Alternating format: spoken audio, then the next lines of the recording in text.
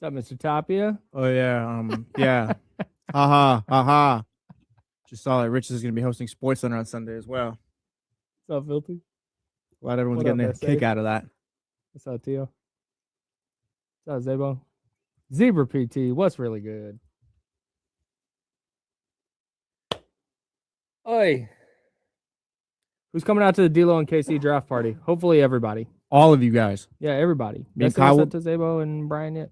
Me and Kyle will be there, right? We'll both be there. Yeah, I'll be there for I'm sure. gonna be hosting trivia. Oh, nice. I'm not bullshitting. I went through kind of prizes yesterday with our promotions director and a couple of the big bosses. The grand prize for trivia. So there's going to be individual prizes. We're going to do trivia at every break. There's going to be individual prizes for who wins trivia at each break. And then there's going to be a grand prize for who wins total. And when they told me my options for the grand prize, I was floored. That's interesting because that doesn't happen here, Kyle. At least it hasn't before. Do you know what it is? No, I have no clue.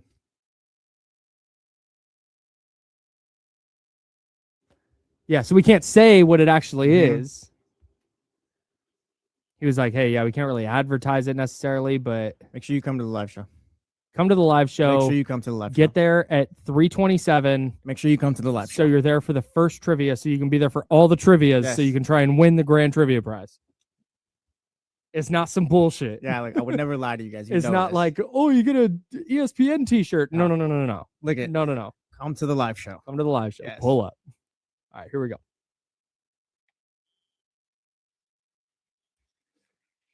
Oh.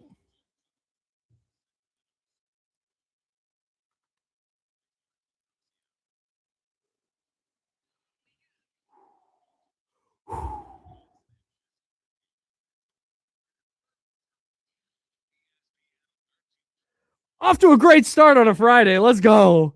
Yeah, good morning, everybody. Happy Friday. Just got Everything has that ran intro smooth. in. Everyone was here on time. I woke up on time Yeah. today. Nothing's going on. I did not wake up 5 minutes before I tried, or after I usually try to leave. Yeah, That's no. not what happened this morning. Yeah, Kyle didn't text me, hey, I'm awake. I'll be there by 6:55. 2 laughing emojis at the time that I wake up. And I live about 20 minutes away. It's fine. Yeah, I know. It was a much needed because I've been doing the thing where, not that anybody cares. This is not a complaint. I'm just explaining.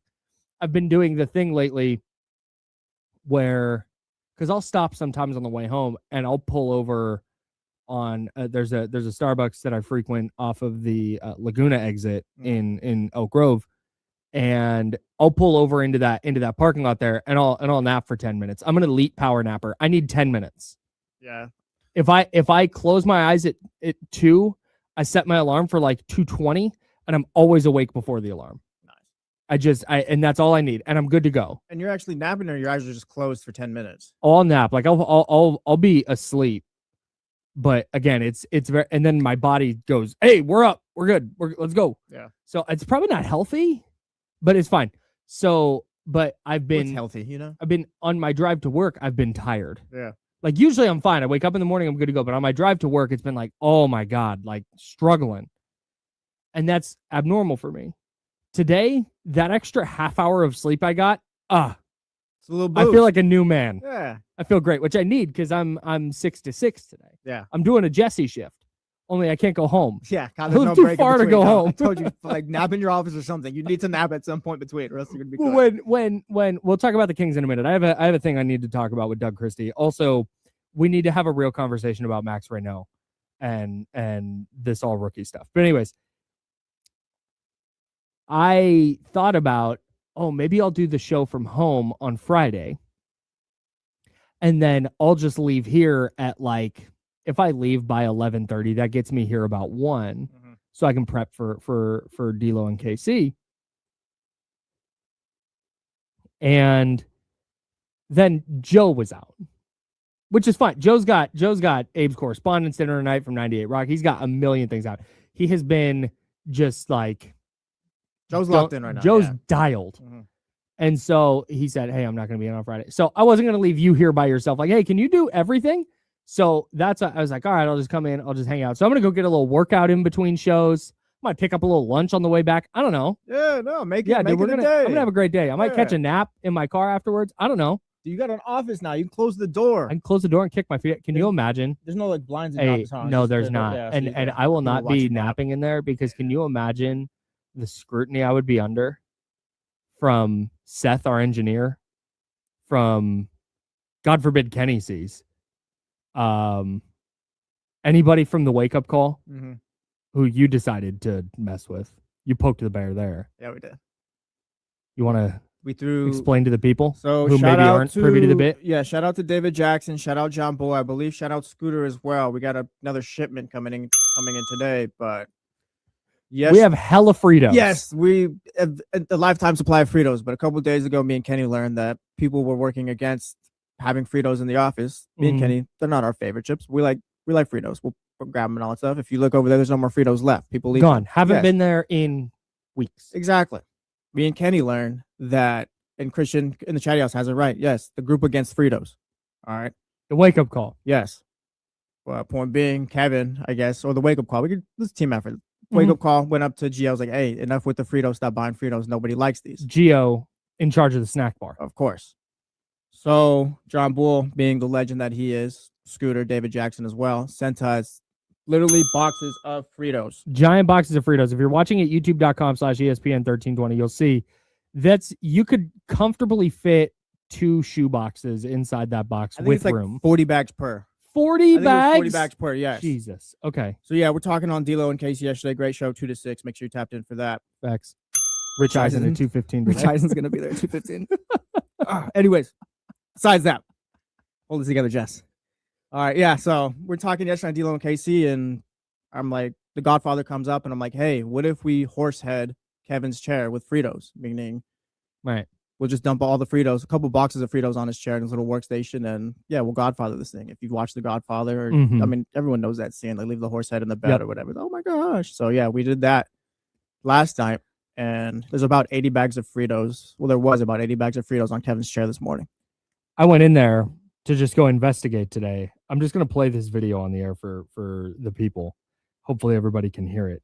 Does the sound come out of the bottom or the top? It comes out of the bottom, right? If I want to... Yeah. Yeah? Yeah. This is Kevin this morning when I went in there because I was like, hey, I'm going to go down there. I'm just going to grab a bag of Fritos and leave. Yeah. And here's when I walked in the door. Here's Kevin and Gavin. Oh, cool. It's not going to work. I love that. Oh, Anyways, technology. I think it's because is it connected? It doesn't matter. Doesn't matter. Anyways, Kevin called me the B word a lot of times. Yeah, he did. Yeah, he did. A lot of times. So they just have a pile of Fritos Oh yeah, in it's their literally studio legit right a pile now. of Fritos on their desk right now. I'll post the video on Instagram and you can go check it out. But we have poked that bear.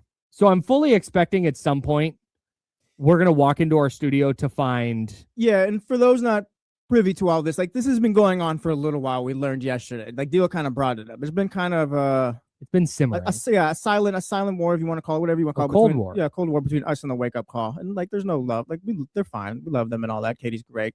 Kevin's great. Yeah, Gavin too.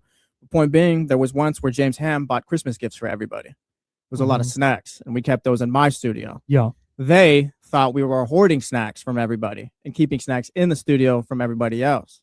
So they walked in one day and started taking the snacks, took some M&Ms, took some muffins. Hell no. Exactly. No, we said the same thing. That's outrageous. Yes, we said the same Those thing. are not your snacks. Oh, yes. So D'Lo, being the great guy he is, texts Katie like, hey, those are Christmas gifts. Christmas gifts, by the way. Those are not like, Yeah, we're not to take. We don't go and steal all those snacks Yes. that go to the snack bar and hoard them So in that has happened. And then again, the group against Fritos, also known as the wake up call, trying to pan Fritos from the building. And now here we are with 120 bags of Fritos.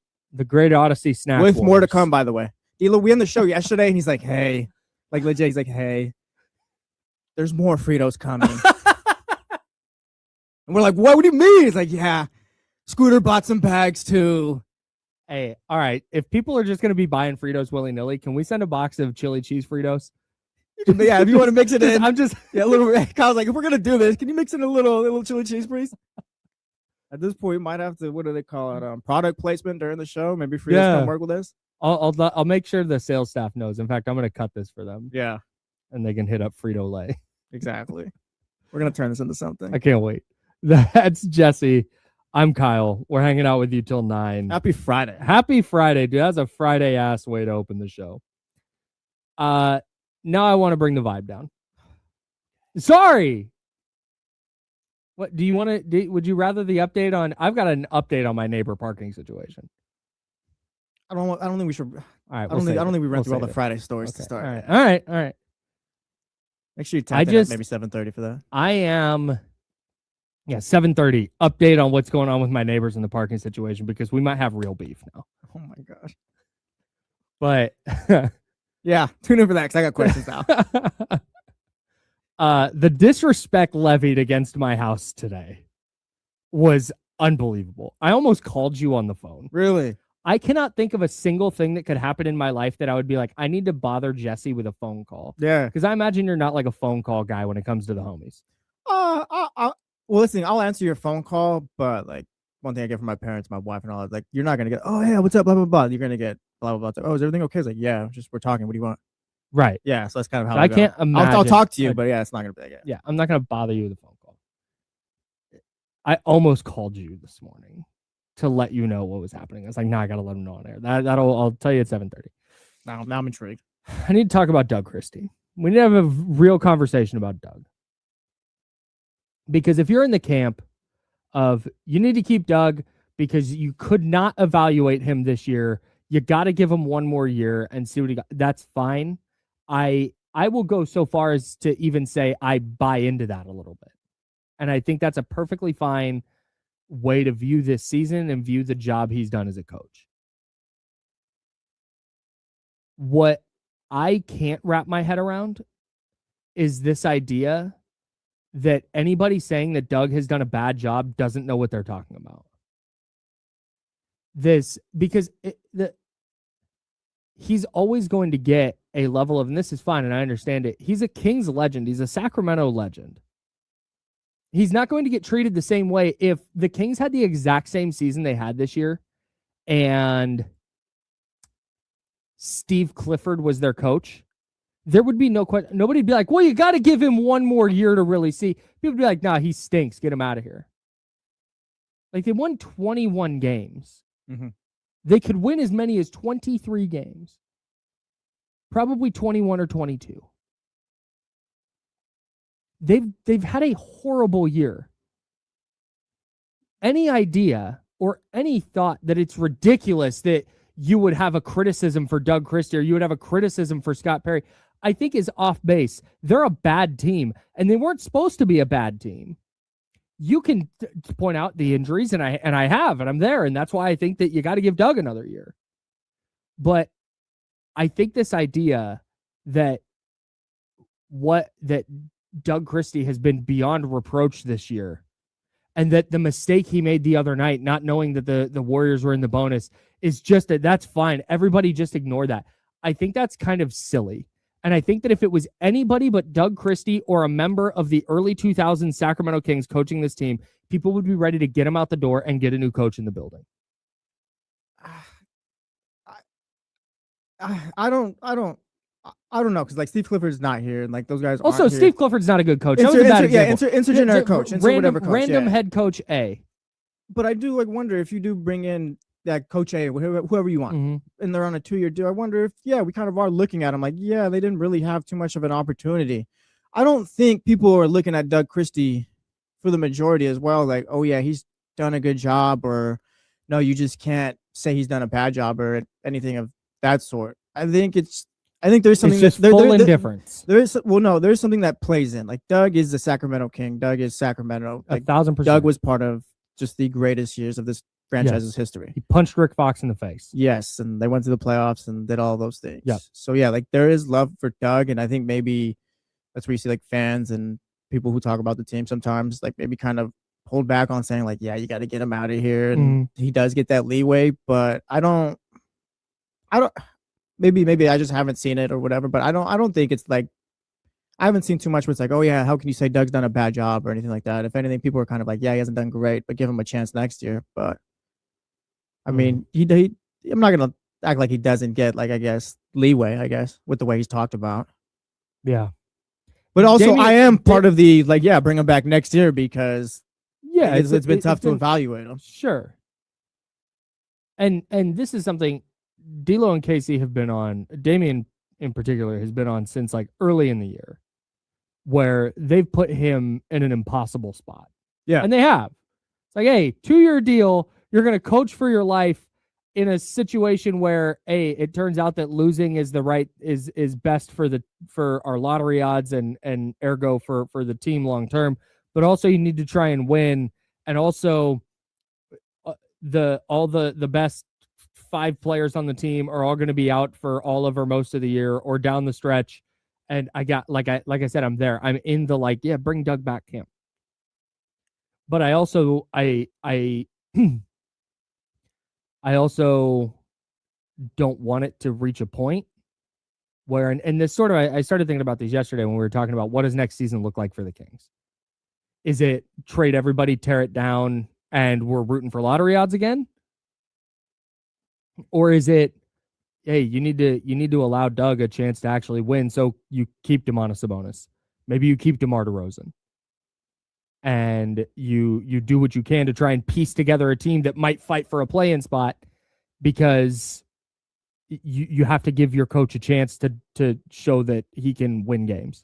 Well, because we talked about D'Lo and Casey yesterday as well, like if you do make that move where, say, the first round pick is available for Domantas Sabonis and you don't take a bad contract back and you make that move, it's like, okay, do you have to lower the bar then for Doug Christie? Or it's like, maybe it's improvement from the young players, improvement on the draft pick, and it's not necessarily, all right, it's going to be a play-in level team. It's like, all right, win 30 games or 20, whatever number you want to throw on there. Like, does it kind of change for Doug at that point? And again, I'd kind of ask, like, where is the bar for Doug Christie? I guess that's what I don't know. That's what it feels like right now. It's just there's not one. It's just he's good to go because he's Doug. And we'll get him. We'll do this again next year. I don't think I think that's a bit extreme. I don't think it's just like, oh yeah, bring back Doug next year because he's Doug. I think, like, yeah, Doug has love around the community in this team, but it's also like, no, we can be fair. The team's been injured all year, and it's been really tough to evaluate. There's been no cohesion at all, and I'll be like straight up, yeah, Doug has not done the best job either. I think if you point to what he's been able to control, like, yeah, it's probably been more bad than good, but also I don't think he's gotten a fair shot necessarily this season. So I think you do give him next year and kind of see how that plays out. But I don't think it's because of like, oh yeah, he's one of ours, bring him back. I don't think that's mainly the reason. Like yeah, people love Doug Christie, but I think if you were to, I mean, we could throw it in the 916-909-1320 Mojo's local tap and kitchen text line if you think Doug's done a good job. Or just how do you feel about Doug? Yes or no? Yeah, yes or no. You do yes or no, chatty house. Let us know how you feel. But I feel like if you were to ask, it's gonna be our only poll question. I feel like if you were to ask, people would think like, yeah, he hasn't done a great job this year. Like, you love Doug, but people would be fair. I think they'd say, yeah, he hasn't done a great job, but also we can be fair on the other side and be like, it hasn't been the easiest opportunity for him to bring him back. 150%. Like I'm right there. I think maybe where I'm trying to get, and maybe I'm doing a bad job here, but I hope it doesn't reach the point that, because it feels like we're all setting this up for next year to, if they win 20 games, to go, oh, well, it's not the coach. I don't think it's not. Yeah, like that's and that's what I'm afraid of. I don't think we're gonna get to there. Okay. I think everyone will be real with themselves. I hope that's all I want. I think maybe you'll be frustrated with the way it went down. You'll be frustrated with Scott Perry because he only gave Doug a 2-year deal, but also Doug needs to help himself out and needs to get some improvement from this team and kind of like, this year's not going to cut it. This year, if he has that this year again, next year, like, yeah, he's out of there.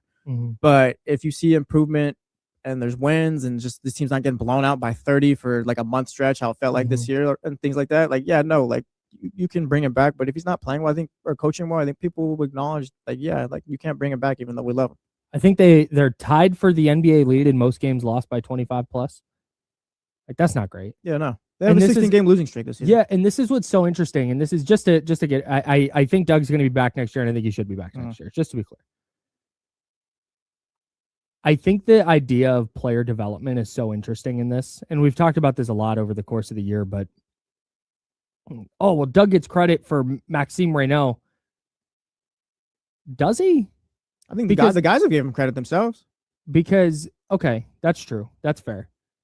But at the same time, they didn't have a lot of options. Like, he had to start. He had to play a lot.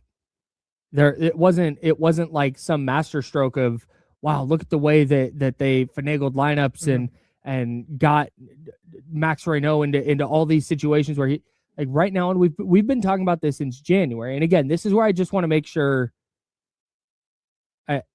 we're being real with what the expectation is for next season and what we're watching for. We've talked about there's player development and like players getting better just by playing, and the runway has just been there this year for young players to play. And I think we've seen that with Reynaud, we've seen it with Plowden, Dylan Cardwell. His ascension at the start of the year was huge. And again, Doug does get credit for that because by all accounts, Dylan Cardwell's Doug's guy. So salute. Yeah. But again, I think player development is less about like, how good did that guy get at basketball? Because that's the player. That's what they're working on. That's what they're going to work on in the offseason. That's what they've gotten better at through the course of the season. Player development for me is, okay, and we won't know this until next year, which is why I think you need to keep Doug around. How do they take this offseason and say, here's how we're going to maximize what Maxime Reynaud does? Yeah.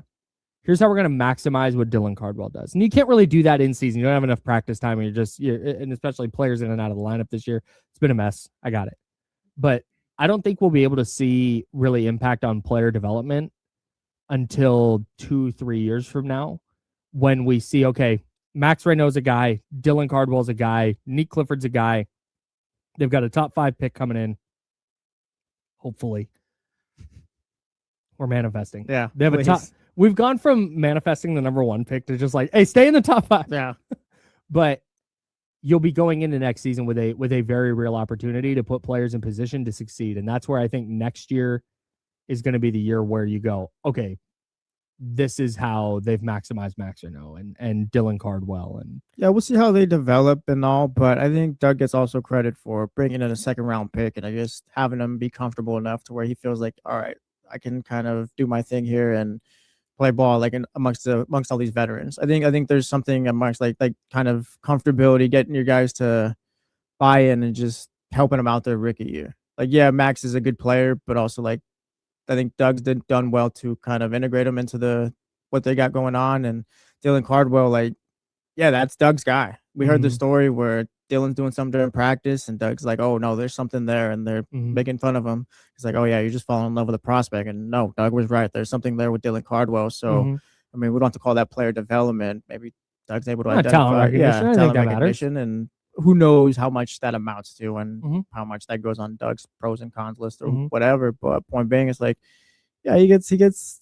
I think that's kind of where the positives come from. Like, yeah, Max and Dylan are players in their own right, but like Doug, I think, is also, as a head coach, done well to kind of integrate them and make them feel comfortable, I guess, because it's not just like, oh yeah, you play and that's it. Like it's relationships and things like that. And so I feel like Max has acknowledged it, Dylan's acknowledged it, I think Precious has as well. So yeah, Doug gets credit for that. All right. Like I said, he's not done a 10 out of 10 job or anything. You think he gets Coach of the Year votes? No. No. Yeah. Also, just on the Maxime Reynaud front, just real quick while we're here. I do a lot of reading about the NBA. I listen to some podcasts about the NBA.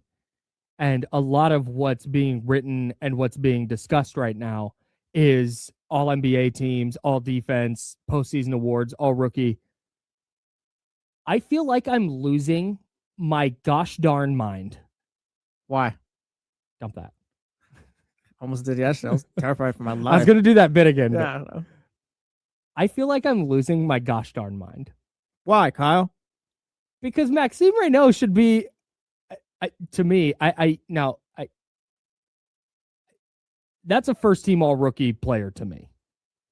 At absolute worst, he's a second team all rookie player. At absolute worst. Yeah, it feels like it's no doubt he should make an all-rookie team this season. Michael Pina, for example, from The Ringer, is a basketball analyst I trust. I think he puts in the work. I think he does a good job. Did not have Max Reynaud on either of his all-rookie teams. I listened to a couple of different podcasts that have been like, yeah, you know, it's a toss-up for me between Reynaud and some other guy. It's like, what? I feel like I'm going insane.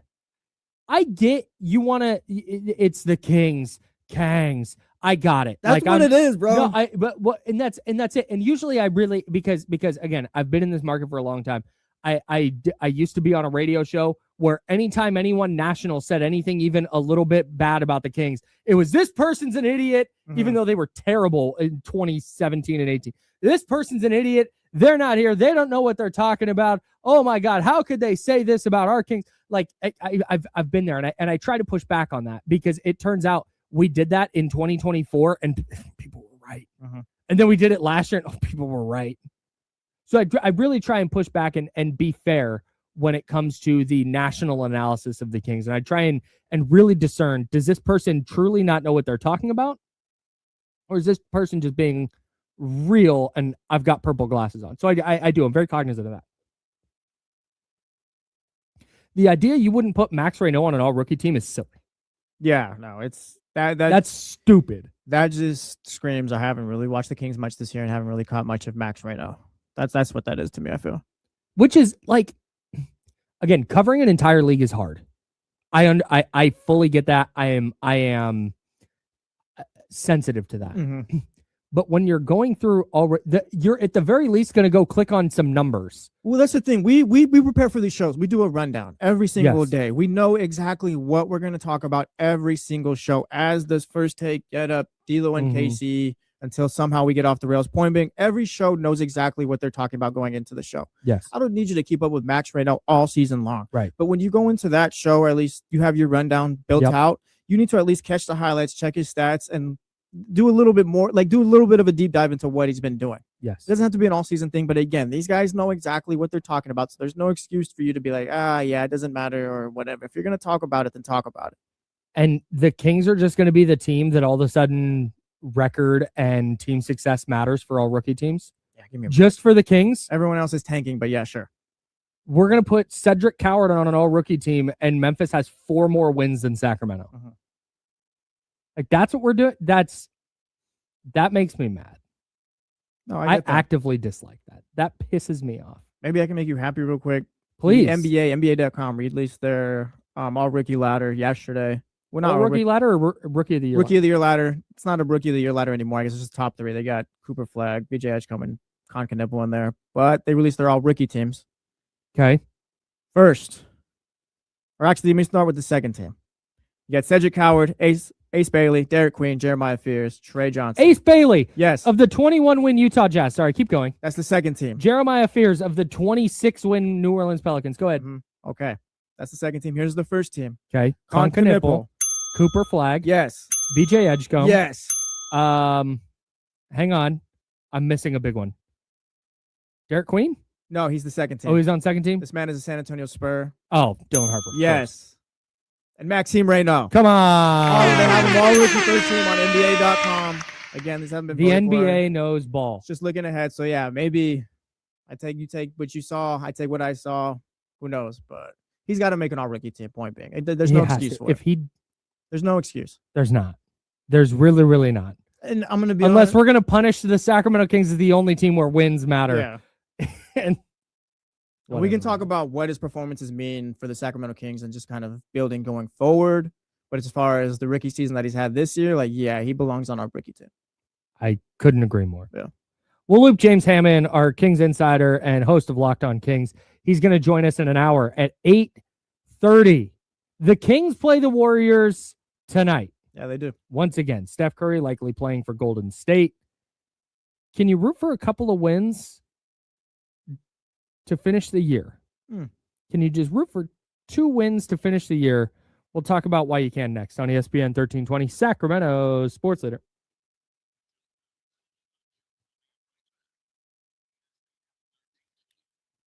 I have to make our What's going on, friends? What's up, Spencer? What's up, Kyron?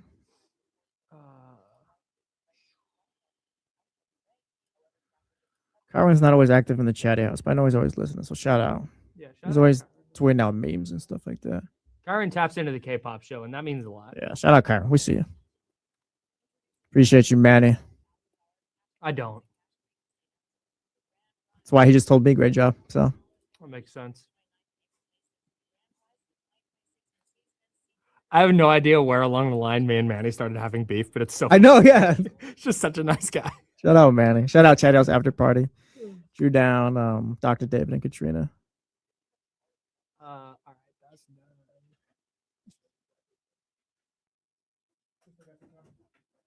Oh yeah. You got 2.5 minutes.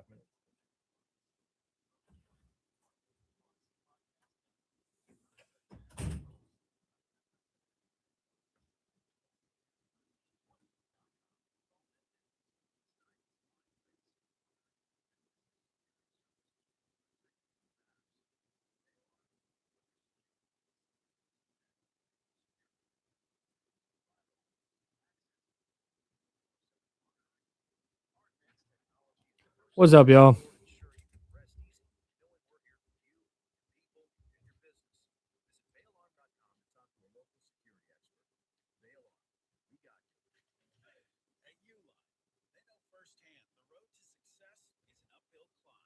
Good point.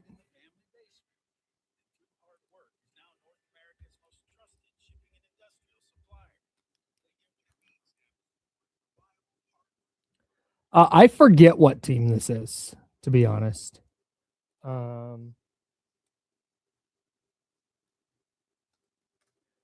It is, I believe it's a Hickory Crawdads Copa de Diversión hat. I believe.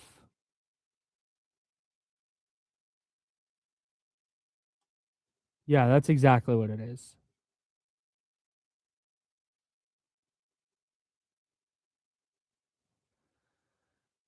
Oh my god, the Chesapeake Bay Sox Copa hat is so fire. I would wear every single Copa de Diversión hat.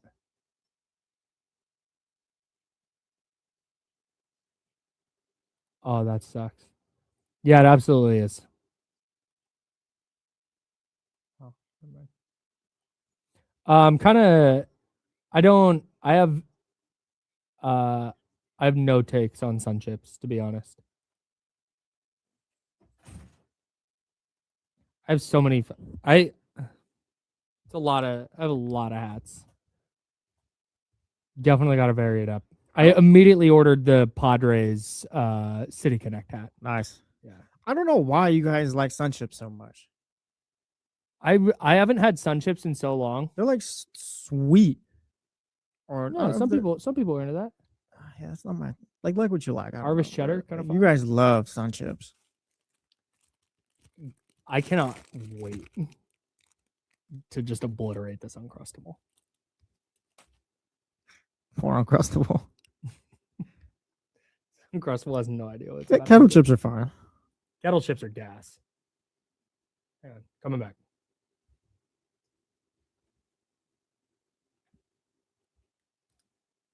Welcome back to The Jump with Kyle Madson and Jesse Tapia. Might be able to root for a Kings win tonight. I mean, why not? There's 2 games left. Might as well. That's sort of where I'm at. I mean, you do what you want at this point. I feel like if you've been like, we're trying to lose, then you're probably still there. But man, you can't do worse than 5.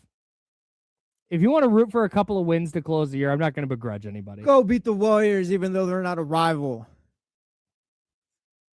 Not as big as a rival. They're like a annoying person. Did nobody did? They're like no, I'm fine. They're like a person that weird. annoys you. I can't get on board with the tanking. Like I can't actively root for a team to lose. Mm-hmm. Like that's just not the 49ers back in 2016 beat the Rams in week, is it 17? Was it last week of the season? They beat the Rams for their second win of the year and knocked them out of the Myles Garrett sweepstakes. Myles Garrett went number 1 in 2017. The Browns finished 1 in 15. The Niners, if they had lost that game to the Rams, would have had the number 1 pick. They would have drafted Myles Garrett. Even in that scenario where it's Myles Garrett, and everybody knew Myles Garrett is the man. Like, everybody knew that coming out of A&M. that game, that's what was on the line. Even then, I couldn't bring myself to be like, oh, I hope they lose. Like, I just can't. It's not in my DNA. I will say it's a lot easier to do in the NFL than it is the NBA. Way easier. Because the NBA, it's like, oh, it's 2 months. You kind of like, if they're going to tank it, at least this season, it's like for 2 months, at least the last month of the season. I will say, as a Dolphins fan, there is a year where, oh, yeah, no, they won just enough games to get above the Bengals. And we end up with Tua Tagovailoa and the Bengals get Joe Burrow. It's like, maybe, yeah, you would have rooted for some more losses there. You could have had Justin Herbert. All right, yeah, so Kings, 2 games left. Kings, 2 games left. Can you root for wins and tanking? Yeah, what were you saying? But like the game against Golden State the other night. Mm-hmm. Again, I'm understanding that I may be alone here. That's fine. I'm hanging out. But if you want to, there's room over here if you want to, if anybody wants to come vibe with me. Down the stretch of that Kings Warriors game, maybe this is, there is a little rivalry there. Or maybe this is just me not being able to be like, oh, I hope they lose. I felt something. Like, it was like, oh, this is, I'm like dialed. Like, I care. If you want to root for a win tonight because either you don't like Golden State or because, God, you just want to see him win one. I don't have a problem with 2 games left. You can't accidentally fall to 6. Like, nothing, like, you physically can't, like, that. Your 5's as far as you're going to fall. And yes, you could argue, well, if the Jazz win or if the Nets win one, then you could, okay, I guess. But also, okay, now you're rooting for the Kings to lose, and you got to root for, you're trying to get the Nets to get a win, or you're trying to get the Jazz to get it. Like, thumbs down. If you want to root for a win or 2 against Golden State and Portland at home to finish a year at Golden One Center, go for it, man. Root your face off. Yeah. I'm not going to begrudge anybody. And maybe I'm wrong because no, they can still fall to 5th or they can land to 3rd still. But it's like, I don't think there's any major consequences they do on these next 2 games. It's like, it's going to hurt the franchise going forward. Like, no, yeah, there's 2 games left. The season is what it is at this point. If you want to root for some wins, I think that's fine. If you want to root for some losses, go ahead. Keep doing what you're doing. But here's my thing with like rooting for losses. Mm-hmm. I would fully understand that if, and again, there's a difference between rooting for a loss and being okay if they lose. Well, there's context to that too, because when you root for a loss, I don't think anyone's like, oh yeah, they did it. You're so happy. Let's go get a drink after the game. Like the same way you're happy after like, a I'm win. heading to Mojo's. Yeah, like, well, we're going to Mojo's. They lost by 30. Let's go. Everyone get together. It's like, no, you're not happy. It's just kind of what you're telling yourself. So that way, oh yeah, maybe they were like the Nets did lose or the Nets did win. Excuse me, the Nets did win, and you're able to catch them or whatever it might be. It's a pragmatic approach. Yeah, but you don't feel that jubilation or whatever when they do win. You basically have no emotion towards wins and losses, so your brain just goes pragmatically what's best for the team. Yeah. Okay, they lost. Great. This is what that means. Mm-hmm. Like, they won. Don't care. What does it mean? Like, I get the vibe there. Like, you're not getting off the couch for a Steph Curry 3 tonight. Sure. Yeah. The thing for me, or a Seth Curry free throw. Please. I need Doug just as a bit to foul Seth Curry the second he gets on the floor tonight. Doug, don't do that, please. I can't do another investigation, another just immediately. Hey, foul him. By the way, yeah, it's a morning show, so we can update you. The Kings were found not guilty or found of not doing anything, no tanking of any stunner. Sort. Yes, in the NBA's investigation. I'd love to know what that investigation was. Hey, did you foul him so they would get points? No, I just thought I didn't know they were in the bonus. We don't have to do this today, but we should come up with some like fake outrage thing on NBA Twitter that gets the NBA's attention. It's like, oh yeah, we have to investigate because the whole Doug Christie foul thing was nonsense. So Can I tell you what I'm going to do tonight? And everybody can participate in this actually. Okay. Perfect. When you're watching the game, yes. Whether you're at Golden One Center, which I encourage you to go to Golden One Center because A, you might see a win. B, Steph Curry's going to play. You at least go see a future Hall of Famer. Yeah, I'm gonna be out. And DeMar going to play? No, he's not. DeMar's out. Yeah, he's out. I'm gonna be at the game today. I'm happy Steph's gonna be there. Jesse's gonna be there. If you see Jesse, say what's up. Yes. I'm just volunteering you. You could say hi. I'm friendly. He is. Yeah. He's the best. So, like I'm a dog. Yeah, he's friendly. It's fine. If you're at Golden One Center, or if you're watching on TV and you want to film a TV, maybe you're at Mojo's watching, which you can do that. Mojo's got the game on. Go enjoy some onion rings and a beer for $13.20. In fact, I think if you order 2 beers and 2 onion rings, you get it for $26.40. Like, I think you just start stacking $13.20 specials. Double it. or you can venture out. I recommend whatever pizza they're serving. They have dynamite pizza there. They got a real ass pizza oven. Oh, anyways, Kings losing. The bit I want to do, and everybody can participate with me, is just film the Kings missing a shot or a turnover or Kings lost the tip off. Yeah, Kings losing the tip off, and do like the Brick Center tweet and like tanking in front of our eyes. That's what I'm gonna do tonight. Yeah, I might have to. Like, wow, did you see Devin Carter miss that corner three? There, wow. Did Doug Christie tell him to do that? I'll be there on my video. Wow, guys, live and in person. It's right in front of our eyes. They're not even hiding it. Wow. I can't believe what I just witnessed. Yeah. Look at Doug Christie. Look at his face after they just did that. I can't believe they just missed the three. Insane. I can't wait to do that. Maxime Reynaud did not win the tip off. What are they up to? I love this. I'm so in. Yeah. I forget where I was going with this. You can root for some wins, man. Yeah. I guess. Oh, the tanking thing and rooting for losses. The thing is, for me, with like, oh, I hope they lose. I'm rooting for them to lose. I would understand that if a Jazz fan is saying it. Because guess what? The Jazz aren't trying to win. The thing is Sacramento is trying to win games. Now, again, and Anthony Slater brought this up on D-Lo and Casey yesterday. It's a great show, 2-6. You can look at it and go, if the Kings were a playoff team, would Domantas Sabonis have gotten his surgery? Maybe not. If the Kings were a playoff team, would Keegan Murray be back on the court? Yeah, probably. And again, we don't know for 100%, but if the Kings were a playoff team, does Zach LaVine have season-ending finger surgery? Maybe not. Like, again, maybe. I'm not a doctor. I don't know. So I almost said I've not evaluated their health, but even if I could, I wouldn't know what to do because I'm not a doctor. Anyways. Yeah. So you can look at it and go, well, they're not. But the players that they have, they are trying to win. Well, I can turn that around too. Like, yeah, if they were a playoff team, they're not. So yes, you don't need. Yeah, they're not. Sure. You don't need to push them through those injuries like you would in a different situation. They're doing the right thing. So yeah, so like to me, that's not like a method of tanking. That's like, why would you risk it when there's nothing to risk it for? I am 100% with you. Yeah, so like you can bring that up. Not you, but just that can be one of the general reasons. But like Keegan Murray's been hurt all year. This team is not a playoff team. Correct. Close to shut him down. Yes. So why risk him getting hurt again for games that don't matter rather than get experience from these young players and the guys that are healthy? Yeah, like. Yeah, like I'm sorry, I'm not gonna buy that one. No, and that's what. So that's what I explained that poorly, and I appreciate you calling it out. If that's what somebody wants to say is like, well, they're not trying to win because it's like, well, okay, let's be adults here.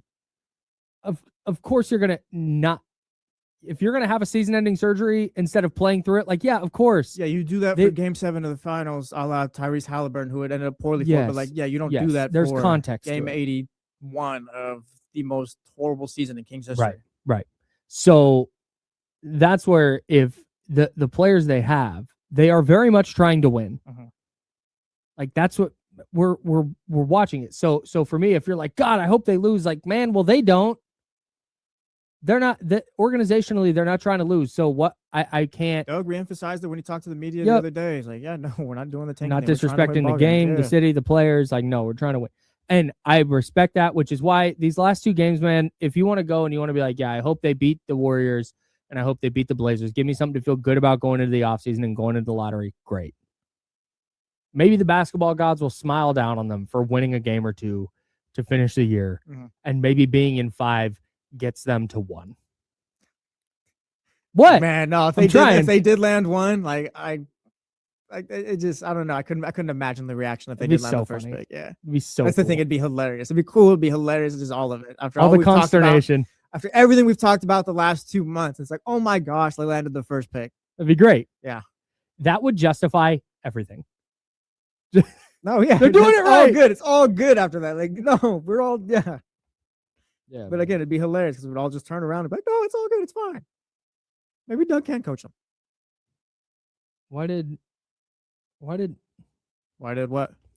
I just got a weird text. Nothing basketball related. Okay, is it show related? Kinda. Okay. John Bull just sent me the photo of the Fritos from 2 days ago just now. Maybe it just came through this time and he meant to send it to. Well, yeah, maybe it just finally. But I got it yesterday. It's a weird iPhone thing, maybe. I don't maybe know. because he is there's- on an Android. Maybe it's the same. Maybe it's a new photo in the same spot, and there's more Fritos for us. No, it's the exact same photo. That's why I checked. That's why I made a weird face. Fair enough. Yeah, maybe it's just It'd be funny as technological hell if it error. was just more Frito. Like I said, there's supposed to be more Fritos coming today Why? because people love us. People love this show. They saw how down bad we were. All right, 1320 doesn't always get love. We finally got our boss into an office, Yeah, we did. and they see us, and the chat house being who they are, the great people listening to the show, being on 1320 for the last 6 years. They sent us some Fritos.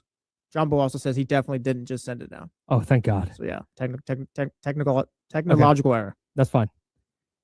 Speaking of 1320 and people noticing us, I had a meeting yesterday about D'Lo and Casey's draft party, football draft party, which is at Clubhouse 56 on Thursday, April 23rd. Live show, Be there. 2 to 6, and then we're hanging out afterwards. It's gonna be trivia. It's gonna be prizes. So that's what the meeting was about. We're gonna have trivia. We're gonna have like a prop sheet where it'll be like how many, like which school will have the most players drafted, like that kind of thing, right? And for trivia, I said, do we want to do it all in one, or do we want to do like 3? Because I'm gonna host it. I'm gonna host trivia at the breaks. So when D'Lo and KC go to break, we're gonna do some trivia real quick.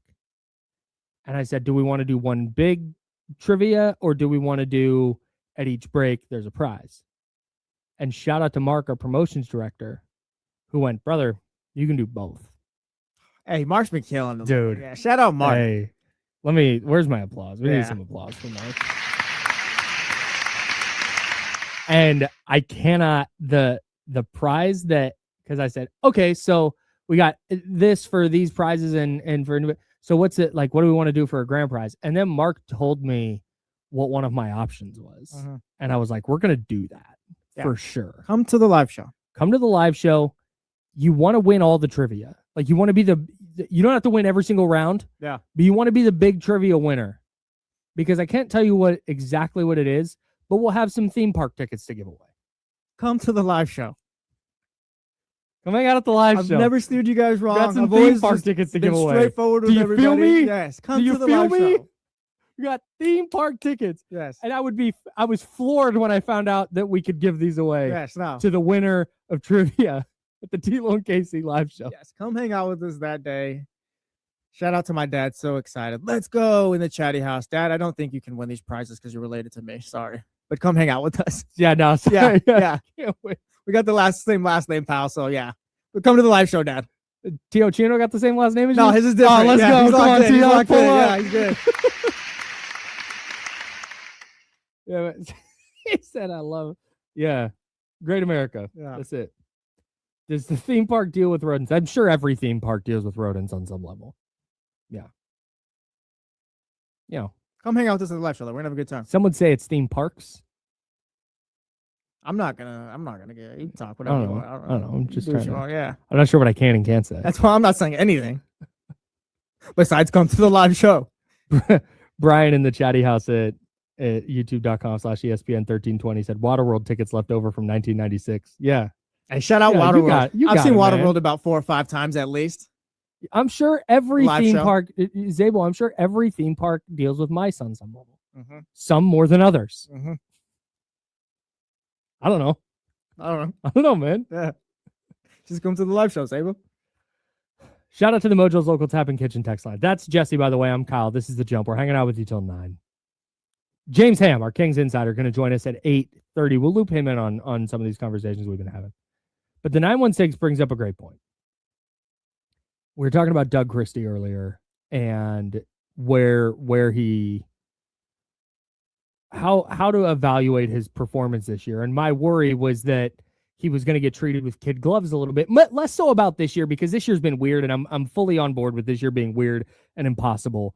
Give him a second year. Yeah. My greater gripe is that they didn't give him a 5-year deal out of the gate, and we've talked about that a bunch. Real quick. You know Yeah. the Wesley Snipes gif? I don't remember what movie it is, but it's the Wesley Snipes gif and he's crying and he kind of lifts up the gun or whatever. New Jack City. Maybe, yeah. I think it's New Jack City. Point being, like the gif is like, oh yeah, like he's crying. And I've never seen that movie. But point being, like it's kind of the context from the gif is like he's sad. He doesn't want to do this, but he has to. Yeah, I feel like that's how they'll handle Doug Christie. If it comes down to that. Like you love Doug, but I think, like I said, people will be real with him. The 916 brings up a great point. Says Max Reno, Dylan Cardwell, Nate Clifford, and the improvement of Devin Carter. I'm sorry, this is not. Good morning, Kyle and Jesse. On a grade system, I would give Doug Christie a C+ because of the 16-game losing streak. Because I like only a C+ because of the 16-game losing streak. Got it. But I like what he has got out of Max, Cardwell, Clifford, and the improvement of Devin Carter. Not Doug's fault when players got injured, and not Doug's fault some veteran players who have checked out early in the season. I would like Doug Christie back for one more season. That's fair enough. C+ feels right to me. Yeah, I'm not gonna throw a plus or a minus, but yeah, C feels about right. Maybe. Yeah, C feels. C's okay. The 916 also said Jordy Fernandez is 46 and 116. Should the Nets fire him? Doug is 48 and 83 with injuries. Jordy Fernandez is a very good coach. The Nets have actively been trying to lose. The Nets have been actively tanking, which is why the record goes out the window a little bit for me. Yeah. The thing for me that I have and again, injuries, I got it. I'm with it for this year. But going into the year was, the Kings are way too good. 34.5. That's disrespectfully low on the over-under. They're way too talented. This team is so talented. And wow, look at Doug Christie did such a great job last year. He's fixing the plane while it was in the air. Now he's got a whole offseason to learn and this and that. And it's been a disaster. Like on some level, that matters. Mm-hmm. And I got it. Injury. That's why I believe he should be back next year. This is not advocating for.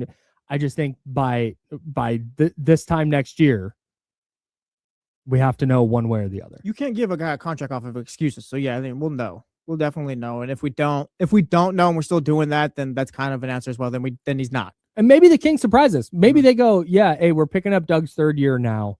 Or hey, here's a 2-year extension because we want to give you some real runway because you didn't get year one. Like, cool, fine. Yeah. It's not my money, by the way. Yeah, no. That's why I'm like, give him a 5-year deal. And if you've got to, and if it turns out you hate him, then you can deal with it down the. Okay.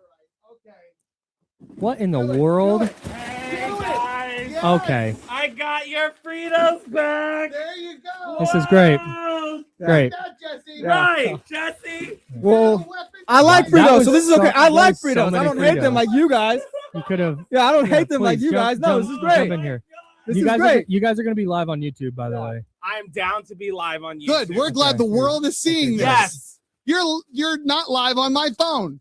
Oh, great. I found the culprits. It was so great. Yeah. Good morning, guys. How you guys doing? Good morning. How you guys doing? You didn't find the culprits. I told you who it was. Now. I know, but Good all sleuth. morning You told I was them? Yeah. Wow. I got I know who I'm robbing a bank with. You thought you were so sly. That's right. This means war. Yep. Listen. No. No. We've low-key already been at war for a while. Okay, let's go back to the time where we had snacks that were once Christmas presents from James Ham. Okay. There was muffin. No, don't do that. There was muffins. There was peanut M&Ms, Nerds clusters, and you guys rated that.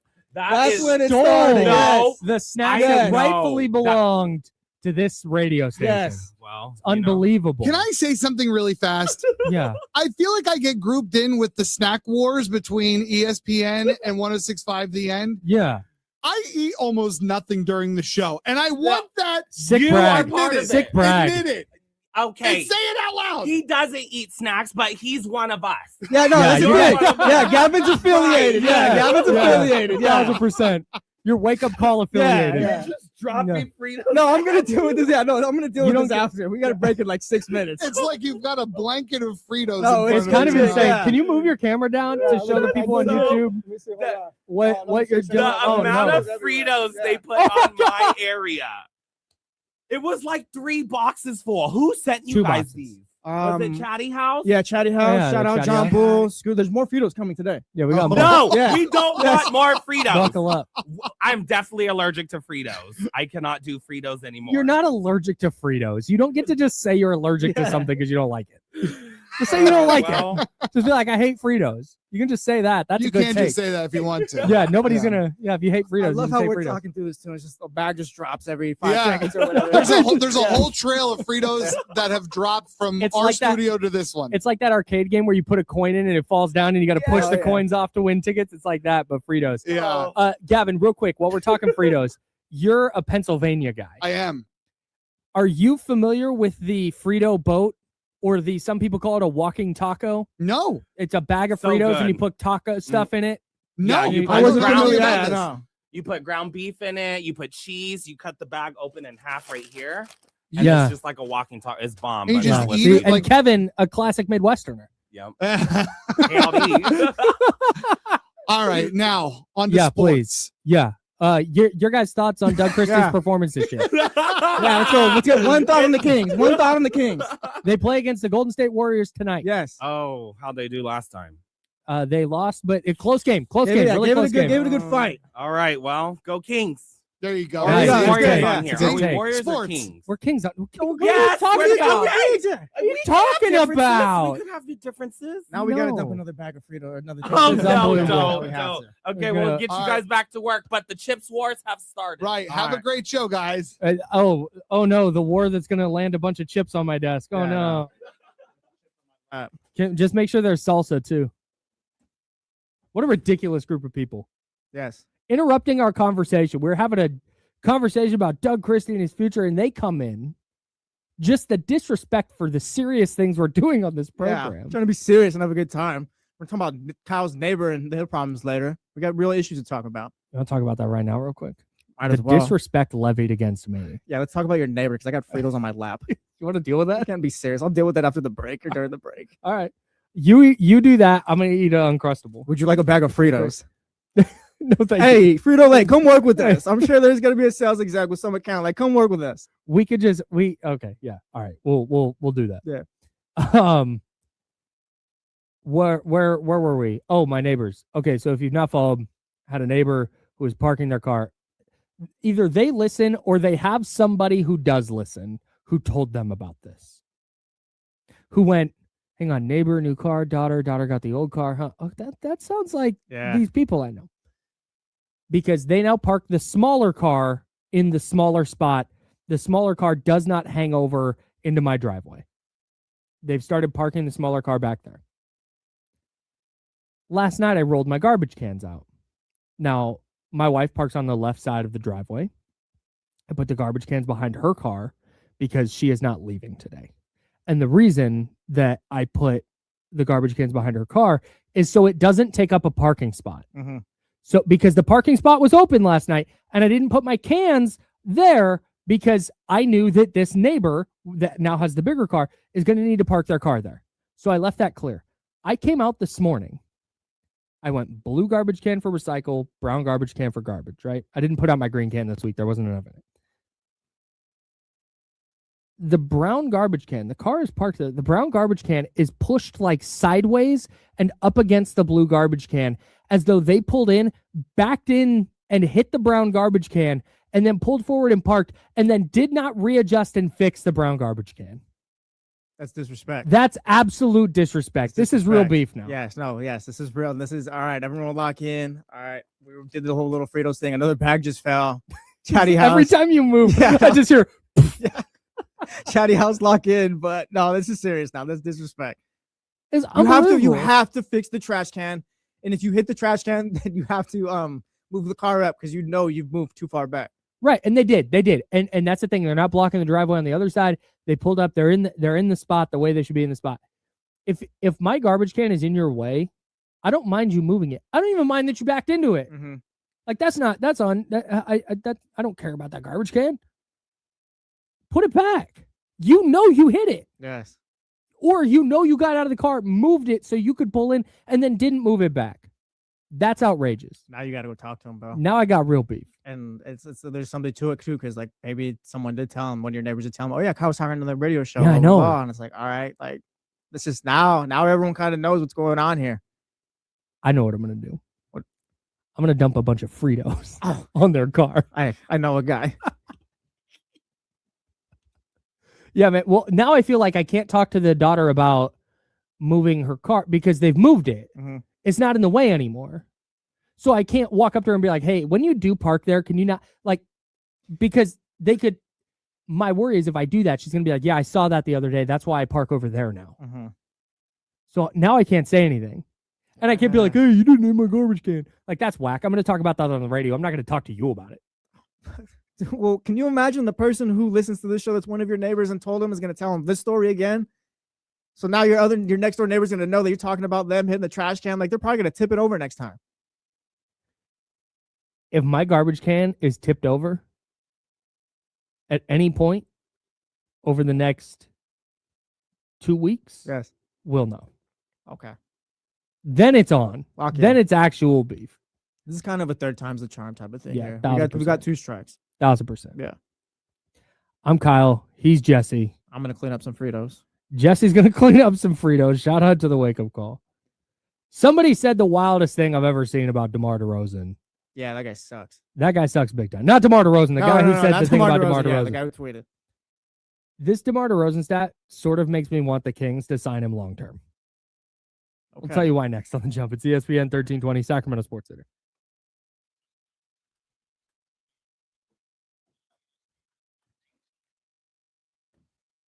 Good luck over there, man. Yeah, clean up. If there's any out there, don't waste them.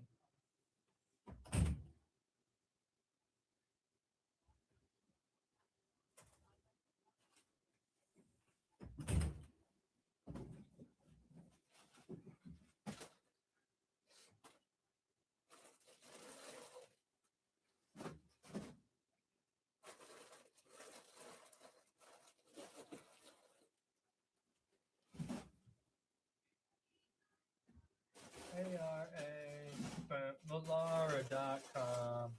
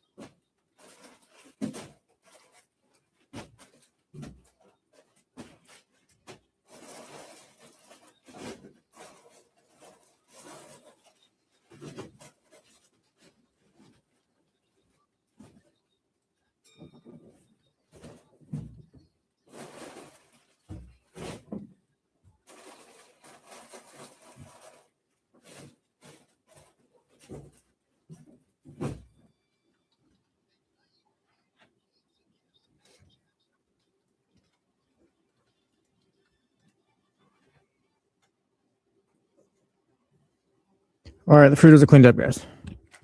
They also dropped some coffee in my lap. Do you want this? What is it? I think it's coffee. You guys know what this is? Let me see.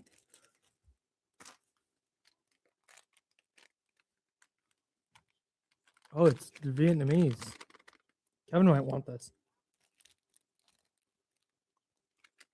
I'm keeping it. The 2 to 6 move has been pretty tough for me because I can't go to my favorite Vietnamese spot and get my favorite banh mi sandwich What? Why? because they close at 6. And then between, I don't have time to go grab lunch or anything. Like, I'm making myself breakfast. I just got to let the dog out. You want me to so- DoorDash it for you? No. It's not that serious. It is that serious, but no, I don't need you to DoorDash it for me. All right, man. I got Dash Pass, so. No, it's all good. All right.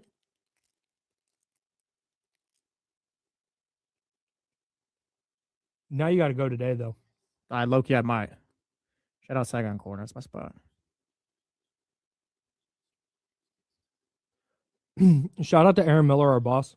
Yes. He texts all the department heads when he's going to work from home. Like, brother, you can just do that. Yeah, no. Shout out Aaron for that. Like, he doesn't have to. He doesn't. He You're the boss, doesn't. He dude. doesn't, but You can work from home every single day, and there's not a thing anybody can do about it. yeah, no. I've been here 7 years. Aaron Miller does things the right way, so. The vibes in the office now are so high. No, yeah, it's different. The complex was a big part of that too. Mm. Complex was part of the start. No, Loki. I'll take some bags. I got you. I'll take some for tomorrow. I'm not going all the way to the air fryer. You got to pull up with a whole box. Oh, I'm not gonna take a whole box, but I will take a bunch of Fritos in my backpack tonight or today.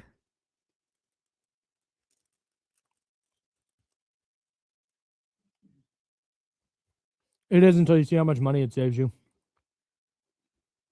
Be caller 13 and win a bag of Fritos. Would you rather have one entire box of 40 small bags of Fritos, like the lunch size bags of Fritos, or 2 tickets to Kings Blazers? Oh yeah, great question. Shout outs, let us know.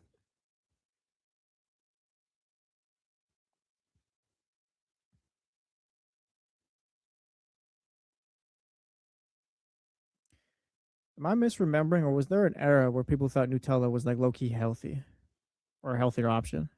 And is it? I've never really ate Nutella before.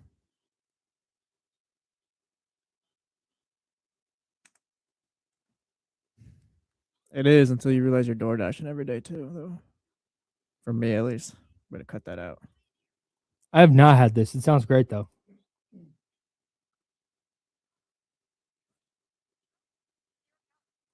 A high key, same. Yeah, we're all a big family. You guys can be part of the family too. The Tapias are just great people. Yeah, everyone can come kick it.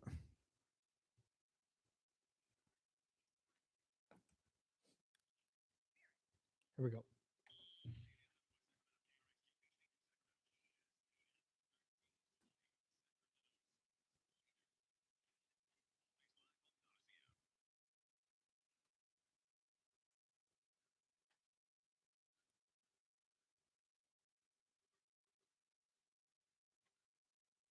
Welcome back to The Jump with Kyle Madson and Jesse Tapia. Hour number 2, James Ham going to join us in about 25 minutes.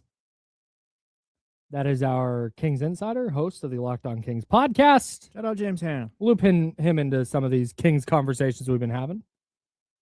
Can't wait for that. Been having fun today.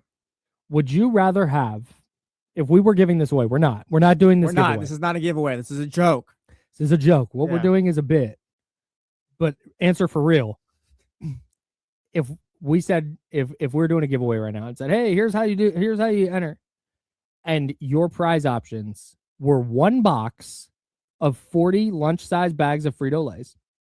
Fritos.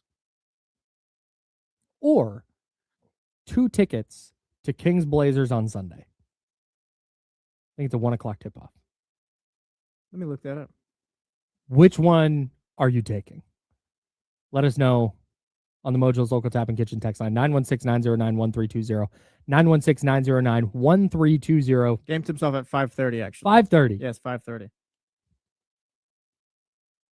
5:30 tip-off Sunday night against the Blazers, or 1 box of 40 bags of Fritos. And if you're a parent, realize that this is, a chips with a sandwich for 40 Right. days. It's like can you hold a bag up to the camera so the people on YouTube can see, and we'll try and describe it for the radio audience. It is like it's like the ones you get in the variety pack at the grocery store. It's not a big bag. It's a manageable. I'm going to open this. I'm going to eat all this in one sitting bag. Very manageable. Take it for lunch. Make Frito pie. Is that what Slater called it? Yeah. Frito pie. Said it was big in the Midwest. He was out in Oklahoma City. You thought I was lying. I didn't. It's not even that I thought you were lying. That's what do we do? You were in disbelief. Yeah. All right. Shout out to the Midwest. All right. I guess. Wait, is it in Portland? Yeah, it's in Portland, man. So I thought it was at I thought it was at Golden One. When I looked yesterday, it had the Kings as the weird. Well, again, this wasn't real, so you can use your imagination. Okay, pretend. Okay, fine. Tonight against the Warriors. Kings Warriors, we got pretend we have A joke. tickets. This is a joke. It's a This is a joke. We got a bit going on. Yes, this is a Would bit. you rather have 40 bags of Fritos or Kings Warriors tickets tonight? Aldo says it's the easiest question ever. He hates Fritos. Give him the Fritos.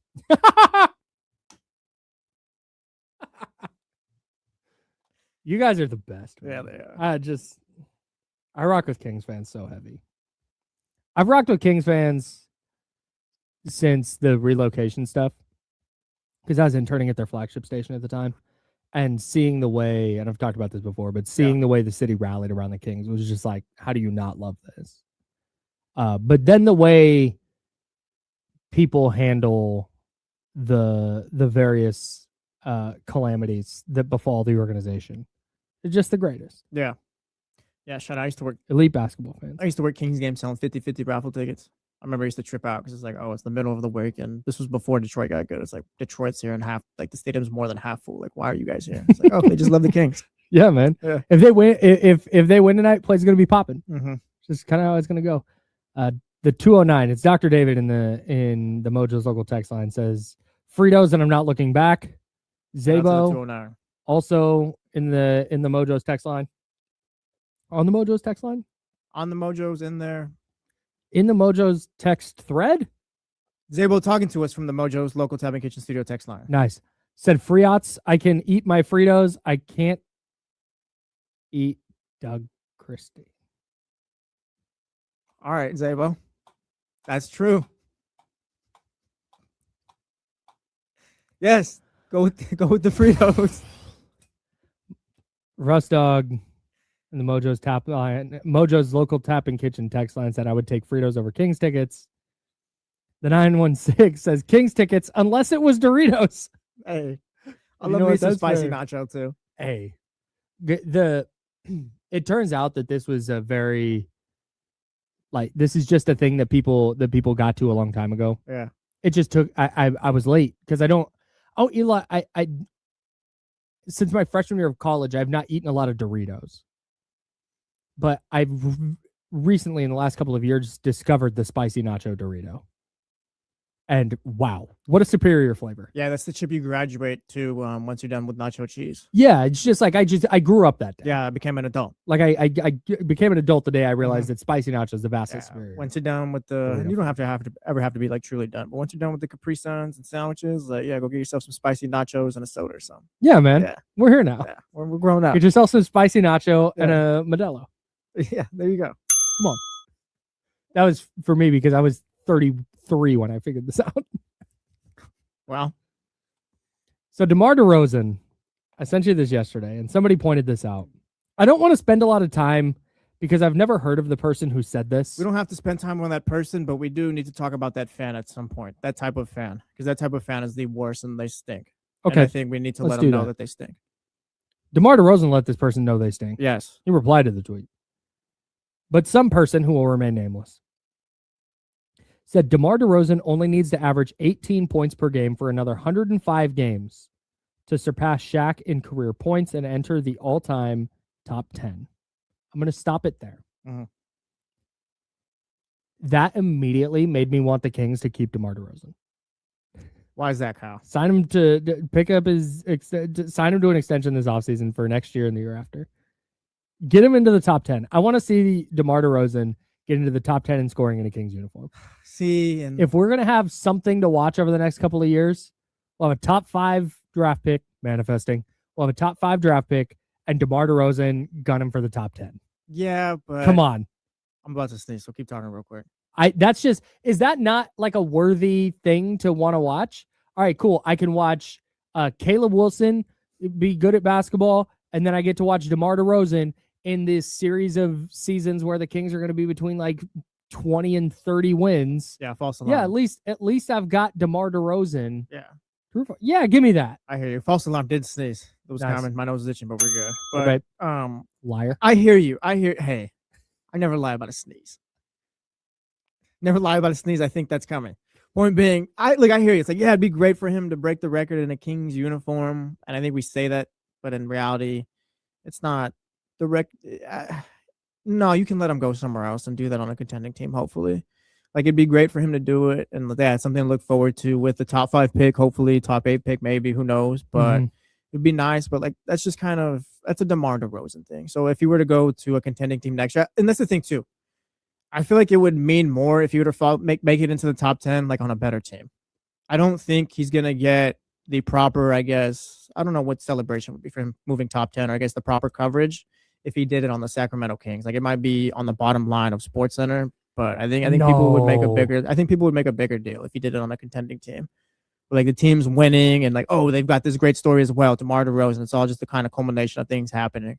Like, yeah, that'd be cool if he did in Sacramento, but I think Yeah, that's you it. wanna- Right. I yeah, want if this you- selfishly. No, selfishly, yeah, fine. But if I don't give a damn about the coverage unselfishly- DeMar DeRozan gets. unselfishly, I'm letting DeMar DeRozan go. And he's a Hall of Famer. Like I don't want He to. is. I don't want to see him end his career. No disrespect to the Kings, but I Wow. don't want to see him end his career like when they're trying to rebuild. Like, yeah, DeMar go out, try to play for something. He's still got good basketball left. So Sure, go make sure. use of it somewhere else where it's like, yeah, you can win some ball games. Move But I back get- to I LA, get what go you're play saying, for the though. Clippers. Yeah, it'd be a cool story like if he were to do it here with the Kings. But I'm not for myself. I'm not locked in on like, oh yeah, DeMar DeRozan going for top 10. Like I said, that's more of an individual thing for him. And if he did it elsewhere, like that'd be just as cool to me. Soren in the chatty house at youtube.com/ESPN1320 said, I can appreciate DeMar's record from another team too. It's kind of where I'm at. Yeah, but that is not in the Kings uniform. Like, that's my That's point. the thing. It's not for you. It's I not wanna, gonna. It's not. yes, it is. No That- one's that's- gonna that's the whole look point for. right no now. one's gonna. No one's gonna look at it 10 years from now. And be like, wow, yeah, he moved top 10 in a Kings uniform. No one's gonna like remember him being a King. It's gonna be DeMar DeRozan, and we're gonna forget about it. You're gonna forget about it. It's I gonna would be. 100% not forget about that. Other people might. But also, what uniform a player does something in, I don't think. okay. I don't. So yeah, I'm why not does it going to matter? remember that Kevin Durant was on the Rockets when he passed Michael Jordan. So yeah, why does it? Well, you said selfishly you want to see him do it on the Kings, but like, Yeah, why would it matter if exactly. he did it here as opposed to somewhere else? Because I can go to the games here. Okay, fair. Kyle wants to be at the game where he moves top 10. of course I do. Are you Fine. insane? Yeah, no, we'll just say that then. I told you it was selfish. Told you it's just for me.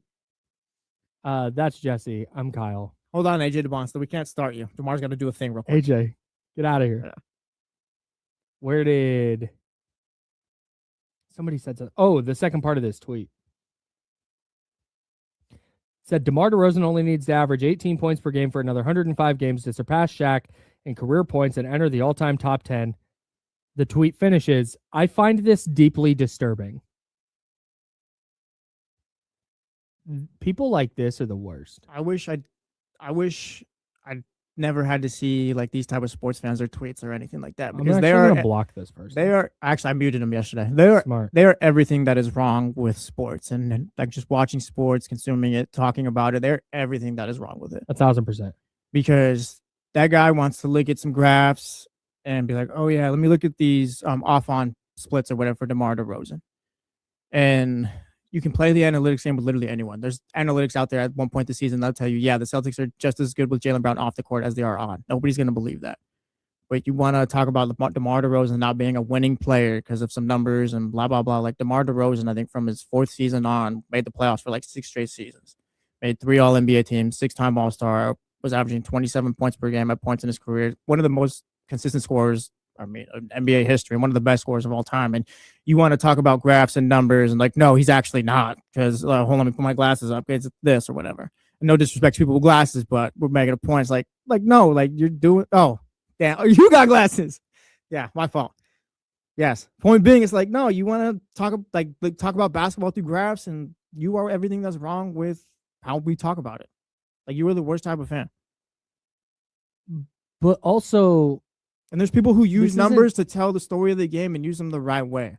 Wilsey is one of them. Like Wilsey does great to, I guess, paint context around with numbers and do all that. But the guy talking about DeMar DeRozan is the complete opposite, where you're just bad for everybody. the thing, DeMar DeRozan finishing in the top 10 of scorers of all time, which I think he's going to do. 105 games at 18 points a night. Like, yeah, he's going to go do that. Mm-hmm. Nobody's going to be like, wow, DeMar DeRozan was better than Shaq. Yeah, no, it's just a Like, cool not- thing. Right. One of the best scorers, an old school scorer in a league where the 3-point line has become the sole focus of offense. DeMar DeRozan continued to be a mid-range assassin. And while point totals inflated because defenses got worse and because the 3-point line became so prevalent, DeMar DeRozan, just old school footwork, going to back somebody down. He's going to get to 15 feet. He's going to turn around. He's going to hit a jumper. He's going to draw a foul. Just continued to do it that way. He didn't in 2015 just start stepping out and blazing away from 3. This isn't Monte Ellis. No disrespect whatsoever.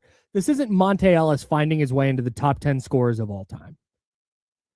This isn't some inefficient shot chucker who just stayed in the league for 25 years and shot a bajillion shots and shot 45% from the field or 40% from the field and scored a bunch of points. Mhm. This is one of the best scorers of all time, who had unbelievable longevity, who never changed his game, who was on successful teams, like becoming a top 10 scorer of all time. Like, it's an accomplishment. That's amazing. It's just a stupid way to look at sports and to It's the just watch dumbest the game. way. Yeah, it's the dumbest way. But it's also, I always joke with you about being a points per game guy. Like I was like, oh, big points per game guy. Saying you find it disturbing that DeMar DeRozan is going to finish ahead of Shaq as a top 10 all-time scorer. DeMar DeRozan's a better scorer. Shaq is big and scored a lot of points and was dominant and is amazing. Like, I'm not trying to disparage Shaq at all. But that's such classic, like, who scored the most points? That's the best player. Like, it's so like short-sighted. Mm-hmm. Like, there's so much that happens in a basketball game. There's so much that DeMar DeRozan does to be great at basketball. And this idea that he doesn't deserve to be a top 10 all-time scorer. Excuse me. Top 10 all-time in points scored. I think he called it disturbing. Disturbing? Like, again, I know he's being dramatic and that's it. But to even care. Like, yeah, man, DeMar DeRozan's awesome. The fact that he's going to get to the top 10 without ever being a three-point shooter is amazing in the modern era. That's amazing. Like, salute. It's just we're at a weird point now where we talk about it all the time, I feel. Where it's like some of these people who cover the game and who talk about it don't like basketball. Like, or just the NBA, or I don't know what it is. Or they just, like I said, they just look at the game through stats, and that's kind of how they make their takes. But it's the worst way to do it. I'd see all the time too, like, oh yeah, DeMar DeRozan never won anything. Like, yeah, he ran into LeBron James sometimes in the playoffs, as did Patrick Ewing and those Knicks teams who ran into Michael Jordan and everyone else in the 90s. Like, I'm sorry, we're past the whole, oh yeah, if he didn't win a ring, he was a losing player. Like, no, DeMar DeRozan has gotten to the playoffs. He's going to be a Hall of Famer. I'm sorry, you can't be a losing player and get to the Hall of Fame. All right, there's more nuance to it, and it's a lazy way to talk about it, but I mean, it's prevalent in these people out here, the way they talk about the game, these types of fans. And like I said, I muted the guy yesterday, and you just kind of hope you get to avoid it, because like I said, they just ruin it. There's no like, oh, I gotcha or anything like that. Like, you don't like the game. It's fine. DeMar has also, on a bad team at age 38, gone out and continued to be DeMar DeRozan. Not 38, 36, 37. I got his basketball reference up in front of me. Yeah, thanks. 36 right now. At 37 this August. 36 years old. That's right. He's almost exactly a year older than me. At 36 years old, classmates on a 21 win basketball team, has just gone out and been DeMar DeRozan. Yeah. He's averaged 18, 3, and 4, and he shot 50% from the field. He didn't take a bunch of games off. He didn't quit mid-season. He didn't say my back. He's played 77 games on a horrible team. And has in my estimation, throughout the course of the year, not every game, but has taken a back seat to try and let the young players that he's playing alongside get some shots up, play within the offense, play the game the right way. Like, that all matters. That all counts for something. And I love what you said just now about how just because a guy doesn't win a ring doesn't mean he's a losing player. I am so happy. We're not fully there yet, but I'm so happy we're shifting away from that. I'm so happy that we're getting away from this idea that if you didn't win a ring, I don't like James Harden. James Harden, that's the one right there. James Harden is one of the 5 best players of this generation. Probably. Like, we always talk about Steph, LeBron, KD. James Harden's like right there. Yep. He's probably next on that list. And I might be missing somebody, but I don't think I am. But you get the point. He's right in that conversation. And I feel like the discussion around James Harden is changing a little bit. And I know there's he's worked his way off of teams and he's done all that. Okay, totally. James Harden is not a losing player. James Harden is amazing. That's what it comes down to. He's not a losing player. Yes. Has he struggled in the playoffs? Yes. We can Mhm. acknowledge that. But he's not Mhm. a losing player. Right. We can say, yeah, you know what? He doesn't get to top X all time because like at some point you got to have a ring to be in that Yeah, like if you want to conversation. be top 10, top 15, top 20, be with those guys, yes, the ring Because your matters. resume, Yes. that goes on your resume and that counts and it matters. But this idea that Robert Horry is better than James Harden because he has 7 rings or whatever it is. Mm. I know nobody ever said that. But like that's the conclusion that you eventually get to if you keep going down that line. I'm happy we're going away from that. Yeah. Because guys like James Harden, again, I don't even like James Harden. James Harden deserves his flowers. DeMar DeRozan deserves his flowers. When DeMar DeRozan becomes a top 10 all-time scorer, top 10 in points all time, that needs to be celebrated and acknowledged. And I'm glad that it appears we seem to be trending that way Mhm. because we're realizing like, hey, it's just hard to win championships. There's so much that goes into it. Sometimes you run into the best player of all time. It It's happens as simple sometimes. it's as simple as it is. It happens sometimes. Mhm. LeBron, if not for the Golden State Warriors, might have like 8 rings right now. Literally had the conference in the chokehold for however many years. Went to the finals. I think it was like what, 8, 10 years in a row. Just an insane run. Sometimes you got to be the loser on the other side. Yeah, man. And like, I don't know. And also, like the fact that the Shout out to DeMar. Raptors moving on from DeMar and bringing in Kawhi Leonard and winning a ring. Mm-hmm. Like, yeah, you brought in one of the best players to ever do it well as well. Like that has nothing to do with DeMar or the type of player he is. Mhm. Kawhi Leonard is just a better player than DeMar DeRozan, and that's it. And it worked for the Raptors. Doesn't mean DeMar is bad or anything. Mhm. Or yes, you can win with him. Mhm. It's like, no, you just brought in one of the best to ever do it. If Kawhi Leonard doesn't deal with injuries, he's probably top 10 all time.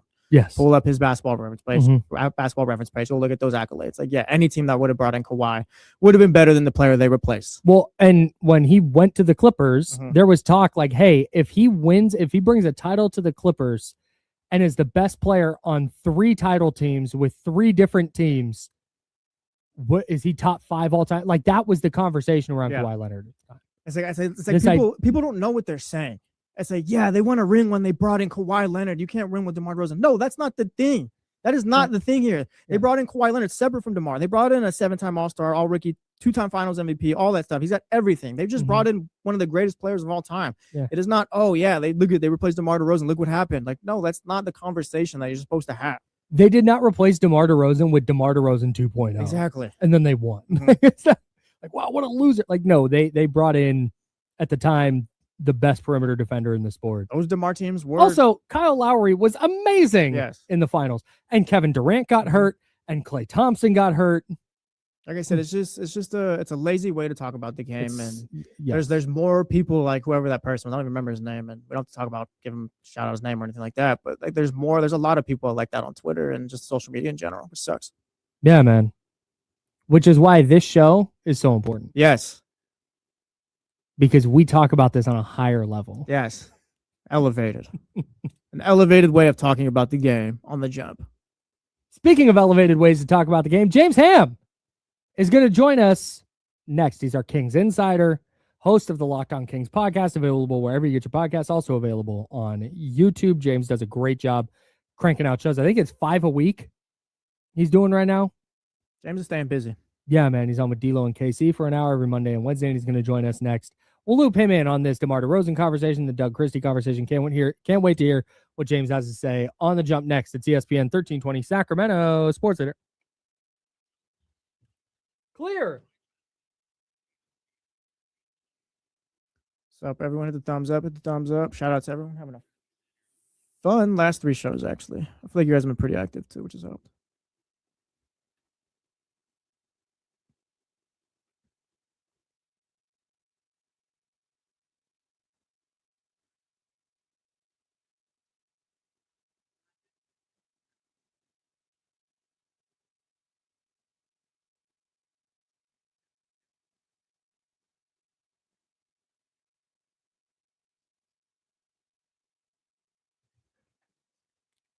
I'm not gonna lie. I had the cleanup thing yesterday for one day, one thing. I had a nice time.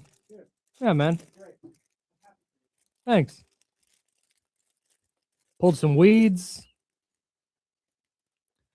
Trimmed some plants. It was great.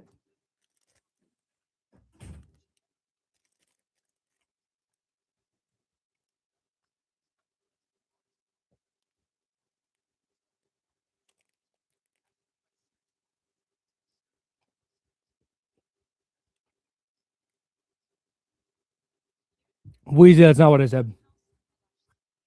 I said plants.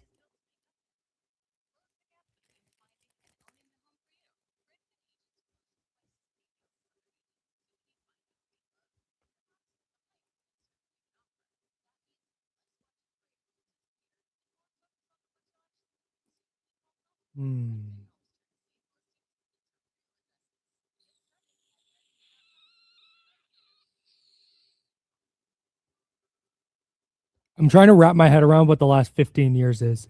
Because when you say the last 15 years, I'm like, oh, since like 2000. That's 2011.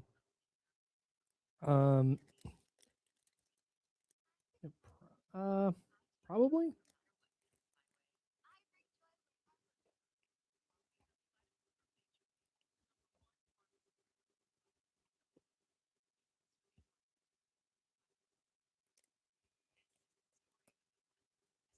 What's up, Scooter?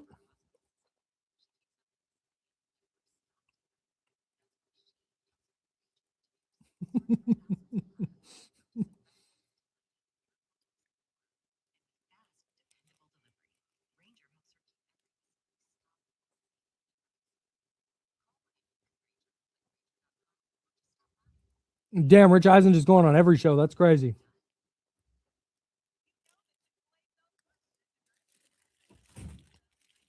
I've not. I will eventually.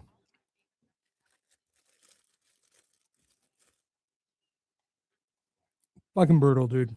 Yeah, They're it's not terrible looking last good night. for our guys. I think we kind of knew that though.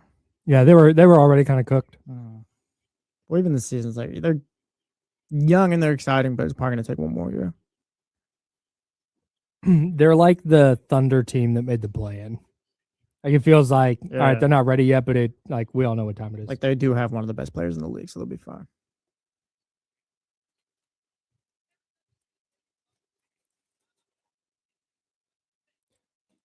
But with my particular air fryer, I've found that when something says 400, I need to put it at 380. What? No, you didn't. 215. I'm gonna miss him.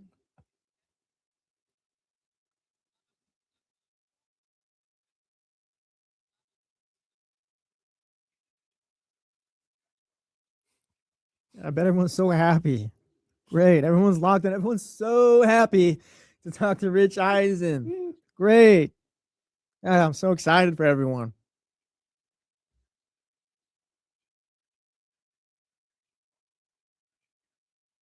It's good, Scooter. I'm the one who decided to take the day off. Little did I know a few weeks ago this is what it would amount to. You could come in just for the first segment and then leave. See, I wouldn't want to cheat my guys. I'll be thanks. here. Huh? D'Lo's out. I'll be here. I know, but if I'm gonna be here. Although, yeah, make sure, we'll post it on YouTube, all that stuff. I'll watch it. Maybe I'll be in the chatty house with you guys. Hey, James. What's going on? We're coming back right now. All right. Put James there. Okay, here we go.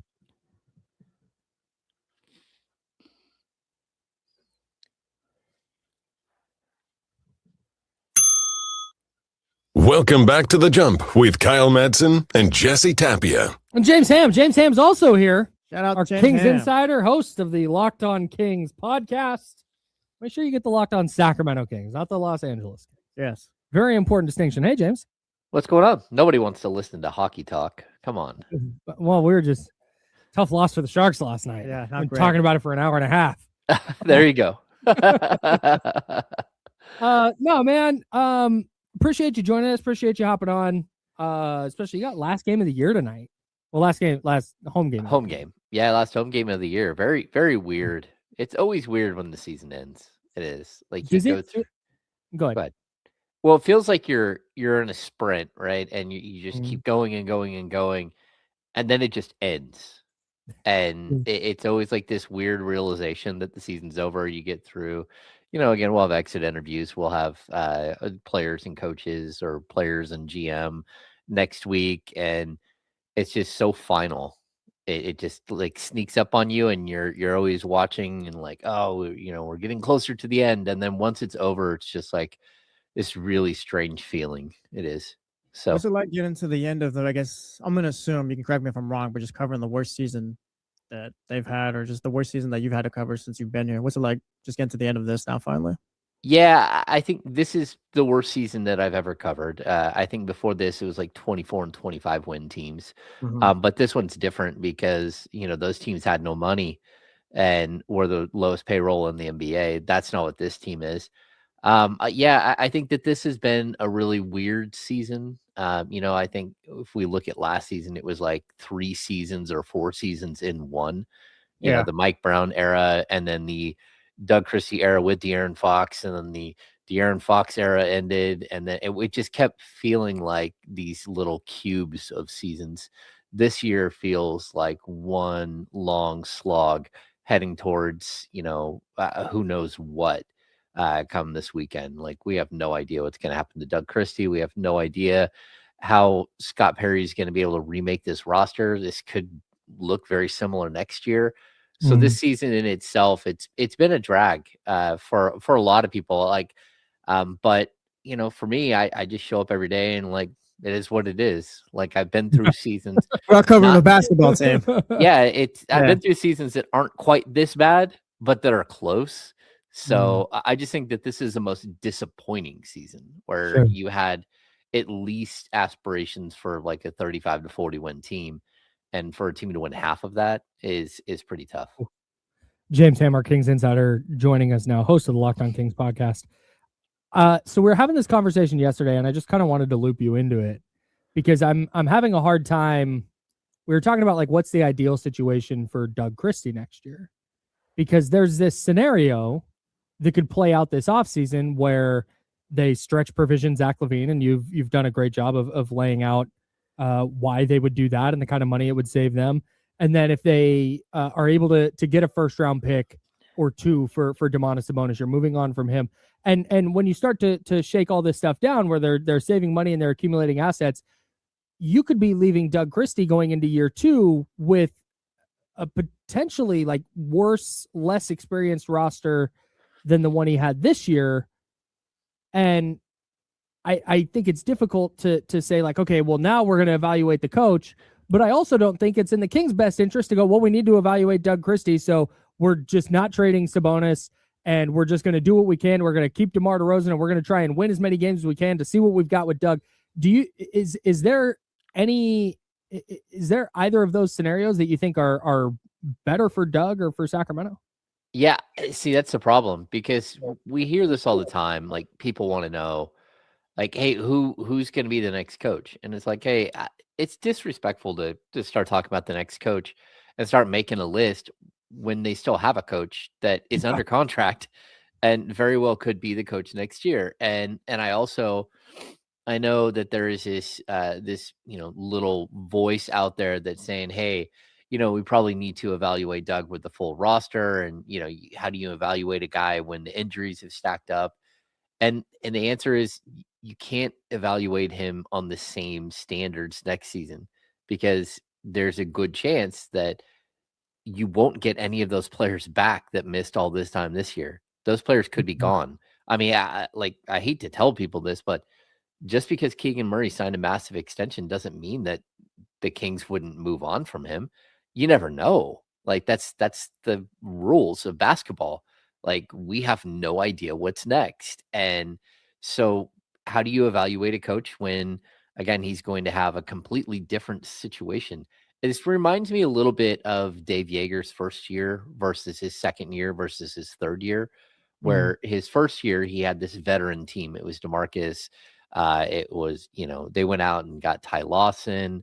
Costa Kufas was on that team. But, like, you can go back and look at that roster. They brought in Matt Barnes. They brought in Omri Caspi. Like there was just like this building team that they were going to try to make one more run at a possible playoff race with Mhm. DeMarcus Cousins. And then the whole thing fell apart, right? And so they ended up trading DeMarcus and waiving Matt Barnes and trading Omri Caspi. And there's a couple other guys they traded at the deadline, and they stripped the thing down so they could keep their picks. And so they could also accumulate a pick in the Cousins trade. And so Dave Yeager goes from having this super veteran team in year one to year two. He had 9 players that were in their first and second year. And then the next season is a year that he wins 39 games and sort of comes out the other side.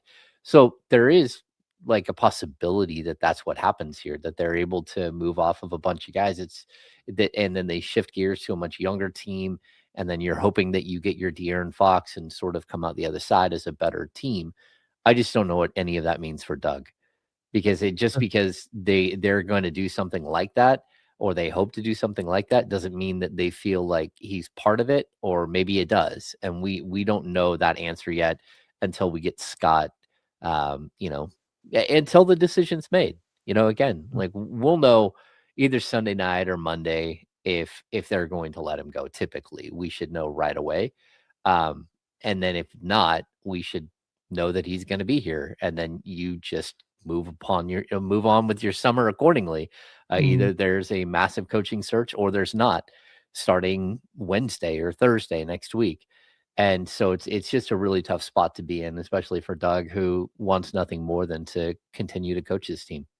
I just don't know how he's exactly supposed to win that next contract or win this job fully, because this year gone as bad as it has. And Kyle and you, James, talked about like Keegan's got a contract, but hey, if they get the right deal, potentially, like who knows? And like there's guys that are going to be moved on this roster. You brought up Dave Yeager and what it could potentially look like next year, and it's just like where is Doug Christie supposed to come in here and win this job? Like what would be the bar if they did bring him back? Because playing feels a bit much, and at that point, like you're looking at 30 wins. Like how exactly is he supposed to win this job?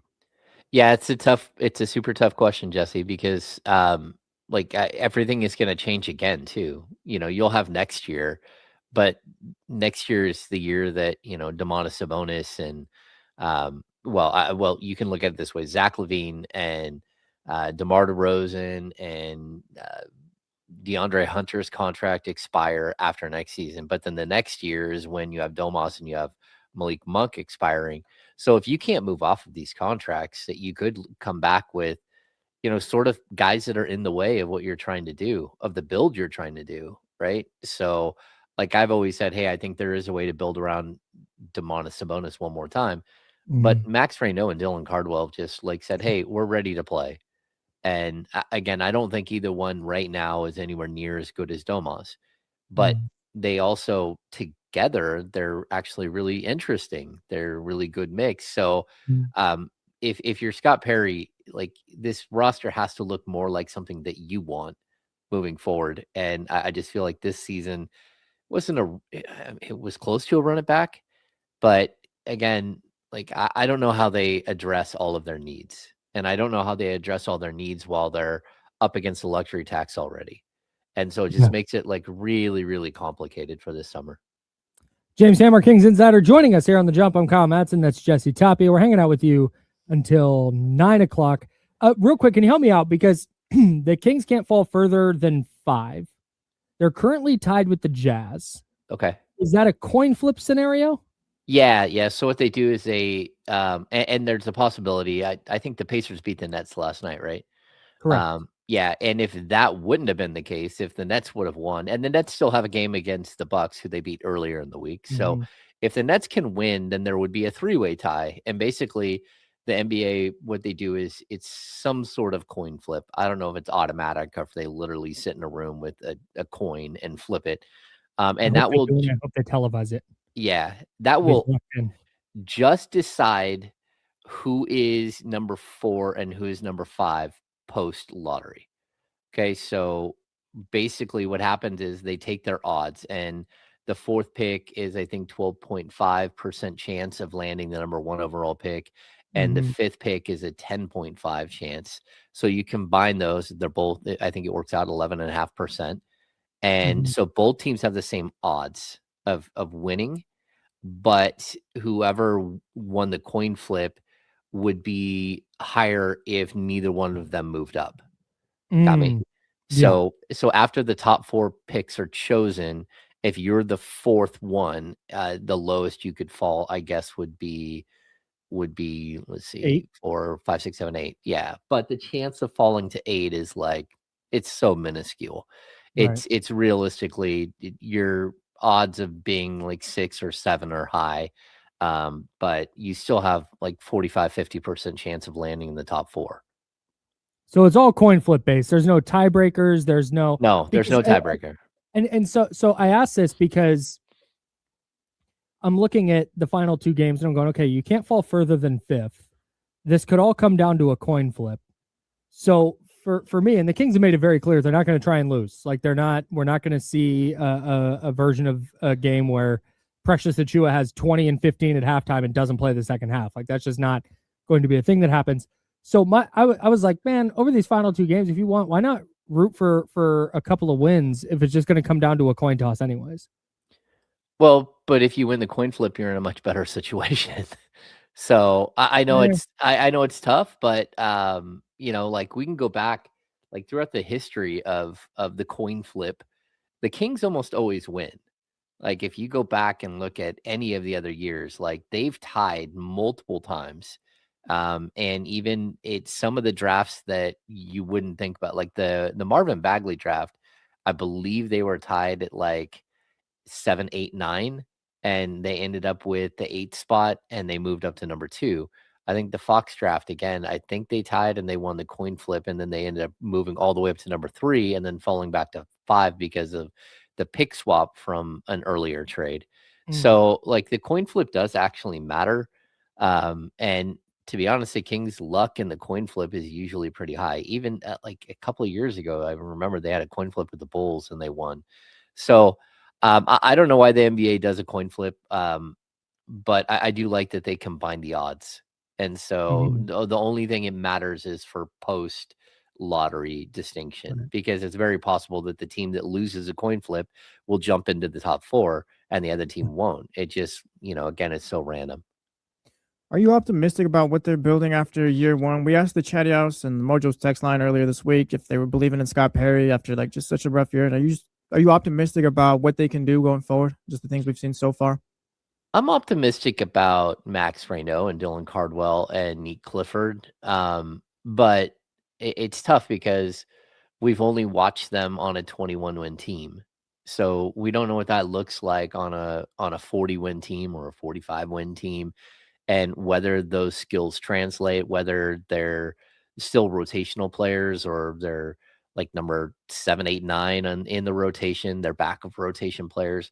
Like that's the thing. Like you always want to like give young players some grace and to let them grow and all that stuff. But at the same time, like we just don't know if they're good.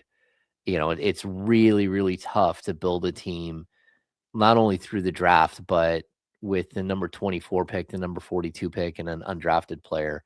And then all of us think, oh my gosh, look how good they are. And then you get to another year where the team is better. And it's like, hey, how come they're not playing as well? And it's like, well, because their opportunity is different. And so I think it's sort of a weird dynamic to build up a team like this, especially when you're not starting with a top tier selection. So if it was like, again, if they have AJ DeBonsa, you know who your number 1 is moving forward. Know exactly, everyone else kind of falls in line, and sure, they can move up and down the slide scale of where they fit in the rotation or what option they are. But you know who your number 1 is. When you don't have a true number 1 and you don't have at this point a true number 2, it makes it very difficult to know how exactly you're going to continue to build this thing. Because, again, we're talking about fit. We're talking about other things.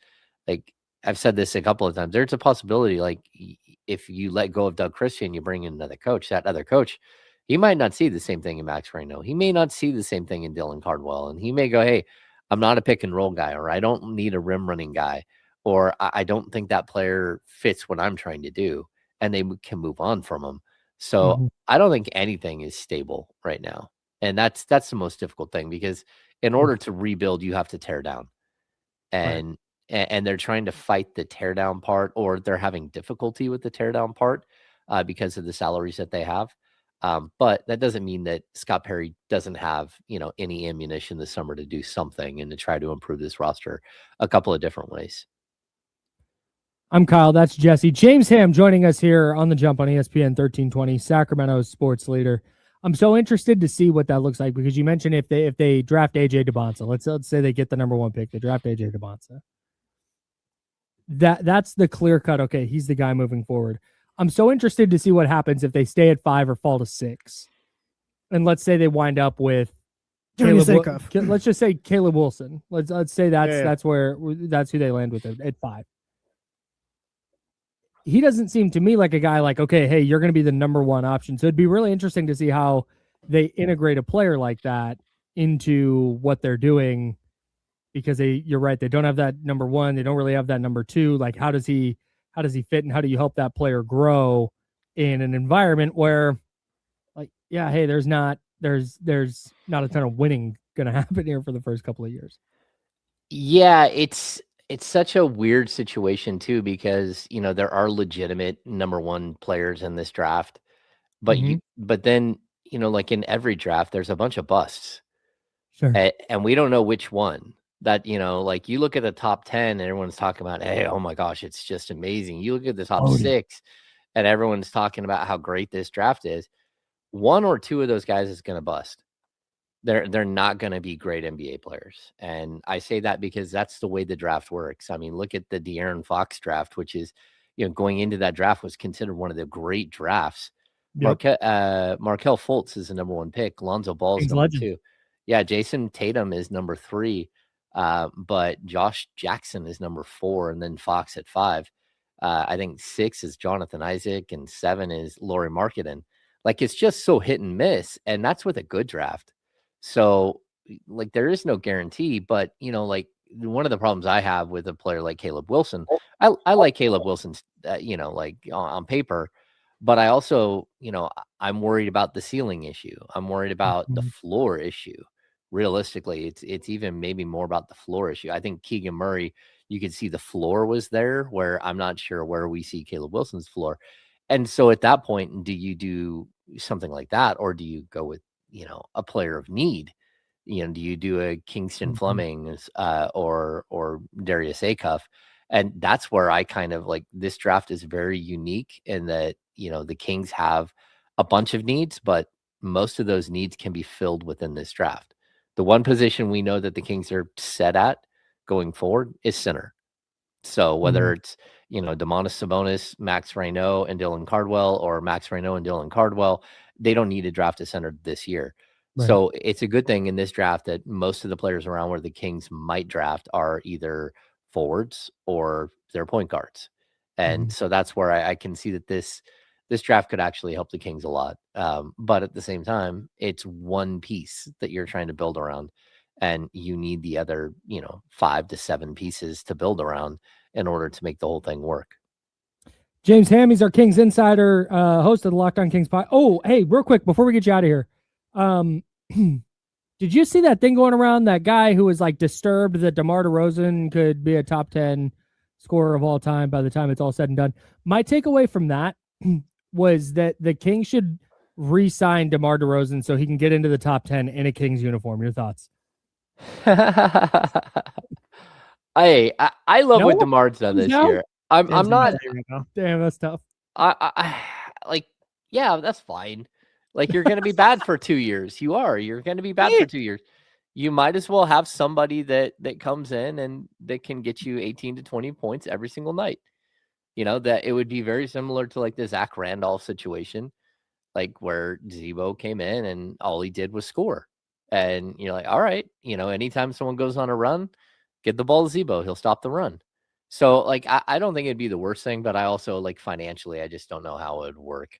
And I also think there's like, the Kings know that DeMar would like to play for a winner down the stretch of his career, the last year or two. He'd also like to get to LA, where he's from, and sort of finish there. Now, there's always a possibility that he ends up somewhere else, but I definitely could see a way in which he finds his way to one of the LA teams this summer, just to let him finish out his way. the way that he wants to finish out his career. But either way, like that guy, I don't know what he's doing. Like, there's no reason to throw shade at a guy who is 17 years in and number 16 on the all-time scoring list. Just what bad form. I'll go in here. Oh my gosh. There we go. There we go. There we go. Can you hear me good now, Kyle? We're good. We're locked in. What's going on, everybody? What up? What up? I mean, James was talking that talk, so I apologize for cutting him off, but I had to do what I had to do. Sorry. How you guys doing on this rainy Friday afternoon? Hold on, I gotta make my post. There we go. What's up, yo? But yeah, New Era put out these hats. It says it's like the Giants one. It says San Francisco on the top, and then Giants, and then the Dodgers one, it says Los Angeles, and then Dodgers, et cetera, et cetera. The A's one says baseball. Wait, what? Oh my God! They didn't keep it blank. They didn't put the. They certainly didn't put Sacramento or West Sacramento. They just put baseball. Oh It says baseball athletics. Come on, man! I'll send you the tweet. Hang on. Oh my God! What the hell? Baseball athletics, bro. Lock in. Oh no, that's embarrassing. Major League Baseball. I don't know why they're so against putting Sacramento on stuff. It's the A's. That's an A's choice. We understand what's going to happen. We know that's not where they're going to be forever. That is trash. Are those Fritos? Yeah, of course they're Fritos. Come on, baseball athletics. Come on.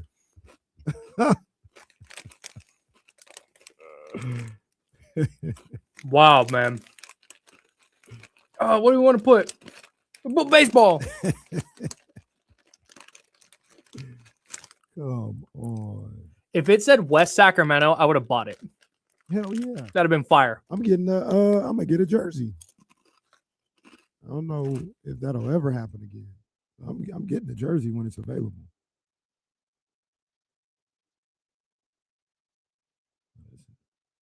NBA hardwood The court. peak A's thing would be that they do the Sacramento jersey, but then don't sell it. So I thought the same thing because it's like, all right, you debuted it. It's already out there. Like, why can we not go get it yet? Like, what's up? And I was like, what if they never sell it? That would be just ridiculous. You put it past them? No, not at all. About 2.5 minutes. Okay. Mm-hmm. It ain't no way that's healthy. Don't do that. That is crazy. 1000% don't do that. That is crazy.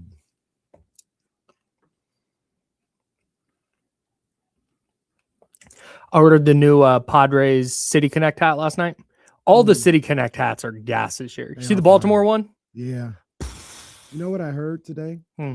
Is that it says "Be More" on the jersey. Right? Yeah. I heard that's like if they put Sacktown on the Kings jersey. The locals are like, nobody here says "Be More." Oof. That's tough. That's a bad beat. The inside of the hat's got the bricks on the inside, though. That's Pause. fire. Oh shit. It's got the facade of the building The in right field, the warehouse. warehouse. Yeah. I think it looks dope. Everything looks dope. Yeah. But they were like, yeah, bro, nobody says "Be More" here. That's Why would you tough. do That's a that? bad beat. But no, I didn't ordered know. I ordered the Padres City Connect yesterday. It Fire. just arrived at my house. Damn.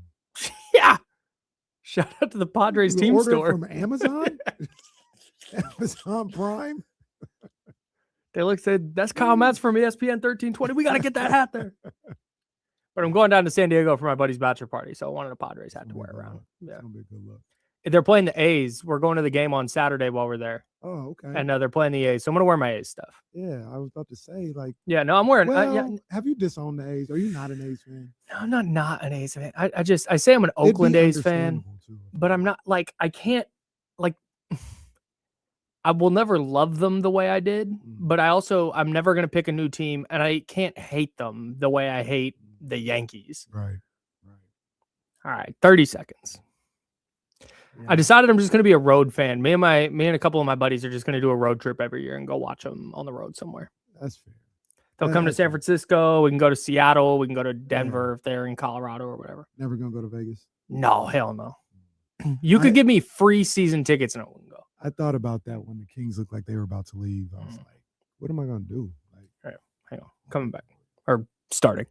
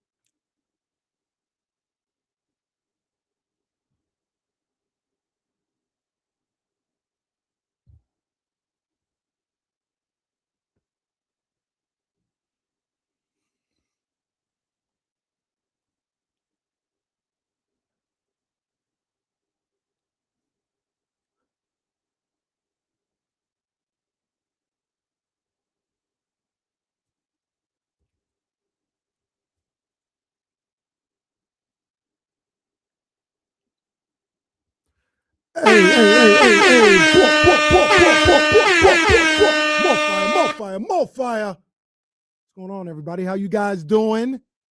It is the Friday, April 10th edition of D-Lo and KC. It's just your boy.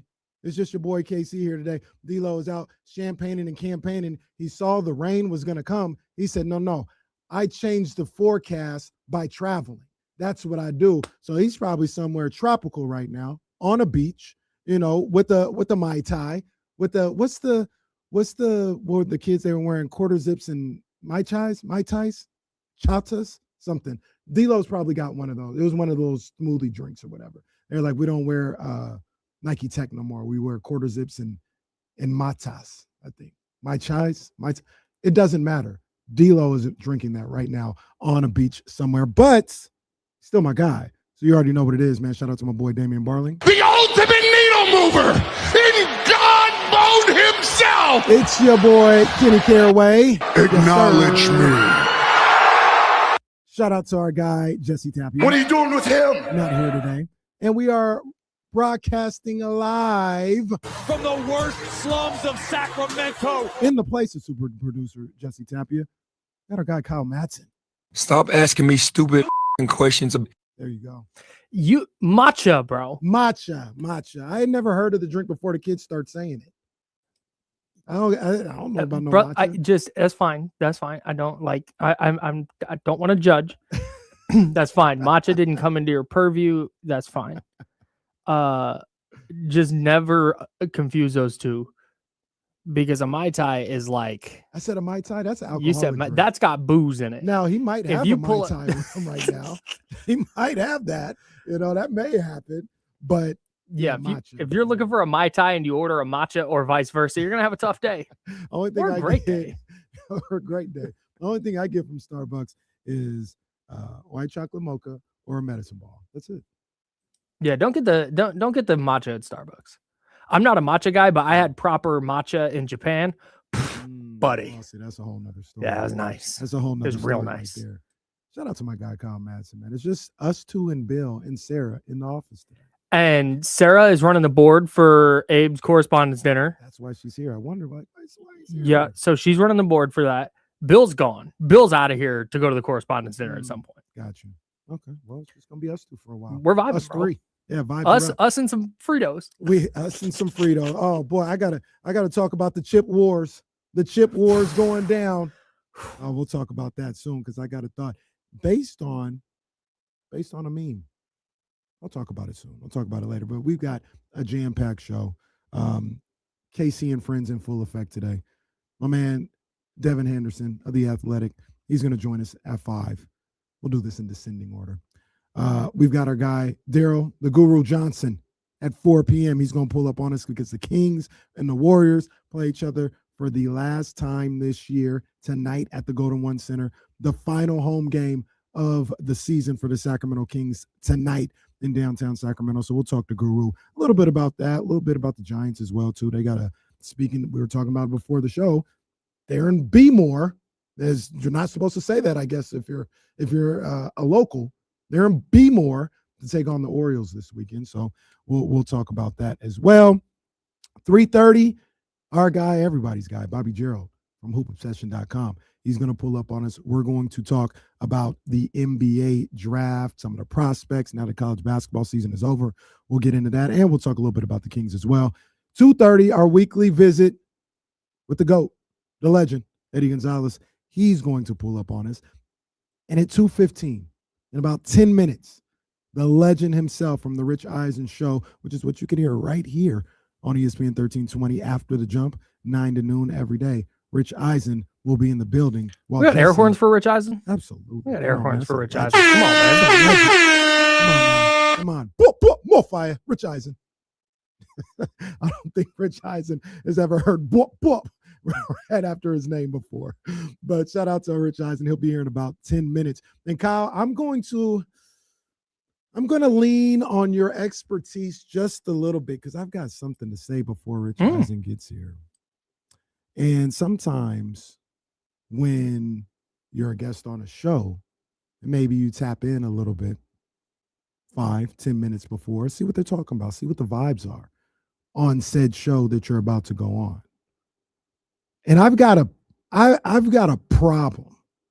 I am crosses two sticks right now, as my grandmother would say, and Uncle George would also say. I'm crosses two sticks. And I'm going to say some stuff that I don't know if we want a guest to hear. Maybe Rich Eisen is listening right now to D-Lo and KC, trying to get a vibe, and I don't want the guest to think I'm just this crazy man. I can assure you he's not. Okay. Well, Rich Eisen's not tapping into local Sacramento radio. He's got a reminder set on his phone. It's going to go off, and then he's going to call us. Okay, well, fair enough. You talked about this a little bit on the jump. I want to expand on this a little bit more.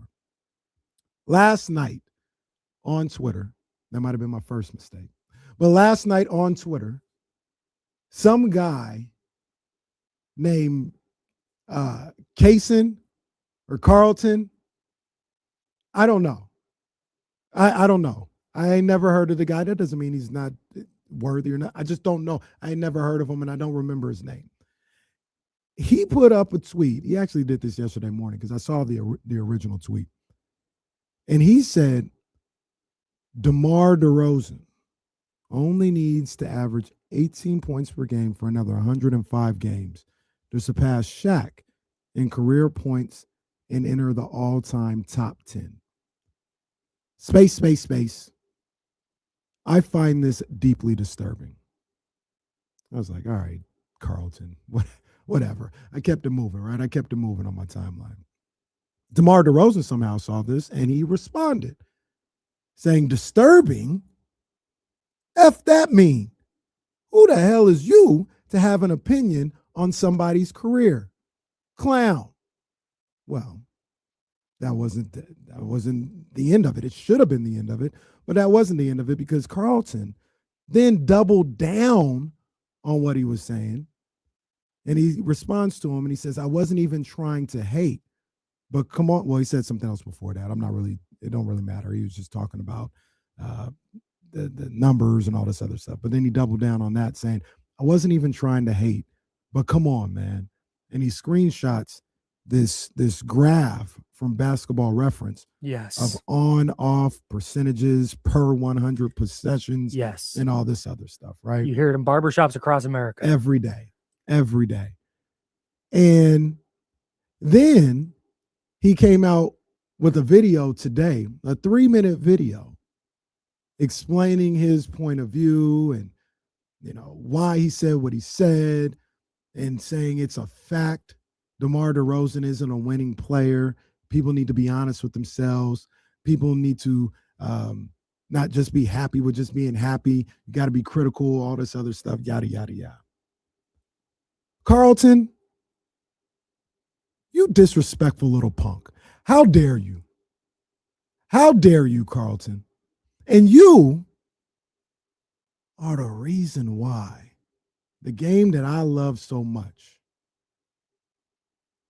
is getting torn apart on a daily basis. People like Carlton. People like Carlton. That disrespectful little punk Carlton. Here's the issue. And if anybody asked me right now, like, oh, KC, you sound mad about this. You sound mad. I'm not mad. I'm not mad. You said your cross is 2 sticks, brother. I'm not mad, though. Okay. I'm disgusted. I really am disgusted by Carlton. I am. This is appalling that this guy would have the gall to sit up here and disrespect a Hall of Fame career like DeMar DeRozan. Now, he'll go on here and talk about, I wasn't trying to be disrespectful, all this other stuff. I love the NBA. No, you don't. You don't love basketball. You don't love basketball. You might love talking about basketball. You may love critiquing basketball, but you don't love basketball. Because if you love basketball, you would look at somebody like DeMar DeRozan, and yes, Carlton, you would appreciate what he was able to do in his career. You would appreciate the fact that he has the longevity in his career to get to the point where he could potentially be a top 10 scorer of all time. There's a level of appreciation you would have for that. It wouldn't be disturbing, sir. It would not be disturbing. It will be something that you give a round of applause for, a standing ovation for the career that is DeMar DeRozan. And you sure as hell wouldn't come with some on-off per 100 graph trying to prove your point and defend your point. And here's the thing. Here's the thing that bothers me the most. And we see this a lot all over the place, all over the internet, in our chat, when people call in. And I hate this discourse about athletes in general. Carlton went on to say, he's just not a winning player. Oh, I wish. Kyle, I wish that term would die. And I don't wish anything dies. That's not my nature, but I wish that term would die. The winning player, that vernacular, I wish it would die. I hate that. Because you look at what he did in Toronto, you look at what he did in San Antonio, look at what he did in Chicago. And just because he didn't win a championship, he's not a winning player. Everywhere he went, that was a winning team. That was a successful team. But because of ring culture and you define success only as championships, you want to sit up here and call him not a winning player. You know, hey, here's the other thing about something that dumb. Kyle, did you know DeMar DeRozan is a gold medal Olympic champion? I did. Is that not winning? No, it's winning. So you pick and choose when somebody's a winning player, even though, like I said, that term just needs to go. Once again, who else needs to go is Carlton. You disrespectful little punk. Stop talking about the game that I love and that so many other people love and these athletes that we respect so much. Go somewhere. Go calculate something. Leave the game alone. And that's all I got to say about that. Take a lap, pal. No, so all DeMar DeRozan did, and Jesse and I had a big conversation about this earlier, and ring culture and the idea that, the Raptors got rid of DeMar DeRozan and brought in Kawhi Leonard and wanted yeah, because Kawhi Leonard was the best player on the planet at that point. Mm-hmm. Like what? Yeah. Kawhi was better than DeMar DeRozan at that point. Mm-hmm. That doesn't mean DeMar DeRozan's a losing player. They didn't bring in a different DeMar DeRozan and all of a sudden win. Right. And he didn't get there averaging like 30 a year for 10 years and then just kind of stuck around. No, DeMar DeRozan has been in the league for 17 years. Mm. How many years do you think he has not averaged at least 18 points?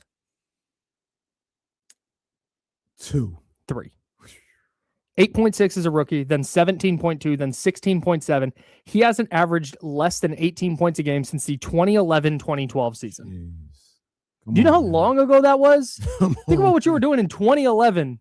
That's the last time he averaged fewer than 18 points a game. And so this idea that he could do 2 more years, and it's like, man, if he plays 105 games, he's going to average 18. Like, I just feel good about that. He's 19 years of averaging 20 points a night. That's crazy. Which is about where he'd be. That's insane. And if you want to do a big overarching thing about where does he land all time among all-time greats, like, okay, maybe he's not top 20.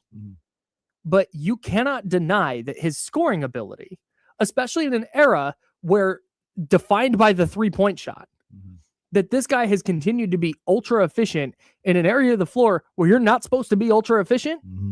Like, it matters. His place in NBA history matters. And if he gets to the top 10, he will have earned it. Right. It doesn't make him better than Shaquille O'Neal. It doesn't make him better than everybody he's ahead of on the all-time scoring list. But when you look at the all-time best scorers in the sport, DeMar DeRozan, whether you think that he should be there or not based on some arbitrary resume that you've built in your head, he's earned it. He's been unbelievable for so long. You and I and others would be able to decipher, just because DeMar DeRozan is a top 10 scorer of all time, that doesn't mean that he's better than Shaquille O'Neal or anybody else. But you know why we're able to decipher that? Because we actually love basketball and we watch the game. When you're a prisoner to numbers, when you're a prisoner to the graphs and all this other stuff, that's when you can't decipher what you're seeing or what you've seen in the past. Because you're just a prisoner to, well, the numbers say this, so this just doesn't add up. The Vazor just says this, so it just doesn't add up. No, we've seen it. Ain't nobody saying DeMar DeRozan's better than Shaq. Karl Malone is like 3 or 4 at this point. He's not better than Shaq. We know that. That's because we watch the game. We love the game. All right, man. I've got off my soapbox, at least for now. I'll get back on it soon. But we got a legend in our presence right now. We've got one of the greatest to ever do it, probably top 10 scoring in his craft. Our guy. You can hear him 9 to noon right here on ESPN 1320 with the Rich Eisen Show, the legend, Rich Eisen. Rich, this is a honor and a pleasure to speak to you. How you doing, man? I am well. How are you? I'm great. Now, see, this is also an epic appearance by you, because The Jump, our morning show, every morning, 7 to 9 here on ESPN 1320, we call you our favorite coworker. It was like Rich Eisen, our favorite coworker. He's coming up next. And one of the hosts on the show, our main man, Jesse Tapia, and he's also the consistent producer on our show. Every time he says, Rich, call me back, bro. Call me back. Like, we're friends. Well, here I am. And you're here on D-Lo and KC. And Jesse is not on the show today. Oh, man. Well, tell him I called for him, okay? We're going to let him know. We'll let him know for sure. He's devastated. Now he's got to call me back. Yes, exactly. Jesse's here every day. This is the one day he's not here, and that's the day. Isn't that the way it always works? We talked to Rich Eisen, man. Rich, there's so many things that I want to talk to you about. First and foremost, Rich, Sure. I am a huge, almost lifelong, because I was only 9 years old when it started, but almost lifelong Michigan Wolverine fan. And nice. I had a great time Monday night watching them finally win the basketball national championship. That's only a couple years after winning the football national championship for the first time in 25 plus years. First and foremost, I know you are a lifelong Michigan fan. How was it to finally see them get it done in basketball only a couple years after getting it done in football? Well, it was great. I was a junior at the school in 1989 when they won it all with Glenn Rice and Steve Fisher being their interim head coach and beating Seton Hall in overtime. I'll never forget that time on campus. It was incredible being a student at the school and winning the school's first ever basketball national championship. That was something I will never forget. And then this time around was just such a pleasure from the very beginning of the season to see a team that looked dominant from the start and only, got better. And did suffer what normally would happen. Nobody goes undefeated anymore. It's been 50 years, obviously, since Indiana was the last team to do it. So it was truly remarkable to watch a team become so cohesive despite coming from so many different schools because of the way that teams get put together in 2026 through the transfer portal, and how Dusty May could get them all to buy in, and those who lost minutes by having the knowledge and foreknowledge to stick around anyway, for them to all play together as a team that looked like they've been together for 4 years, let alone for maybe just 4 to 6 weeks before they started playing, is unbelievable. And it's an incredible achievement and something I'm very proud of. And I love my coach and I love my team and my school, and I'm over the moon about it. Oh man, it was a great season, storybook season. And I love those players as well, man. The ride that they took that school on, and the supporters of that school on all year is epic. I want to ask you something though, because like I said, I'm a Michigan fan since I was 9 years old. When I was 9 years old, I was introduced to the Fab Five: Chris Webber, Jalen Rose, all those guys, the legends, right? I'm from Sacramento, California. Rich, I've never even flown over the state of Michigan, let alone step foot in the state of Michigan, let alone step foot on the campus of the University of Michigan. As an alumni yourself, you were there on the campus, at the games, at the pep rallies, all this other stuff. Where do you stand on people like myself being such a fan of Michigan or any other school?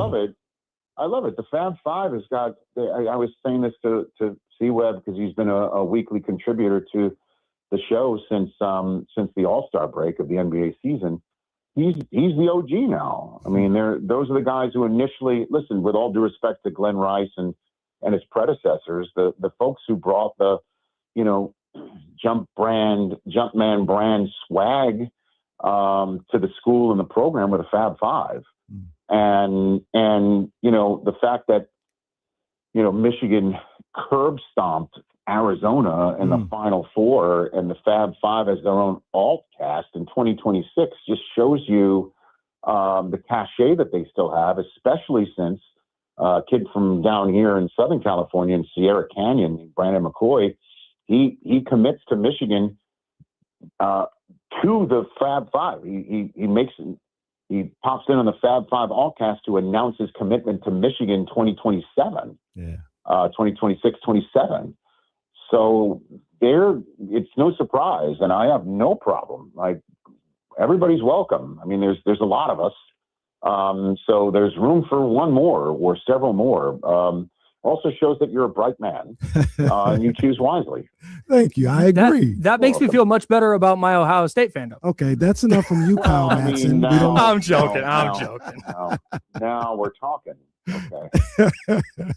Rich Eisen of the Rich Eisen Show. You can hear that every Monday through Friday, 9 to noon, right here on ESPN 1320. I got one other college sports question I want to ask you, because after Michigan had won the basketball national championship earlier this week, myself and my co-host Damian Barling, we got into a discussion of which schools in college sports are top flight at both. And, we can talk about softball, women's basketball, and all this other stuff, but I'm talking football, men's football and men's basketball.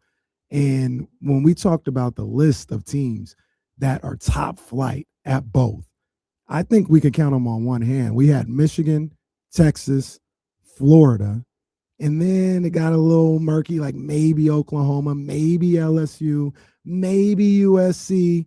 But Rich, I mean, is the list that short where it's just maybe those 3 or 4 teams or schools, Michigan, Texas, Florida, and somebody else?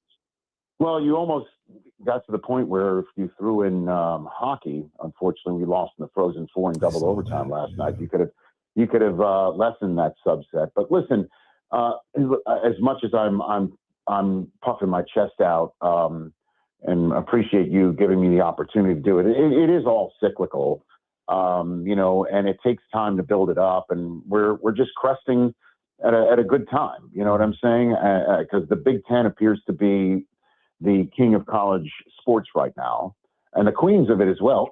Down here in Westwood, we're celebrating a UCLA championship of dominance. I mean, the UCLA basketball team just absolutely whipped South Carolina after taking care of the only team that beat them all year in Texas. Yeah. So, wrestling, I believe, is a Penn State one. Wrestling, and Wisconsin can actually win the Frozen Four. So, believe it or not, I'm calling in from Southern California. This is Big Ten country. The commercial tells us closer that. to They show that, ACC country than anything else, But I did my first TV job up in Redding, California, up I-5, in Shasta County. Beautiful part of the country, and I know you like Lighting the Beam, and there's obviously C-Web has a Sacramento connection that is significant, so it's pretty cool, man. Yeah, it is, man. It's good times up here. We got to get you back up here, man. We got to get you into Sacramento, man. Like I said, we got the Kings. We got Sac State is in the MAC now. You know what I mean? Big time college football. We got the A's here for a little while at least. We got to get you, Rich Eisen, up here to Sacramento. Sounds good. Anytime. Yeah. Rich, before we let you go, two things. Number one, you're back on Sports Center this Sunday. I can't wait to see that. That's going to be epic. Can't wait to see you doing that. That's going to be really cool. And then also, you've got Run Rich Run going on, raising funds for St. Jude's. Two questions. Well, first of all, just kind of talk more about Run Rich Run. And then also, what do you think that 40 time is going to be? What are you predicting that 40 time will be for you? I'm out of the predicting business of my 40 time. I'm just hoping I finish in one piece. I'm 56, man. I'm a 56-year-old guy with, 3 kids, 2 dogs, a lot going on. Yeah. So I just want to be in one piece and raise as much money for St. Jude. And as a matter of fact, I'll be doing that tomorrow in Memphis, Tennessee. I'm going to be doing my run on the campus of St. Jude this year, with the results to be shown on the final day of NFL Network's draft coverage from Pittsburgh 2 weeks from tomorrow. So that's pretty cool. And while I was already somewhat close to Bristol, Connecticut, I'm flying up there to take part in what and ESPN management has been kind enough to ask for since I did my first Sports Center in 22 years last August.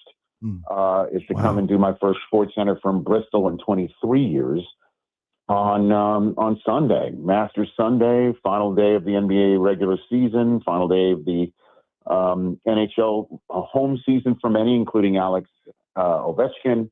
And baseball is in full swing. NFL draft is around the corner, so it's going to be a 90-minute Sports Center at 9 o'clock our time out here in California, midnight Eastern, and a 90-minute show, so we can, get it done, get as much in there as I possibly can. And I can't wait for it. It's going to be like hitting a time machine because we're going to do it the old school way with the music and graphics, like everybody's 10 years old again. So it'll be great. I love it, man. I love it. Rich, this was a pleasure, man. Thanks. We've got to talk to you again real quick before you leave. I just need you to say something real quick. Can you say, Jesse, call me back? Yeah, sure. Anytime? Yeah, anytime. Jesse, call me back. Where you been? I love it. I love it, man. Don't laugh. You got to use it as a drop. I know. One more time, because I laughed over it. So one more time. Here we go. Here we go. Jesse, it's Rich. Call me back. You're my favorite coworker. Where are you? Perfect. That's why you're the GO. That's a pro. That's why you're the GO. Rich, we appreciate you, man. And go blue. You already know what it is. Yeah, that's right. Go blue. Take care, guys. Take care, Rich. Rich Eisen, the legend. That was perfect. That was absolutely perfect. You can hear him every morning after the jump, 9 to noon, right here on ESPN 1320. KC and friends is just getting started. We got my man, Eddie Gonzalez. He's going to pull up on us. We talking everything, basketball, pop culture, all of that in the marathon coming up right here on D-Lo and KC on ESPN 1320.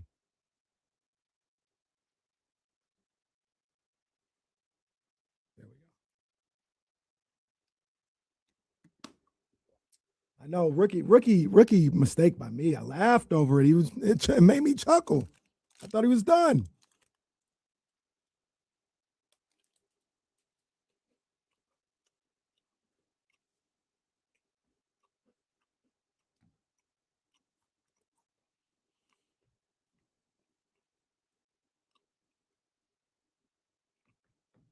Sorry, I'm all on the mic.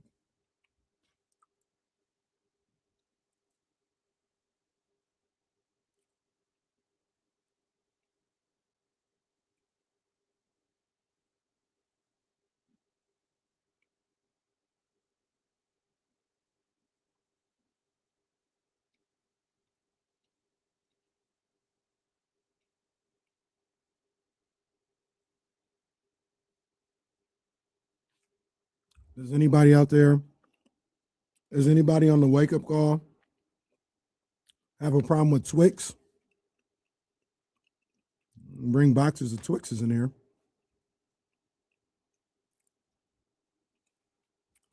He is running track for the school. That's correct. Something to, just work on his athleticism.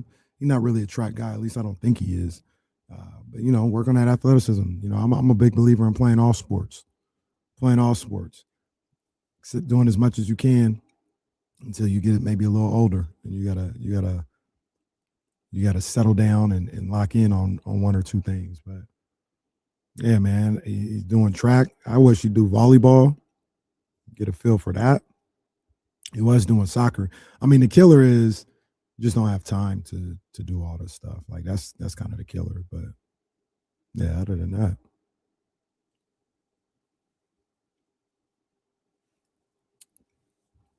What's Reese's favorite sport? If you ask him, he'll say he loves baseball and basketball equally.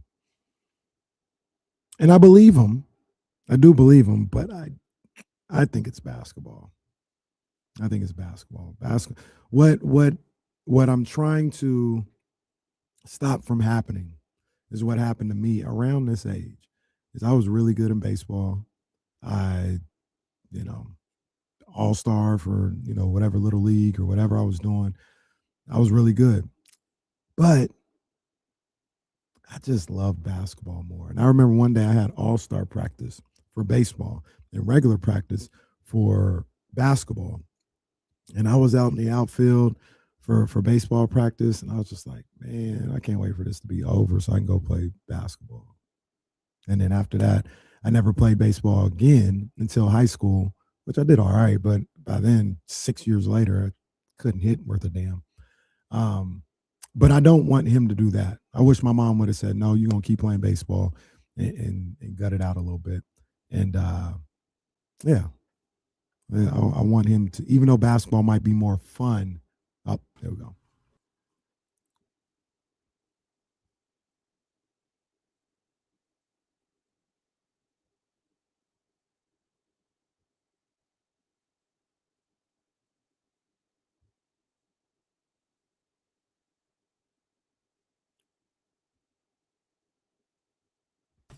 Back here on D-Lo and KC, ESPN 1320. My man D-Lo out there champagning and campaigning on a beach, having a matcha or a Mai Tai, either one. I don't know. Both of them work, but it's just me. I'm solo dolo. But it's KC and friends. Well, Kyle Madson. No, that's fine. No, that's me. Me. Kyle Madson is here. Absolutely. So KC, Kyle Madson, and friends here today, and one of our best friends is our guy, Eddie Gonzalez, in the building, freshly braided. I mean, he's looking smooth, freshly lined up. Where were you going tonight? Or were you somewhere last night? Yeah, I don't want to talk about last night. It was not a good night at the Garden. I knew it. Shout out to Kyle, man. Kyle and my little impromptu book club, though. What's up, man? We out here. That's what's up. Books out here in 2026. Can I ask you something before we start talking? We can just you can just yes or no it too. We got plenty of time. You listening to Bully? You messing with that? So I went to the Apple Music, the Rap Life, playlist, maybe about a week ago. And I think maybe Bully had just come out. Like, I had lost track. I didn't even know it was out. But he had like 5 songs on the top 10 songs on the playlist. And I was like, oh, this is cool. Like, it's cool. Good stuff. I haven't gone back to it, but I'm not against going back to it. Okay. I just haven't. But from what I heard, like I said, it was 5 tracks. I don't even know which songs it was because I wasn't really paying attention. I was kind of driving. Yeah. But it's cool. Like, it's cool. It don't sound bad. Like, I think he's incapable of putting out bad music. Yeah. Did you like the concert? Oh, man. Okay. Oh, man. That looked crazy. I know. Like, I have my hater moments, and I have a lot of them. But like, Ebro darted in saying he couldn't enjoy the show because the stage was too incredible. Like, that was up on. there. That was high level hate. Like, I didn't like. I got this joke. It's like sometimes, like, I shouldn't even say this on the air, but like you give a woman like $1 million in gold, and she'd be like, damn, I'm gonna have to put this in the bank now. Like, I'm gonna have to convert this. If you give it to her cash, it'd be like, I got this is where am I gonna put this? Like, that's kind of complaint Ebro had. That's the kind of complaint. The greatest stage of all time is like, but I want to see. And I was thinking, and I didn't know the answer, but I knew the answer. It was like, because that's one of those things. Like, concerts are built for people that are there. You know what I mean? Mm-hmm. And like, I have this thing too. Like, sitting real close at concerts is cool, but a big concert, the stage is built for people like 100 feet away, 200 feet away. You know what I mean? So like, that wasn't built for Ebro to take in on his iPhone, like at 11 o'clock at night in New Jersey or whatever. Like, right. I guarantee you, everybody at SoFi was like, "Oh my God, I didn't see Kanye up there." No, they were like, "This is amazing. This is like the greatest show I've ever seen in my life." So I just couldn't, I'll find a way to complain about some stuff, but sometimes you got to be like, "Hey man, like Thriller is actually really good. Like, I have nothing to say, no notes. Purple Rain, incredible. No notes. It's okay to just like the thing that everybody likes a lot. Like, it's fine. So sometimes we like these things just for a good reason. In the last, ever since the beef of Drake and Kendrick started, I'm sorry, pause. Ever since the battle between Drake and Kendrick, that's kind of been Ebro's bag. Yeah, like just to be, actually, this ain't that great. My thing is just like, it's perfectly fine to like the Black and Cement Jordan 3. Like, it's perfect. Like, some stuff is just that nice. It's okay. And people like if you complain to me about a Black and Cement Jordan 3, I'm checking out. You're talking about nothing no more. This is a perfect shoe. You wear this. Like, what do you mean? You wear these beat up. You wear them brand new. Like, this is incredible. So greatest Jordan of all time. So like, in my old age, I really like a low top Jordan 1. Like, I really love a low top Jordan 1. Now, I don't like when folks wear them with suits. Like, you could be a grown man and wear some grown man shoes, but But like, I really love a low top Jordan 1. But I do think the Black Cement 3 is the best shoe. I still think the 11 is like, the 11 is almost like LeBron or something like that, right? Where like, because for so long we talked about how great the 11 is, now it's like, actually, it's not that good. That's kind of, I was just about to say, my hot take is like, the 11s. See what I'm saying? Well, you know what I would say, and this is like super old head on the porch thing. Like, in my day, we only wore the ones that Mike wore. So like, people love the Gammas and they love like these other shoes. And I'm like, yeah, if it's not the Cool Grey or the Bread or the Conquer, I'm kind of out. Like, that's Columbia is like a stretch. But I mean, I'm broadening my horizons with that. Plus, like, I got, the homie over at Jordan, like, he'll send a box. What what I'm saying? He'll hit me up like, hey, I got something coming to the house in, this week. Like, all right. Like, and if he has some Gammas in there, if he has some Jordans that Jordan didn't wear, what I'm gonna be like? I'm gonna be mad? Like, no, I'm like, thank you. Like, this is great. So I'm broadening my horizons with that. I've done that too. I've done that too. Again, my low top ones, like, I like them a lot. So I got, I mean, Travis kind of almost don't count, but he obviously didn't wear those on the court. You know what I mean? And some of my favorites. Yeah. So I those I love, like the original, the Mocha. Like, mine are years old. I wear them all the time, and I still like how they look. You know what I mean? So shoes look good worn. That's same thing. I got a little yellowing going on, but I don't care. Like, this is great. I might be out the game. Jordan, you can just say Michael. It's not Michael. It's not Michael himself. No, it's not. I might be out the game though. I got some Birks. I got a couple Birkenstocks. Oh, that's where we're going this summer? I'm all in on it. I'm all in. Comfort. Foot Club and Birkenstocks. Let's go. Let's go. This guy really is in Brooklyn. This is crazy. New Brooklyn. You matcha too? No matcha for me. No matcha for me. But like, I've been doing Pilates in Brooklyn, if that counts. Come That on, man. makes Look me- out, man. Look at this guy, man. Oh, man. This is not Meadowview no more. This is not South Sac Oak Park no more, man. I love it, though. That's I the love guy it. that Still is puts a little bit, basketball but- reference screenshots on Twitter. Now, all right. Hey, so I went on a diatribe. I think you understand me on this one. I think I know where you're going too.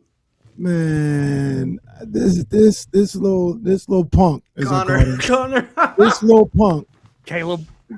Carlton, Connor, whatever his name is. Eddie, this we talk about this often.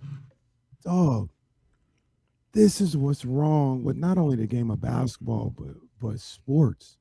That we're so far removed from looking at somebody like DeMar DeRozan and him potentially being a top 10 player of all time, or excuse me, top 10 scorer of all time, and having a problem with that.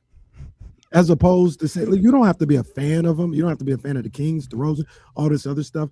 But you could sit there and say, that's incredible. That is really, really salute to him and keep it moving. But yet they find every metric they can to, and once again, I said earlier, I want this word to die. I want this phrase to die. To sit up here and say, well, actually, he's not a winning player. Please, Eddie, please just talk to the people, because I'm about to throw something. Talk to the people, please. My thing with DeMar especially is like, so I use this for James too, right? For James Harden. James Harden is not a winning player because he couldn't beat the KD Warriors, the best team of all time, without his starting point guard, right? And they went to the wire, and they went as close as you can get. He won more games off them in that series than LeBron won in 3 years. So like that. So now he's a loser because he couldn't overcome that much. It's the same with DeMar. DeMar's the bad guy because he kept running into the GOAT. Like, you're a loser because you kept running into the GOAT. How does that? So I say this about the James and Wade debate too. Like, so Wade is better because he won 3 more games, like in one series 1 year. That just automatically makes him better. That's how we're limiting that. So my thing with Connor tweet and calling it disturbing that. No, this might be a freeze for Eddie. This is a first time ever. We got an Eddie freeze. Oh, there he's back. My favorite thing is bro. his name is neither Connor nor Carlton. It's so funny. No, What? keep it going. His It's name perfect. isn't Connor? Carson. No. Carson is his name. Oh, dang. I'm trying to. No, we're not going to call him by his real name. So I'm my just calling him Carlton. My issue with the tweet is like disturbing is a strong word, and people were like, "Oh, well, you're nitpicking." Like in media, and especially on Twitter, the word app, like words are your weapon essentially. Yeah. So like he can choose better words. It's fine, but the deeper issue to me is when you break down sports to, I call it binary because it's literally just ones and zeros. It's just numbers, and then that's how you read what's what, and you break it down. Even when I say binary, it's like the minutia of numbers all the way down to that. You remove so much, and it's then you lose a player like that. You lose a player like Carmelo Anthony, who guys don't like based on numbers. You punch the right numbers. You don't like Kobe Bryant, even though Kobe Bryant was a winning player. So it's like you lose value of a player like this, and you lose value of skill level. You lose value of feel. You lose value. Again, we've minimized scoring to a certain degree. And like I remember one of my most annoyed debates on Twitter was Draymond is way better than Carmelo because of this, and this, and this. And I'm like, I guarantee you every single team ever would pick Carmelo over Draymond and deal with whatever you feel like the issues are. Like, it's not even close. And it was just weird to me. Somehow we've made it to we're scoring, which is the hardest thing to do, is the least valued skill in the league. And it's like, how? Not even in the league because the league values it. But it's the least value amongst these basketball conversations. It's like, how? And my counter is always like, if you lead the league in scoring, I don't care who you are. I don't care what year. I don't care what team you're on. I don't care what. If you lead the league in scoring, you're an elite player in the NBA. It's just bar none. If you're top 5, you're elite player. If you're top 10, you're an elite player. You're probably making an all-star game if you're top 5. You got a real good chance if you're top 10. If you're viewed as just bar none the best defender, but that's it. You don't offer nothing else on offense. Like, we're making memes out of you. You're Rudy Gobert. Like, you know what I mean? Like, you're Marcus Smart. We can go on down the line. So, like, it's just like I don't know. I don't know how we lose scoring. Scoring that many points over that amount of time is impressive. Being like top 10 scoring all time, like, this is one of the greatest accomplishments you could ever have in a league. Right. And because you weren't on the right team that won, you're lesser. Like, it was just weird. And he made a video and he kind of like doubled down, and then DeMar found it and he doubled down on that. And that's my issue with like the content cycle is like, if people react, it's a win. Whether you say something crazy or not, you get enough reactions, it's a win. Matter of fact, if you say something crazy, that's almost better because you're going to get reactions. Right. And so I know him a little bit. I'd worked with him when I was working with the Volume, and, you know, he's big numbers guy. Like, we had a debate in private about about Paulo. He was like, Franz Wagner is a much better player, and that light a bunch of people up, and I had a bunch of conversations about that, and it's like, he was like, well, I was just pointing out the numbers. And it was like, I get what you're saying, but like, basketball isn't just numbers. There's like a number that I hate. It's like expected field goal percentage. And I'm like, how do you calculate this? And I'm sure there's a real way how you do it, but it's like, yo, some guys, that doesn't matter. Some guys, it's a shot. You know what I mean? Like, it just can't be broken down in that way. And I think we see, I always love the playoffs because we see like the end of a lot of this stuff. And funny enough, like, if we look at the guys who we think are the best players in the league, Shea, Jokic, they're buckets. Like, they're pure buckets. I think Jokic is still 6th in the league and scoring. Shea is 2nd. And, bro, they get them up. So it's just, I don't know. It's just always a strange conversation. The two things with the term the winning player thing, like, is maybe the term itself isn't as much of a problem as the way people misuse the term, and is a problem for me. So DeMar DeRozan, and I think James Harden as well, off the top of my head, they're both Olympic gold medalists. They won an Olympic gold medal. Does that mean they're winners now? Because they actually have won something, you know. Right. So are they winners based on that, or this is what they'll do? They'll say, well, the team they were on, of course they were going to. Oh, so the teammates do matter. Right. The people you play with do matter. The greatest trick the devil ever played was convincing people that basketball is one-on-one. Like, so many debates about, like, well, they played each other in this series and this guy won. Well, yeah, that guy had a much better team. Or maybe that guy had better defenders for that position. Or the coach had better scheme. Or, like, this guy got hurt. Like, a million reasons why a better player can lose a series. Like, it's not that simple. Or a better player can perform less good against a guy. And like, again, it's so much nuance to those things. Like, basketball is not an individual sport. If anything, basketball is like the consummate team sport. You know, so to say DeMar isn't a winner, but he's made deep playoff runs. He's won a Eastern, like, he's had the best record in the conference in a season. Like, that's just, I don't know. That's just odd to me. Are there such a thing as losing players? I mean, I guess, but when Zach LaVine goes and plays in a competitive situation, maybe next season, maybe whatever, and maybe it's as a 6th man, maybe it's, you know, as a third option on the team. Is he now a winning player because he's on, you know, he's in Miami, or he's in the Clippers with Kawhi? Like, you know what I mean? Like, is he now a winning player? He had that same skill. Look at Michael Porter Jr. He played great defense on a title run and hit big buckets in a title run. So he's now a winning player, but then you put him on the Nets and, like, they're losing every game. He's putting up buckets, and it's like, oh, now is he some scrub? Like, does it work in reverse? If I won before, can I be a losing player now? Like, there's just no parameters to that. It's just like, you know, it's just throwing stuff in the air and seeing what sticks. Yeah. And I promise I'll get off this in just a second. But the other thing about the winning player thing is, Eddie, I think you understand this because you've played, you've been around a certain level of player and all this other stuff. To me, the superstar is never the winning player guy. Like, the superstar is going to be the guy that's going to get you the buckets and do what he does. The winning player is Caruso, is Iguodala, is the guy who will That's say, a role player hey, thing. I'm going to go do the dirty work so this guy can go do what he does best.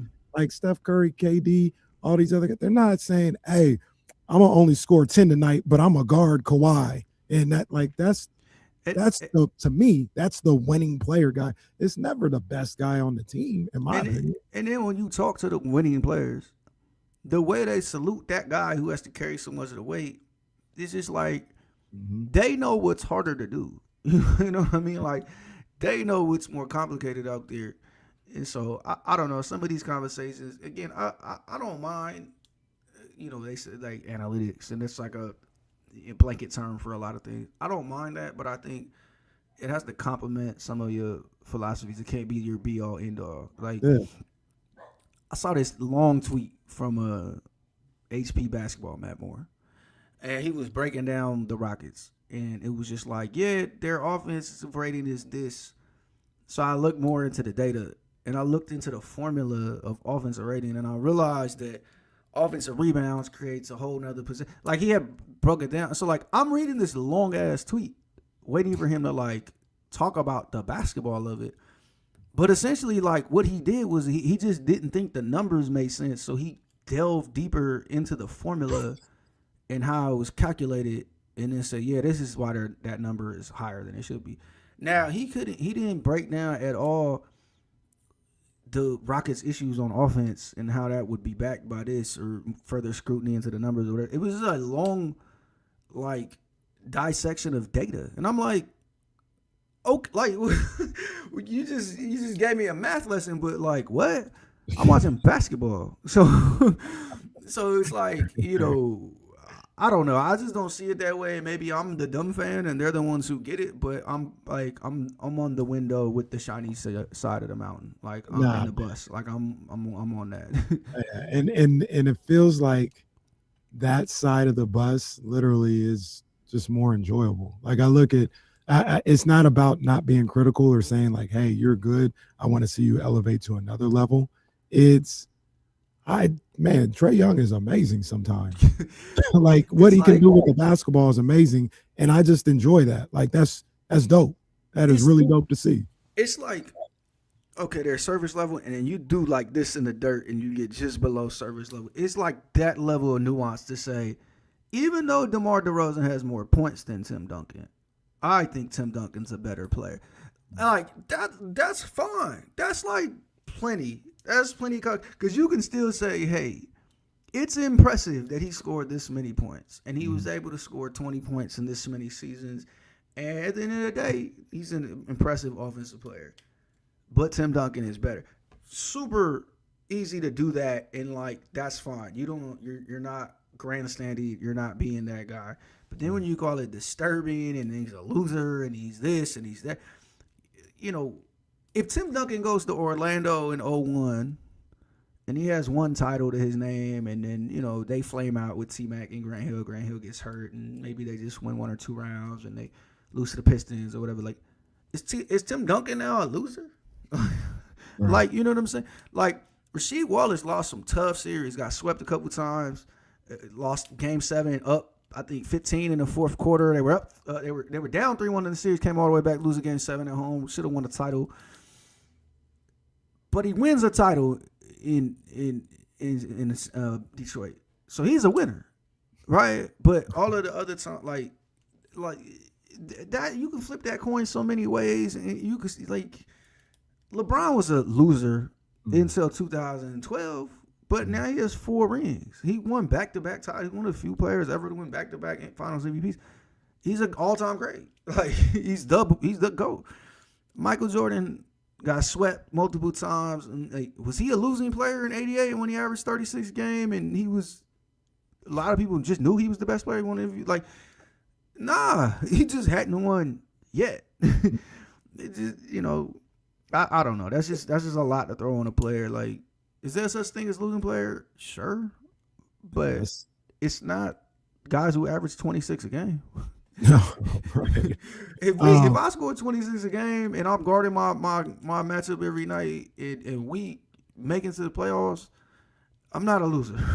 No, absolutely not. You've won games, right? You've done that. I'll tell you a quick story. And this is something that, I mean, like I said, I'm not an NBA player at all. You know what I mean? I just played some college, but been around the game at a certain level, seen other NBA players on a daily basis and how they work and what they're able to do. And that's where my premise of what these guys can do comes from. But one time I was at Full Court. Shout out to my guy, Tony Vaughn, who's now the head coach at McClatchy, the reigning coach of the year in Sacramento, man. But he had the gym Full Court over off of Elder Creek. And it was like a men's league there. I was like early 20s and something like that. And we, that's where a lot of the hoopers went, and to play in leagues and playing pickups and stuff like that. Young guys, really good in the area. And Henry Turner, shout out to the High Flyer, he had a car shop, I think, next door in the space next door. And Tony would always be like, Henry, man, come over here and play, man. We about to hoop. Henry would be like, nah, I'm not playing, man. I'm good. And he'd always ask him that. Well, one time, Henry was like, all right, I'll come play. I'll come play in this game. Now, for those of you who aren't familiar, Henry Turner, who is a legend in this city, he was like a bench guy in the NBA. Like, I don't know who you could think. They think Daquan Plowden maybe even like kind of where he didn't play a lot. At least that's my memory of it. And he was like, I'll play today. You know what I mean? And he played again. And we was good. We were some good ball players, some good young ball players in this area. And we got out there. Henry tore us up, like destroyed us. Well, he didn't destroy me because I was on his team, but like the team that we played against, like he destroyed. And those guys could hoop. Like they were good ball players, but it was light years difference in what he was able to do. And I'm sure he wasn't even playing his hardest. Mm-hmm. So that's why when I always hear like, and I know I'm not trying to be super serious guy all the time, but when I hear, oh, this guy sucks, talking about an NBA player, or this dude's trash, like he is bad at basketball, all this other stuff, like, come on, man, we can't say that because I understand the context, but literally no. Like this guy's awesome at basketball. And my thing too is if you're a member of the media, and that includes, that's my thing with podcasting. It's like there's not the same kind of scrutiny or level of integrity you're supposed to have with that. Like it's kind of like you get a free pass to go on a podcast and just say crazy stuff. You know what I mean?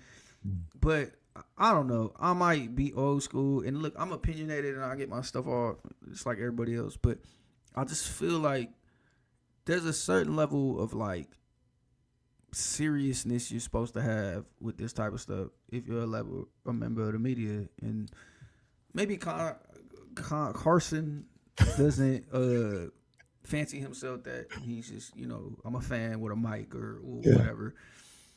But again, like and I'm not hanging on to one word, but it's like to call such a weird statistical anomaly just disturbing. Like it's kind of wild. Which is like, it's funny that DeMar seen it and spoke up, and I'm sure 20 people something that. But well, Eddie, to that point though, we all tweet something, and it's just, you tweet it, right? But when somebody calls you out on it, the double down, I think, was the killer. Like you could be like, my bad, poor choice of words, no disrespect, like you're a legend, but not like actually. No, I'm gonna show you why it is disturbing. Like, all right. And I'm gonna be a main character syndrome. I blame Kevin for this because, like, and I think it's backfired in a funny way. We've talked about it, and like, it's not that deep to him. He doesn't care. But I think Kevin's willingness to engage with this type of stuff is like, it's motivated people to do more of it, and to him especially, but then to other guys, because it's like. Yo, if Kevin tweets you, it could turn you up. I'm the perfect example. If Kevin interacts with your podcast, it could turn your podcast up. And Kevin has been known to mess around and go on a podcast and argue with you. So, like, if you poke the bear enough and then you get reactions, it's a win. Right. Because, look, we've never talked about him on this show before, and he has a podcast, and he is constantly talking about basketball. Yeah. And then now here we are, and in a lot of ways because DeMar reacted. So it's tough. It's tough if you're the player because you want to set the record straight and defend your name sometimes, but that only helps them. I remember Taylor Rooks. I was having a conversation with her, and she's like, you know, when you give these idiots the mic, you think you're showing the world they're idiots, but sometimes you're just giving them the mic. They don't care that they're idiots, and I'm like, damn. But I'm smarter than them and funnier than them, Taylor. So like, it's really I'm just dunking on them. She's like, you are dunking on them to some people. Yeah. But to everybody else, you just showing people who this person is, and it's a win. I was like, okay. And if you notice, Taylor don't respond to none of them, nothing. That right there, Eddie, was that was like a Drake bar you just had. Right there. I had a conversation with Taylor Rooks. That was a Drake bar right there. Yeah. I see you. Shout out Taylor Rooks, man. I remember me and Taylor were talking one day. Yeah. The marathon continues with my guy Eddie Gonzalez. It's 60 minutes of commercial-free sports talk on ESPN 1320 KIFM, West Sacramento, KRXQ HD2 Sacramento, ESPN 1320. Always live on the free Odyssey app. Like I said, I got my man Eddie Gonzalez with me, and we'll actually talk about the game a little bit. We'll talk a little bit about the game. I was just gonna say, man, I wonder what happens to the listenership when we start yapping about any myriad of things. We didn't even. It was some boxing stuff we didn't even get to talk about. I know we keep that on the 13th round, but it was some stuff going down. I mean, I saw Deontay Wilder last week. I heard Deontay Wilder last week, so we'll talk about him. But you know, the zone is going to be on TNT. I saw that. That's going to be a good look. I think you should try to wiggle your way into that situation. We'll see, man. We gonna see. Yeah. I'm trying to get back out there a little bit. We gonna see. I think that'd be a good Eddie situation. But okay, I got two basketball things I want to talk to you about. You want door number one, door number two? Let me go with the Dior. The Cartier ring number 2. This guy. Hey, so number 2 is, I might have to walk something back a little bit. Oh, you talking about? I said a couple weeks ago, Luka ended them boys. I said Luka put them in the dirt. Mm-hmm. Talking about the Houston Rockets. Man, there was something about that game I watched on Tuesday against the Phoenix Suns. And they look like, you know what it looked like, Eddie? It looked like they got new life because of what the Lakers are going through. It was like, oh, like Lakers are done. Like, we got a new lease on life. We can make something happen. And that I loved that game on Tuesday because Phoenix was talking, Dylan was talking, Book was talking, the Rockets were talking back to him. And in that fourth quarter, they just turned it up a notch. And it made me say that the term that I have is I feel like the Rockets might have a new lease on life. And I gotta look at them a little differently going into these playoffs. Well, it's interesting too. They've won 8 straight, and the 9th game was the historic loss to the Timberwolves. And that was a game where they really stepped it up late and pulled off what should have been a great win too. And they actually did it twice. The Timberwolves just did it better and finished the job. But they're that close to. I forget how many in a row it would have been with that. But they're looking at, if you look at their schedule, finishing the game. Hopefully, knock on wood, they have 2 home games left. Finish the schedule with 10 straight wins, and there's an off chance to get the 3 seed, and very likely to get the 4 and get the Lakers and home court advantage for round 1. I think this team just knows what time it is now, and Stan Van Gundy mentioned this on a broadcast. It might have been that Timberwolves game, but it was like they see playoff coverages all the time, which forces them to kind of play playoff basketball all the time, which forces them to have an intensity that they shouldn't necessarily have to have in the regular season. But I think if you look around the league, the last week or two, you had the game you mentioned. You had Nuggets, Spurs. You've had a couple like playoff feel games. I went to Knicks Celtics last night. It felt a little playoff Philly. I think Celtics and Hornets a few games back. Like, there's been these games where it's like the big boy teams, they starting to like lock in. They starting to like, this is when we give it a go. The Thunder put a spanking on the Lakers a few weeks back. Just like it's go time. And I think that's what's going on with the Rockets. And one thing that I think the Rockets have that I think really showed in that Phoenix game is they have a toughness that a lot of teams in the league just don't have. And you can minimize toughness because at the end of the day, I think you have to win with skill and you have to win basketball games. But sometimes you get a bully in the yard, and you go, well, we just a little more bullier. Yeah. And I think that happened with this. The Suns jumped up early, and the Rockets were not deterred at all. And I know at halftime, Carmelo Anthony said the Dylan Brooks situation was the swing of the game, and Kevin said after the game, like, he don't. I come to play my game. I don't like Dylan Brooks. Don't bother me. But I think there was some more intensity with Twin and with Jalen Green. Like, I think that Amen Thompson was a little bit more, and I think the way Alperen Sengun started the fourth quarter was a little bit more. And again, they just showed what they can do with the right matchup, and they showed that they can reach a level of intensity that they had to last year against the Warriors that they'll be ready for. And then at the end of these games, like we just seen last night, in a game that shouldn't have been that close against Philly, they also got the big dog. They got the biggest dog on the yard most nights, and they go, all right, we need a big shot late. Yeah. Where are you at, 7? And more times than not, he's going to knock it down. Now, has he failed a few times this year, and he missed a free throw and that Thunder, like, there's a couple games. But for the most part, we throw Kevin Durant out there on the court in crunch time, we don't like the results. They even had little Reed Shepard out there getting a flagrant. Oh, yeah. I said, "Oh man, maybe turn Reed Shepard and like dogs out here." That's the thing. That's the thing with the bully stuff in the NBA. Like, you might be a bully to some dudes, but I done seen you.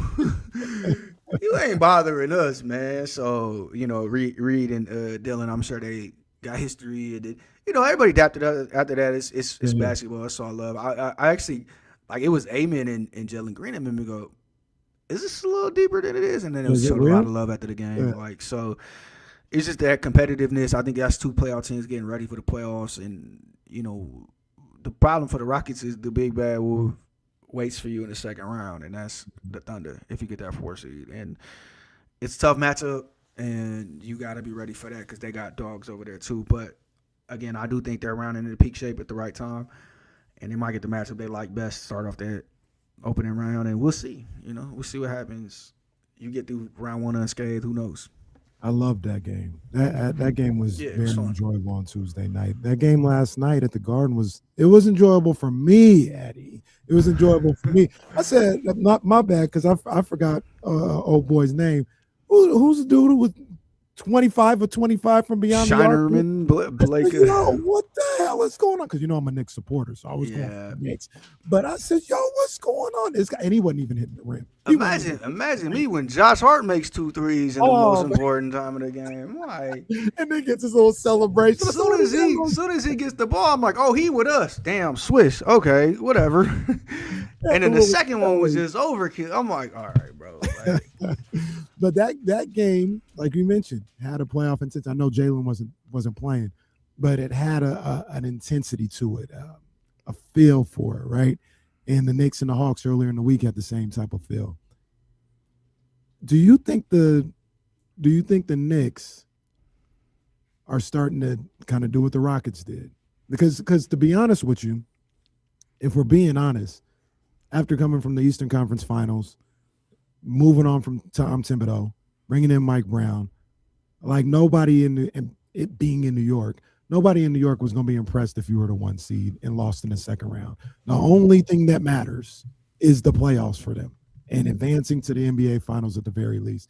Do you think that's kind of the way they've moved through the season? Like, hey, we just need to be playing our best ball come early April because that's the season for us, like getting to the finals at the very least. Yeah, and I think the thing a lot of people kind of are dismissing or aren't giving as much stock to is changing your coach and how complicated that is on a year-to-year basis, especially a year where you had success and a year where you have a lot of continuity in your roster. To change a coach like that and kind of alter a lot of your philosophies, it's tough to do that. And they dealt with some injuries throughout the year as well, and they've also dealt with the pressure like they're not sneaking up on nobody, Right. So I think, those guys get to the conference finals last year and they understand the ultimate goal is to be in the finals. And then, everybody has a shot once you get there. And so you want to continue to progress. And this season got a little murkier, February, a little bit of March. It was like, man, they got to do something. And then the Giannis rumors start hanging over you. But these are two huge wins for them. And playoff-like games, and you see Jalen Brunson shine. You kind of see what the identity of this team is winning out, and then you get that magic in the Garden. I can't lie, man. There's something about the Garden and the field, and they went on a run in the third quarter, and looked like that game was over. And it was like, man, like once they get rolling in that crowd, and you could say that of most teams, and you get the momentum of the crowd. And I'm one of those guys. I believe in momentum. But it's something about the Garden, and it's something about somebody like Josh Hart knocking down threes. I think he scored 20 points in the second half last night. So it's like they just got something there with the energy. But, yeah, like I also think it's good for them to be fighting for something this late in the season. They're hanging on to that 3 seed by a string. And they can still lose it technically in these last couple of days. Want that, though. Yeah, and that's what I was wondering. Like, do they want to be on the other side of this?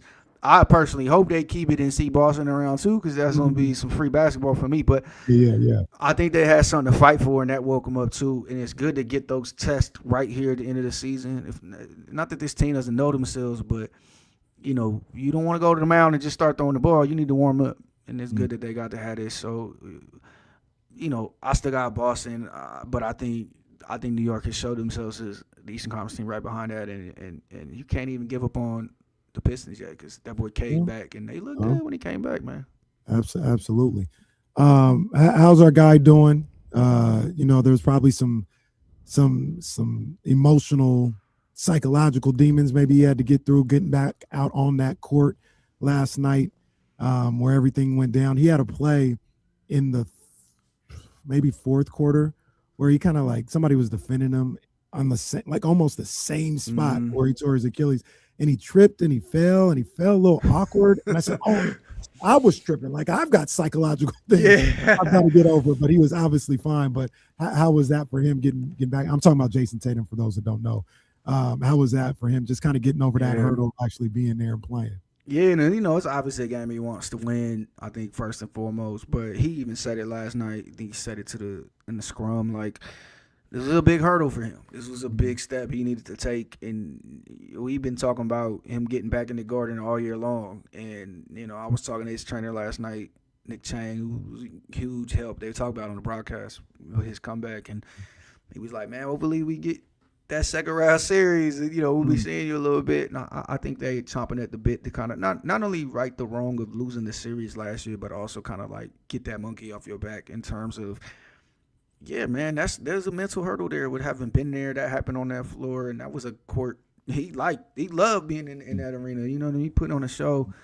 It's the Garden, so it was big. I seen his mom after the game, like she was talking to some people, and she was like, "We could have lost 100-0. I didn't carry my baby off the court today, so that was a win. Like, we got to come back here and we walked off, so that's a win." I think that is the feeling all around. Obviously you want to win every game, but yeah, you had to get past that, and there's a bigger picture here, and the Celtics know what they are, and the Celtics know what the ceiling is for this team, and you get Jaylen Brown back, and I think they want that chance to get back for in that second round, and I want to see it because it looked like both of these teams are primed and ready, and they got a little bit of unfinished business, if you ask me. Hey, man, go New York, go. You know where I'm at. You know what I'm saying? I'm about to break out the new era Knicks hat in a couple of weeks because, I got to support the Knicks. Hey, man, just a supporter. Just a supporter. Man. You might have to pull up. Hey, don't play with me. If you hit me like, hey, I got 2 for you, man, I might have to hop on that JetBlue. I ain't gonna lie to you. You never know with me, man. Like I'm definitely planning to get out to a couple Boston Garden games, but there's the real Garden. I'm definitely trying to get out to see some games, but one step at a time. And the Knicks, man, like I like, depending on what matchup they get in round 1, like let's see, because the Philly dropping now, and they played a tough game versus Atlanta. I still think I like them better than Atlanta, but Joel probably out for the first round, so that's tough. That's tough. But I mean, I think that's one of, if not the best rivalry in the sport today is Knicks Celtics and everything that comes along with East Coast basketball and East Coast media for something like that. I love to see that. It's a good combo right there because I still think the preeminent rivalry is, as funny as it is Steph and LeBron. It is. I do think it's winding down too. Like, it's been a long time since we had like a important game in that. And so it might be Celtics Knicks right after We didn't that. even see it this year.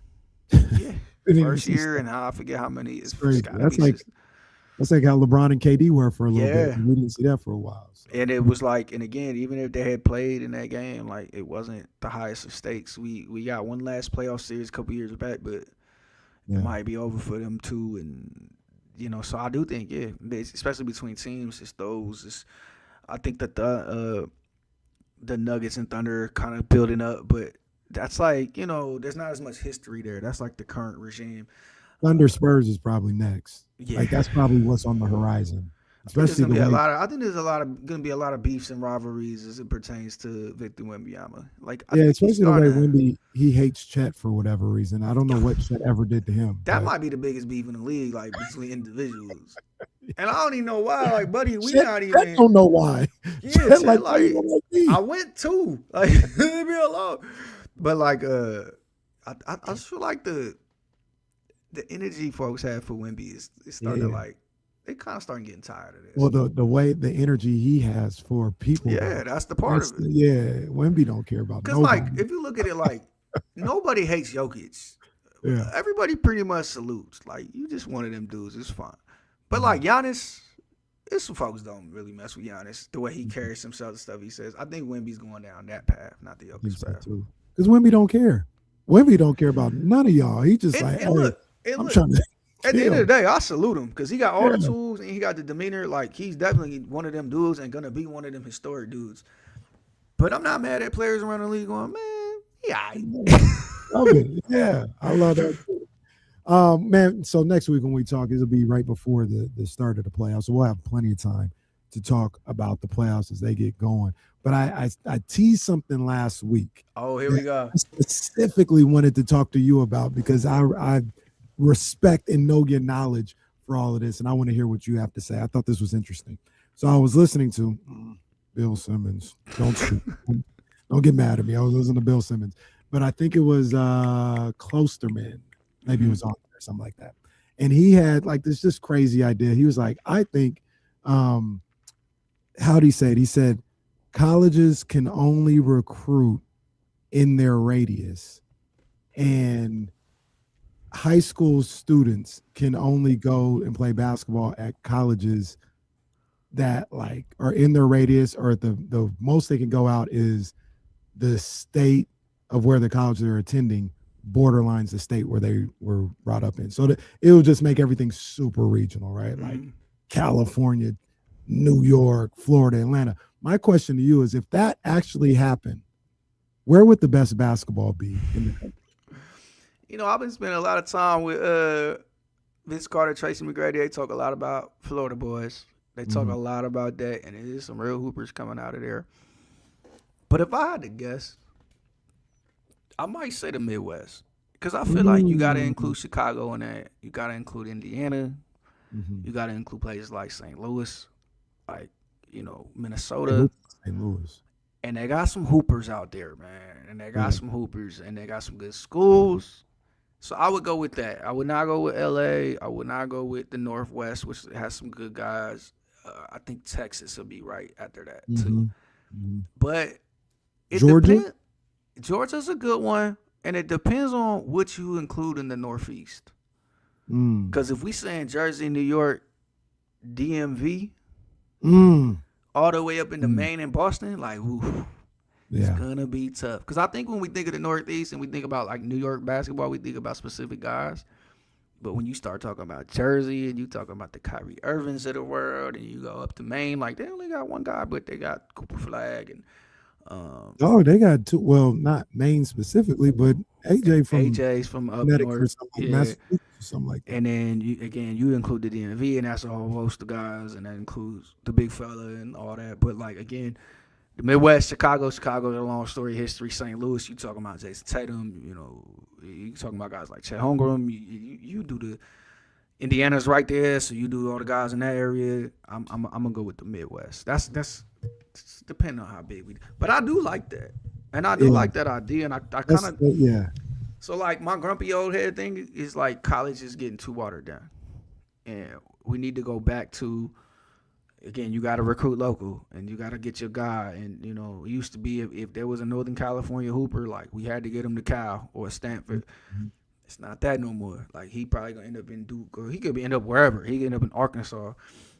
But like, I kind of wish we could go back. I'm tired of these 6-7 year seniors. Like COVID was a long time ago now. All right. Leave my boy Yaxel out of this, man. He want to change out of this. And the transfer portal's out of hand, bro. Like it's like I'm all for giving them dudes freedom, and again, they paying these boys now, so I get it. But we gotta have some level of something, and it sounds like the schools fight back, and he who won't be named is trying to do something for the PR of it all, and whatever. But I do think the schools fighting back a little bit, and they need a little bit more order in college sports, because it's like one of the things about college sports that doesn't exist no more is watching a group of guys for a while. You know, like when That's what the women have. when I think about the old 5 Trojans, Matt Leinart, Reggie Bush, Mike Williams, Lindell White, you know, and then all the guys they had on the defense and the monsters on defense. Like, we watched them dudes play like 30 games together. You know what I mean? Watched them play for 3 years. We're kind of just not getting that no more. And one of the things that Matt Leinart had this controversy where he said, yo, I wouldn't give up my number. And one of the things he said that I hadn't thought about was like, yo, I could give up my number and a dude be gone in a year. Like, he's not even going to play 4 years for us. And that happened with Carson Palmer. He gave up 3 for Jordan Addison. He was a transfer guy, and he was out in a year. He went to the league. So, like, it's like you don't have this kind of, like, continuity with these guys anymore. And I think that's huge for college sports. And the girls, like you said, the girls have it now. They be transferring in and out, too, and they be having their own thing. But it's just kind of funny to me. Like, I saw a graphic yesterday with Hannah Hidalgo's I'm Staying. It's like, that should be the norm. Right. They did that with Cano. They did that with Cano yesterday. Yeah. He's decided to stay. Yeah, and it's like, they should. Like, you know what I mean? And again, I'm all for these guys going out and getting their opportunities and all that stuff, but I'd be curious how much the transfer window actually pans out for a lot of people. You know, if it turns into I'm just going to get my money and more minutes at another spot, does that actually turn into you being higher up in draft boards later? Does it actually accomplish the goals? And I don't know. You know, I'm not saying I do know, but I'd be curious how that does play out in most situations.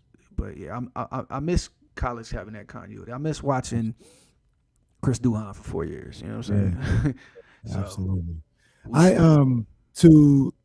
To the region thing, I'm still going with. First of all, it would be California because you know, the state, even though it's northern in California, still California. Yep. So the answer would be California. And man, they be hooping it down south. There's a lot of LA hoopers in the league doing their thing, they be hooping down there. It's different. I didn't really appreciate it, so I was down there. And then when I was down there, I was on the scene, like I was in the basketball community. And yeah, they just treat basketball different. When I went down there and I was part of it, I was like, oh, this is why they would always beat us in high school. Like, it's different down there. And that's one thing I love about the grassroots level and the high school level is, like, regions do have, like, styles, and they do play a certain way, and they do value certain type of players and body types. And that goes all the way down to, like, 12U, 11U, you know. You play a team from down south, they're going to be a bunch of long kids who run all day and press you. You play a team from LA, it's going to be a bunch of, like, smooth, finesse, tight-handled type guys. You know, but they might got a nice jumper too, and in New York, you know, they play outside. They might not have the nicest jumper, but they can get to the cup. Yeah. And they rugged, they hard nosed. They used to playing outside with people on the court and stuff. So, you know, and then Florida got their own thing, and the Midwest got their own thing, and on and on and on. Like, I do love it at that level of basketball, how it has that, and it holds true. It's holds true for generations, and it's kind of dope to see. My favorite thing about when I would play in LA is they would have you play against the guy who he wasn't that good. Like, he was cool. He wasn't that good though. But he just being in that environment, he thought and he carried himself like he was so much better than he really was. And then if you get this situation where, like, he knew James Harden or something like that. Like James, then you can't tell that guy nothing. He's I'm nice. Like I'll give all you guys buckets, and he's not that good, but his confidence actually made him a better player than he actually was. My favorite thing, my favorite thing about playing that level of basketball and traveling and all that, and it was the same as a player, it's the same as a parent, as a coach. It was the camaraderie, and you kind of like on the road trips, and you in these hotels, and y'all might all go swimming, and all that type of stuff. Yeah. My second favorite thing, and this don't really exist no more because you got Instagram and all that, and you're not really being surprised by anybody you see now. It's still cool to see them up close and be like, oh, that person's good. But I remember like we'd go to a tournament in Vegas, and it's like, oh, that's him right there. Like he the best player in Arizona. Like he ranked this and this, and it'd just be like we barely know his name, but it'd be like dude with the blonde hair or something. You know what I mean? Light skinned dude, number 4. And it's like I'm a see. Like I've kind of heard the name. We gonna see. All we know is he exists and he's good, and it's like that. You know what I mean? Kind of like just seeing reputations up close. And I played with a couple dudes who went D1 and played pro overseas and stuff like that. So we had a couple dudes like that on our team.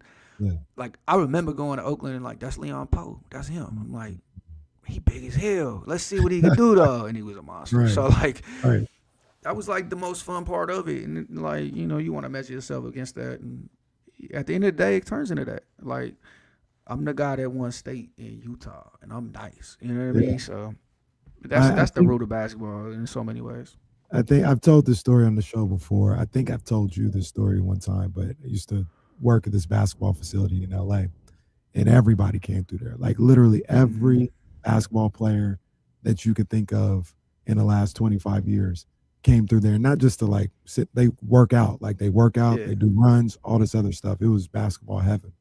And every now and then, like I'd get a chance to play. They had 6 courts. So it would be like good local guys on the far court, then the maybe overseas guys, then maybe another overseas and some pro, and then the top 2 were NBA players, and then like fringe NBA, you'd be on there, right? And they would let we'd play every now and then. I'd get in the game every now and then, and we'd start on the far court, and then we kept winning, and we got to the second court, and KD had just lost off the first court. It was Kevin Durant and Marcus Williams, and they had just lost off the first court. So I was like, I don't get starstruck, but I was like, bro, this Kevin Durant. Easy. And the game was the 7. Man, they must have beat us in less than 52 seconds. Like KD, he hit a 3 and got a dunk, and then Marcus might have hit a 3, and the game was over. I said, bro, I need to get a chance to get a shot up. Like, what happened here? It's some of the nuances in basketball these dudes are so good at because they've seen every situation, and they're also crazy athletic and big. Yeah. But they also just know how to play, right? And so something as simple as like if there's a deflection, even just a deflection, they're getting a layup.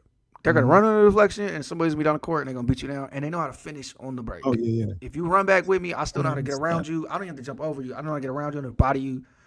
I get a layup. Another thing is once they get a sliver of space. Once they get just enough space to put their feet down the way they want it to get a shot up, it's up and it's good.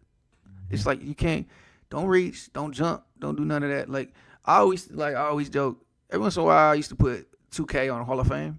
If you ever play 2K on Hall of Fame against a computer, like you can't do anything wrong. They'll score. They'll just you press that square button and reach, boom, he'll cross over, and then somebody scores. And it happens quick. But that's how them dudes do in real life against regular people. And it's like. It's nothing you could. They're just smart. They just know the game. They've seen all the situations, and plus they're just really, really good. So it's levels, man, and it's like that. Like when regular people, and I say that humbly as a regular person, when you play like high level college guys, they do. So it's like think about the pros and what they're saying, and they, I'm gonna say this thing. We was talking about having a little run or whatever, and Kevin was like, I feel like if I got this person on court, this one, I could play with just 2 guys just to clear the 5, but we'd do it. And it's like, it's a difference between a guy who plays 5 days a week and a guy like plays once a week. So he was like, Eddie be out there twice a week. He could get on the court with us, but you have to know what you're doing out there and where to pass it. I could do the rest. Yeah. And it's that simple for them. bring the ball up the court and I'll do it. You know what I mean? So them dudes just really good, man. That's it. Eddie, man. I appreciate you as always. Next Friday, we'll be getting ready for the playoffs, man. I can't wait. I can't wait, man. I'm excited. It's that time. The tournaments are over. Yes. WrestleMania, NBA playoffs, best week of the year. Night 2 on WrestleMania. Night 2. We ain't worried about nothing else, man. Night 2. Man. As long as I want to see CM Brock. Punk Femi. I want to see that, but that's it. I don't need nothing else Saturday. As long as CM Punk leaves with that belt like he's supposed to, we good. You know. We'll talk. Shout out to the tribal chief. We'll talk. Eddie, I appreciate you, man. We'll talk to you next week, dog. All right, man. That's Eddie Gonzalez right here. D-Lo and KC. Hey, KC and friends, keep going. My main man, Bobby Gerald, he gonna pull up on us. We talking Kings. We talking NBA draft right here on D-Lo and KC on Sacramento's #1 sports station, ESPN 1320. Thank you, sir. Bobby, what's up, man? How are you? I'm good, man. How you doing? I'm good. Good. Did you see the light show last night? The lightning show? That was actually pretty cool.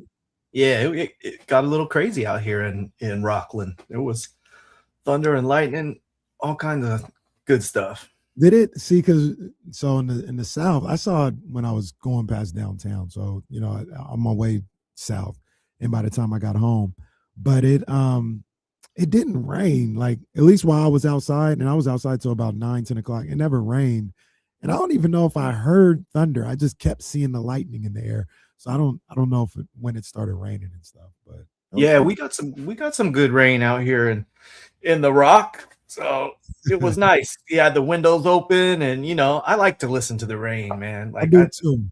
Yeah. I enjoy that. It's people nice. go to sleep to that on their sleep sounds. They go to Absolutely.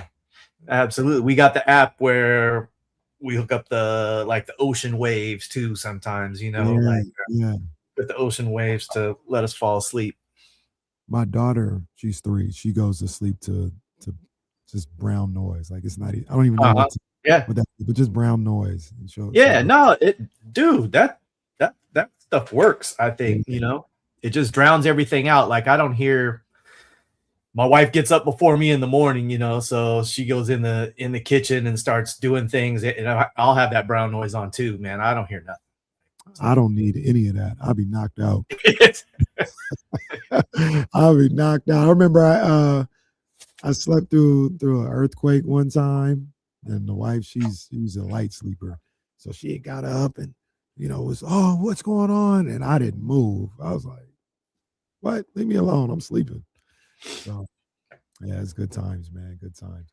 What was I about to ask you? Oh, Bobby, what you listening to right now, man? What's been in rotation for you? Anything new, or you old school still with it? I mean, I'm an older cat, so but I've really been it's going to be 10 years since Prince passed away on April 21st. It'll be 10 years. Wow. So I'm spinning a Prince tribute tomorrow night. And so I've really been working on that, digging in the library and just digging for stuff like rehearsals and concert soundboards, all kinds of just different stuff that some people haven't heard. I mean, I'll spin the hits and all that kind of stuff too, but I'm really trying to make it unique. So I've been messing with that. As far as like some kind of newer music that I like, I think I told you before. I mess with Tim's. Yeah. It's been a little bit. I think it came out in the wintertime or something like that. But that Nas and DJ Premier album I like a lot. Yeah. Have you heard that new Jack Harlow that dropped today? I didn't. No, I'm not hip like that. Is it nice or is it stupid? Jack Harlow. I gotta actually listen to it without laughing. Like I gotta really dive in. But Jack Harlow got into his neo soul bag with this song. Oh, okay. I said what? Yeah. What? Yeah. Neo soul Jack Harlow. And I heard like 2 seconds of it and I was just dying. So it wasn't for you. Yeah. Well, it was just like, what are you doing? What are you doing as a sounding like Music Soul Child? Like, what is this? So I gotta like listen to it for what it is. It almost felt like a spoof, but I think he really was trying something different. He was trying to be serious. Yeah. Yeah. I went. Gotta hear it. My wife and I went to see Guapale did her 25 years of Closer at Yoshi's, and so we went to that last week, and that was nice. It's always good to see her. Absolutely. Always just to go to the Bay and feel the vibes, and you know what I mean. It's just different. So I love Oakland. Absolutely, man. I'm trying to find a way to bring that to Sacramento. Little vibes to Sacramento, man. We're trying to work on that. So I think we might be coming back. Here we go, Bobby. We're coming back.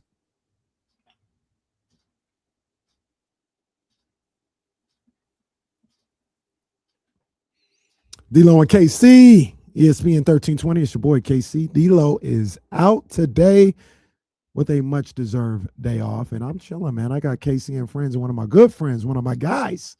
Remember how we met, Bobby? You had me blocked. It's Bobby Gerald of hoopobsession.com, by the way. That's our guy. But he had me blocked on Twitter. I'll never forget that. I said, I love Bobby Gerald. What did I say to offend Bobby Gerald? But one of the great days of this show was when I got unblocked.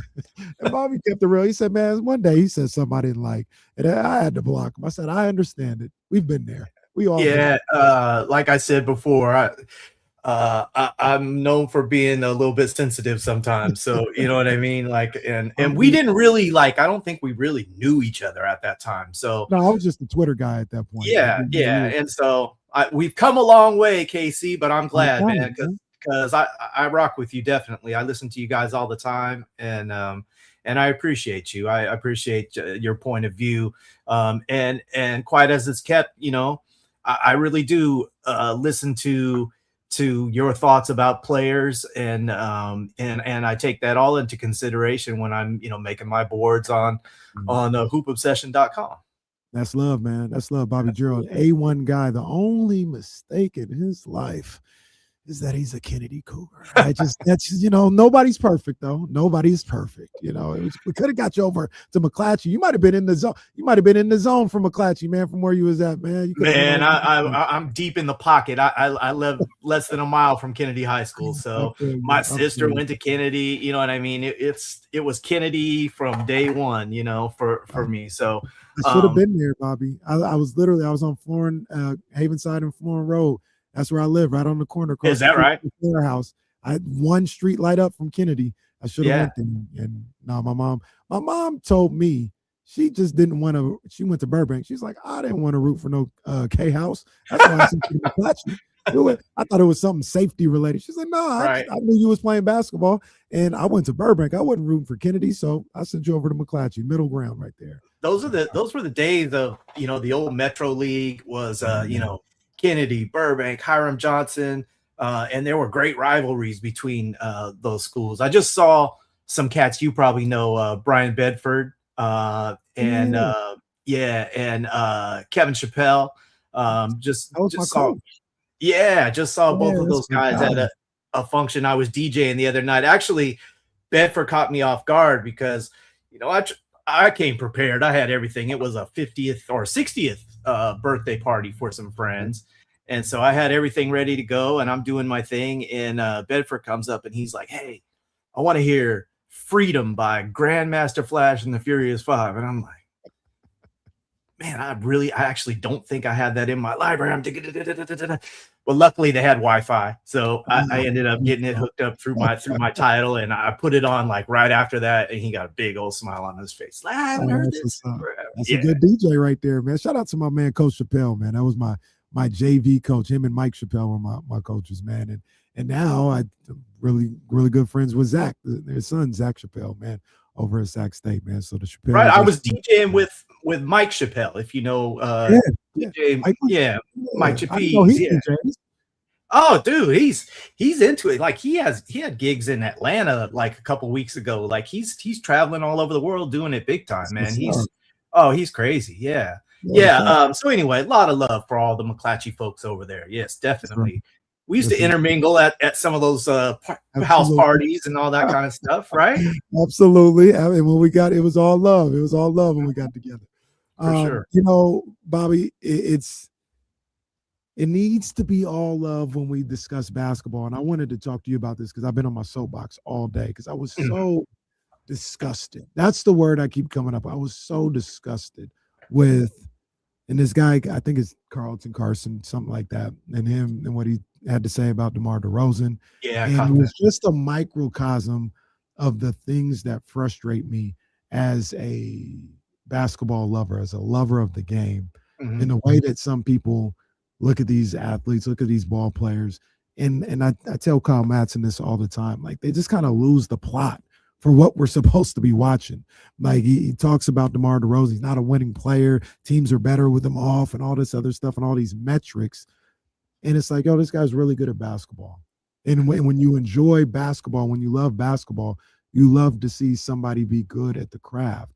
And Bobby, I know you feel the same way about just basketball in general. And man, it to me is just frustrating when, whether you like the guy, whether you support him, the team, all this other stuff, not being able to appreciate when somebody is good at the game of basketball or football or any other sport, and you're too fixated on what these arbitrary numbers say. Absolutely. I mean, scouting basketball still starts with watching the game, right? I mean, data just helps you double check your instincts. And that's what I think the best scouts use it for. And most of the really good scouts are very data informed, that's the term I like to use. But I mean, you have to watch the game. You have to start by watching, and you need to watch full games. You can't just watch highlights. You know what I mean? It's if we just watch highlights all the time, I think that's how people fall into some mistakes. I could take it back to Harold Miner. Is that too deep for you? Or Baby Jordan. Right. Yeah. I mean, people had that really confused. They watched a bunch of highlights and thought, this guy is, and it's like, nah, you got to dig a little deeper, get a little more data informed, watch the full games, and you'll start to understand the picture.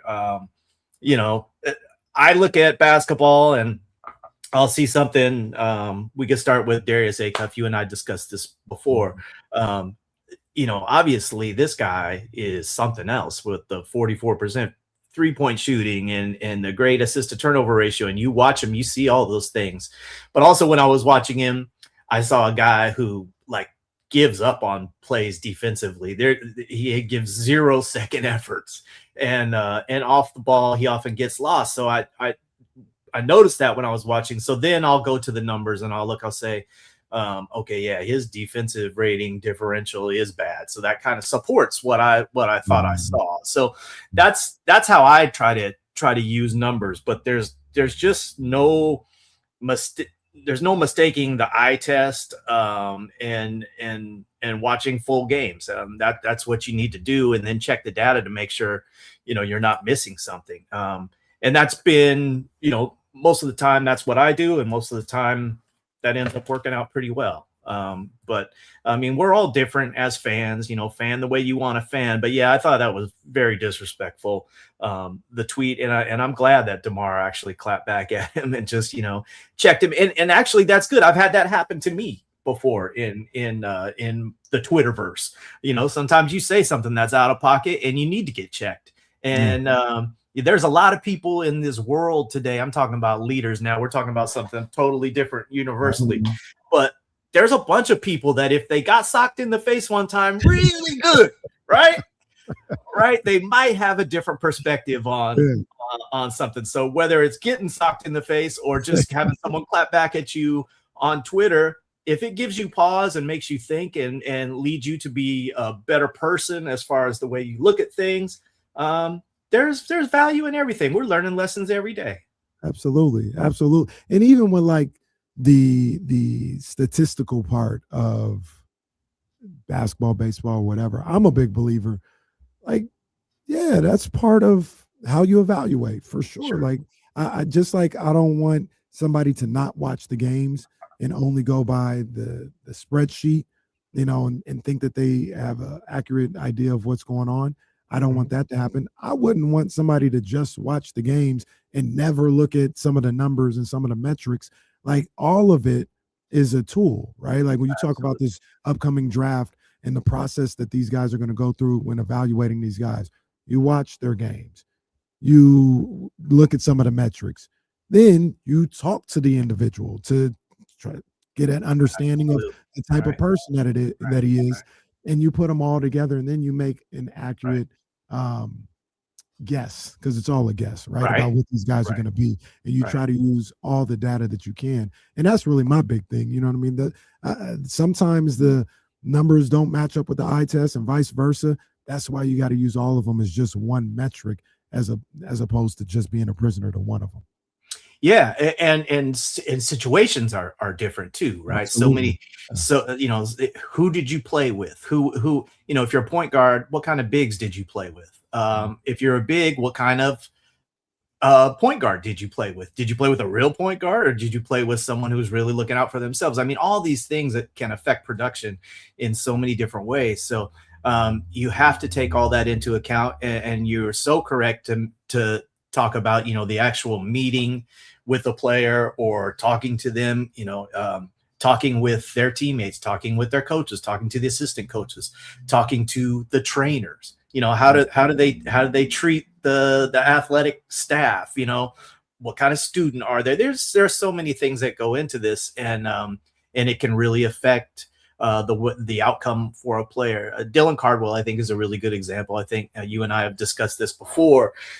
I watched Dylan Cardwell play basketball a lot, and I came to the conclusion that this was a guy, I relied too much on the data.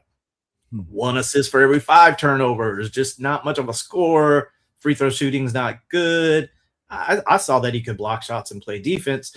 But then, when you see him and the effect that he has on the game for the Kings, he's been tremendous. And then you go, are my eyes seeing what I think I'm seeing? And yeah, if you look today at the defensive differentials for the Kings, I think that the team's defensive rating is 120.3.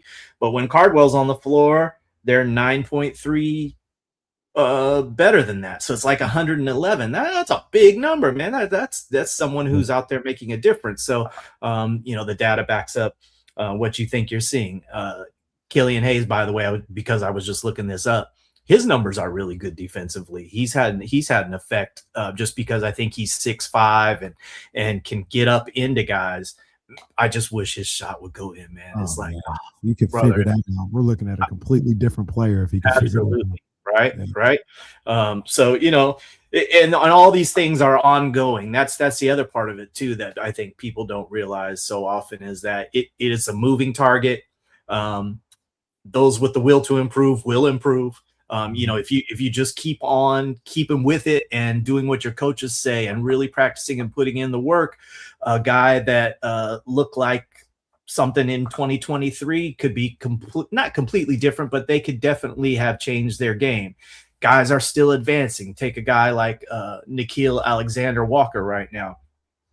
He 27 or 28 years old right now, and he's having the best year of his career, still ascending. And then there's some other guys that peak and they're on the downside, and maybe it's just because they didn't have a high ceiling to begin with, or maybe it's because they didn't put in the work, or whatever the situation is. But the point is that it's always a moving target, and things do change, and so you have to stay on top of it. You need to be abreast of the landscape at positions too. That's the other thing that drives me crazy sometimes. People are quick to say, oh, this guy's going to be a top flight point guard in the NBA. It's like, well, let's look at the point guards that are top flight in the NBA. And we're talking about an elite crew here. You're going to tell me you're as good as SGA, Luka, Steph Curry, Cade Cunningham, Tyrese Maxey, Jamal Murray. You know what I mean? And that's just some of them, so you always have to consider the landscape of the position too. I think that's very important. Absolutely. We got our guy, Bobby Gerald, hoopobsession.com, as we're talking a little basketball here, a little NBA draft. And I want to talk to you specifically about one player, because I was asked the question earlier today. And let's just assume, let's assume AJ DeBonsta is the number 1 pick in the draft, because that's where it seems to be trending. Mm-hmm. And I was asked the question about if the Kings had the number 2 pick, right? Mm-hmm. Or if they had the number 1 pick, whatever, who would you go with? I said, man, I may be a one-man wolf pack. I'm still a believer in Darren Peterson. I think he's a good basketball player. Excuse me for looking at Darren Peterson and thinking he is a top flight player. He might be the most physically talented basketball skill wise player in this draft. But obviously all the stuff around Darren Peterson has kind of changed the way people look at him. What's your thoughts on Darren Peterson? Is he still that caliber player that we thought he was coming into this season, now that a season has passed with him in Kansas? So I have a lot of thoughts about Darren, as you can imagine, and I agree with you. If you were to look at the eye test, I think you're talking the guys who stick out to me with that flash are AJ, Darren Peterson, to some extent Caleb Wilson.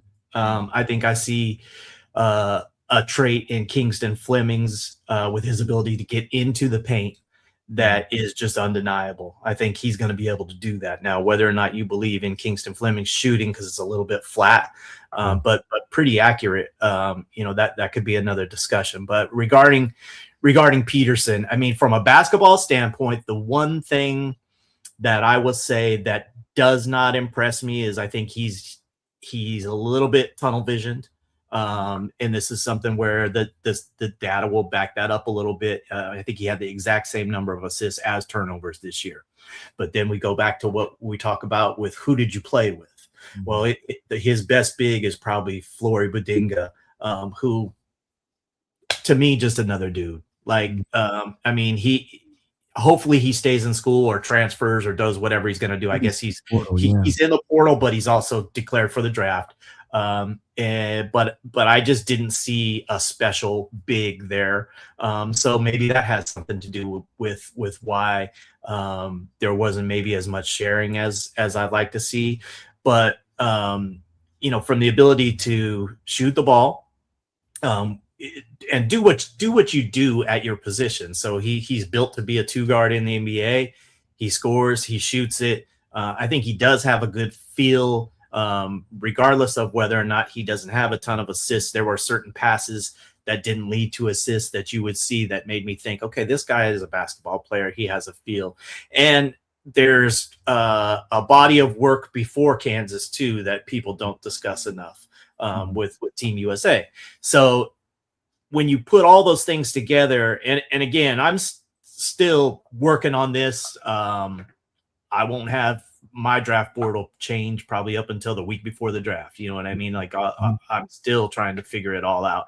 And as of my latest one, I think I had him fourth. I went to Banza, Wilson, Acuff, and Peterson. That's definitely going to change some. I think I'm back to Peterson before Acuff, like you. I had Braden Burry sixth, and now that's going to change for sure. I'm dropping him down. I put Kingston Fleming's ahead of Braden Berries. I probably put LeBaron Philon ahead of Braden Berries now after being able to see what I saw. I just thought Berries didn't have a great final game there. You know what I mean? I wanted him to do more. So these are all things that are still just I'm kicking around in my head, and it's just for my own personal hoop obsession draft board. It's not like I'm making any decisions for anybody or anything like that, but I'm just a weirdo. Like I have OCD like that, and this is what I do. Like I've been doing this since 1999. Like I make a draft board every year, and I've had some pretty decent success with it. I'm not always right, but I really dig into it. I promise you, no one that doesn't have a real gig in the NBA is looking at this stuff harder than I am. So, and that's why we tap in with our guy Bobby Gerald, man, and we listen when you speak about some of these guys. I got one more question I want to ask you before we get out of here. As you know, a lot of people in Kings fandom, and they're scared to death of the fact that they've won too many games, and maybe they drop down to worst case scenario being 8th, 9th, something like that. And we've talked so much about how loaded this draft is. Is there somebody maybe on your big board or around there, say worst case scenario, the Kings have the 8th or 9th pick? Is there hope for landing an all-star caliber player if you're picking 8th or 9th in this particular draft? I think so. I mean, like you said, you never know how things are going to work out, but let's just count them up. I mean, I think DeBonce is going to be a stud. I think Caleb Wilson's going to be a stud. Acuff, they all have some warts, so the defense, whatever, but he's gonna be good. Peterson's gonna be good. If you ended up with Cameron Boozer, I mean, he does everything. He just doesn't pop. So I think he's gonna be good. Kingston Flemings is gonna be good. I think, what's that? So that's about 6 deep now. LeBaron Philon, I think, is going to be good. Now he might not be an all-star or something like that, but I think he's going to be good. Dalen Swain from Texas is somebody that I like, that I think plays a position, small forward on the wing that can defend and score a little bit. I think he's going to be good to solid. Keaton Wagler is someone that people like probably a little bit more than I like him, but he's so young. I mean, he's 19 years old and he really shoots it and is a good decision maker. He gets to the free throw line, all those things. I think he has a chance to do something. A guy like Chris Sinak from Houston, who knows what his potential could be if he really hit. And it's possible that he could. I mean, and then you haven't even touched on guys like who he's older, Yaxel Lindeborg. Yeah, he'll help a team immediately. You didn't even say Michael Brown Jr. yet, who was Michael Brown Jr., Adai Mara. There are people who say, well, why would the Kings even consider Adai Mara having? It's like Adai Mara is a different level than Maxime Renault or Dylan Cardwell. I mean, I really believe that. So he's the one center in this draft that, hey, oh well, then you're either going to have 3 centers. Somebody's got to go. You've got a trade chip now. So because I really like him, Nate Ament, we haven't talked about him. I'm not as high on him as others are, but if everything hit for him, he could be good. Juke Harris, nobody talks about Juke Harris from Wake Forest. I really like his game. And there was one other guy, the kid from Baylor, Cameron Carr, is someone who's interesting to me. So it's not like they're gonna strike out, but yeah, if you could get DeBonce, Peterson, Kingston Flemings, Acuff, one of those guys, I think you're really standing tall. Cameron Boozer maybe to a little lesser extent, but I still think he's gonna be good, man. So there's definitely a chance for the Kings to get a good player and to get someone who's going to help the situation. In my opinion. See, guys, all is not lost. You'll still have a chance to get a good player, regardless of what happens. And that's why we listen to our guy, Bobby Giro, man. Go to hoopobsession.com throughout this whole process. We're going to talk to Bobby again multiple times through this whole process. And it's a big time draft, man. So, Bobby, I appreciate you tapping in with me today, man. We'll talk to you soon for sure. Casey, I'm honored to be on Casey and Friends.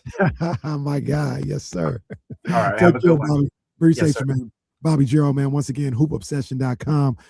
Go check out the website, man, and just learn about some of these prospects that are out there for the Kings. You could go to hoopobsession.com. You could crack open a nice little bottle of wine from Baker Family Wines and just have a good old day. You could have a good old day, a good old night. That's what I might do tonight, to be honest with you. I might get that 1320 special, that dark rosé, because that's my one right there.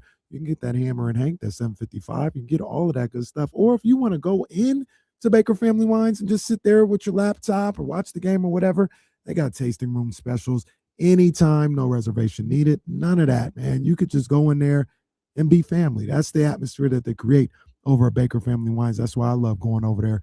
Not to mention the wine is A1. A1. Shout out to my man, Chick. Shout out to Baker Family Wines. Shout out to my guy, Dusty Baker, over at Baker Family Wines.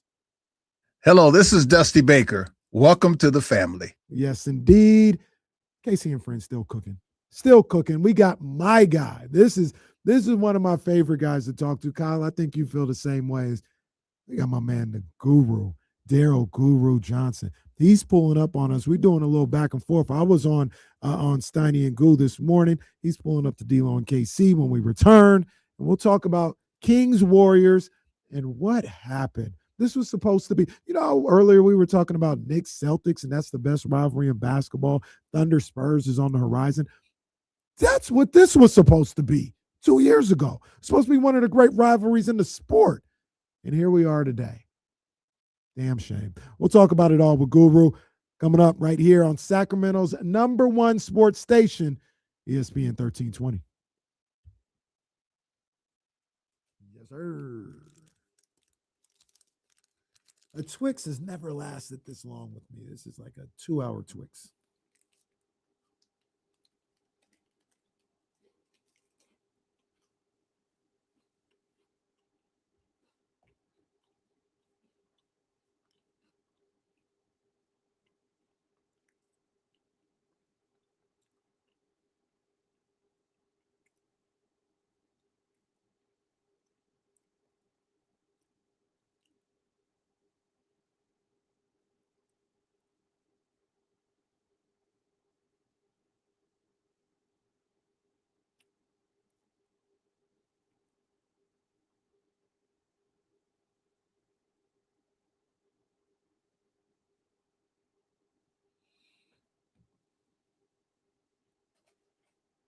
What's going on with y'all, man?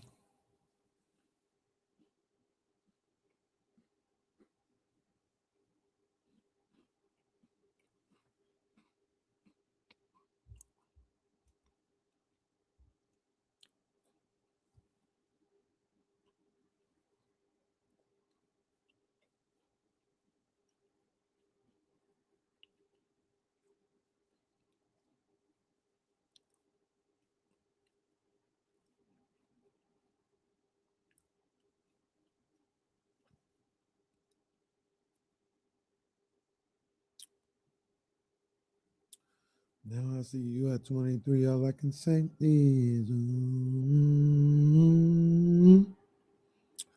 y'all know about that, man.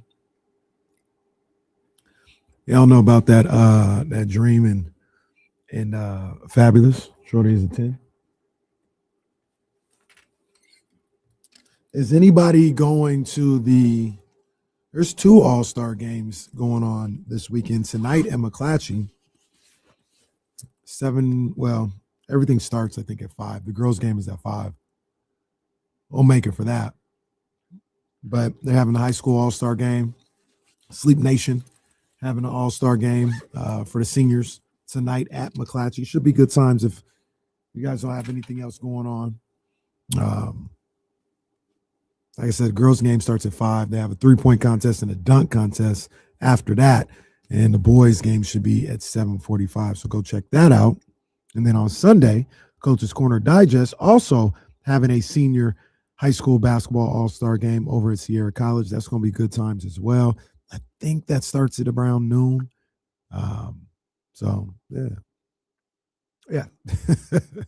So, yeah, man. If you guys are looking to see some high school basketball, pull up tonight and on Sunday. It's a good question. I don't know if I can do Guru to Guru. Be interesting. How much did County Superstar Brian pay you to play in your backyard? I don't know. Nobody paid me anything to play basketball in my backyard. It's a regular backyard. What's this guy talking about, man? That's because he listens to the media.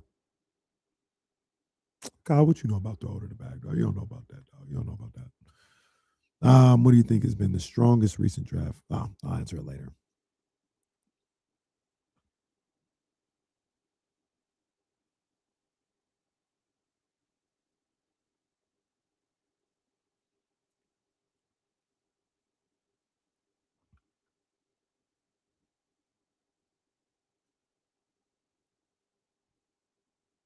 Big Za, boss man D-Lo. That's my one right there.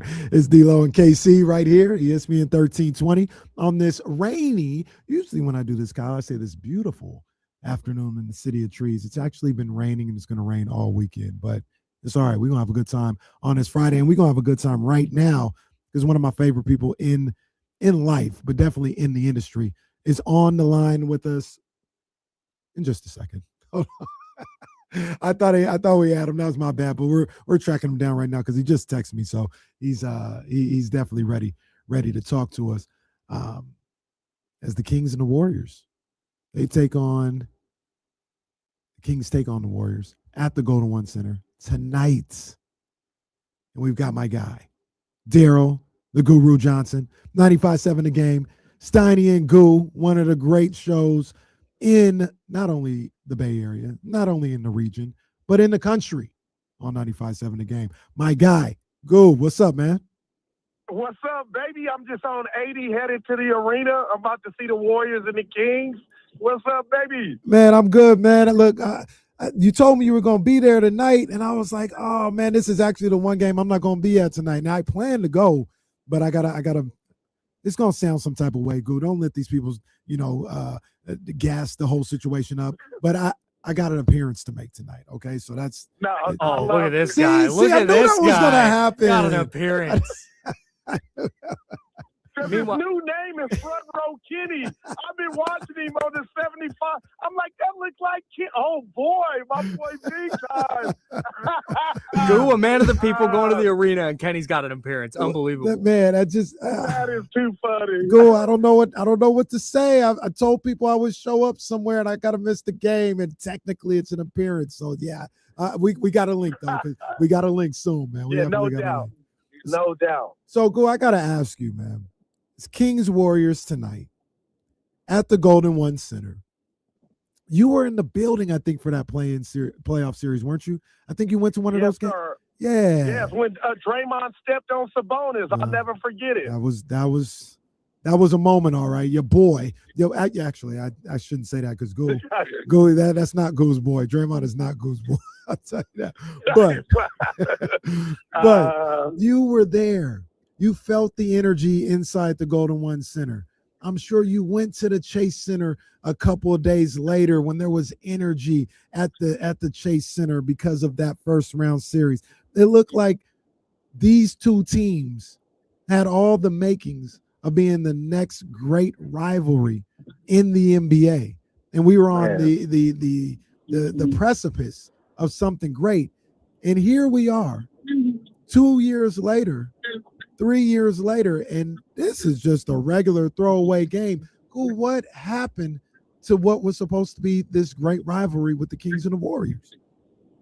Man, you know what? And I don't even want to toot my own horn. I'm the dude to ask, right? Born and raised in the Bay, raised 2 kids, and my home is in Sac.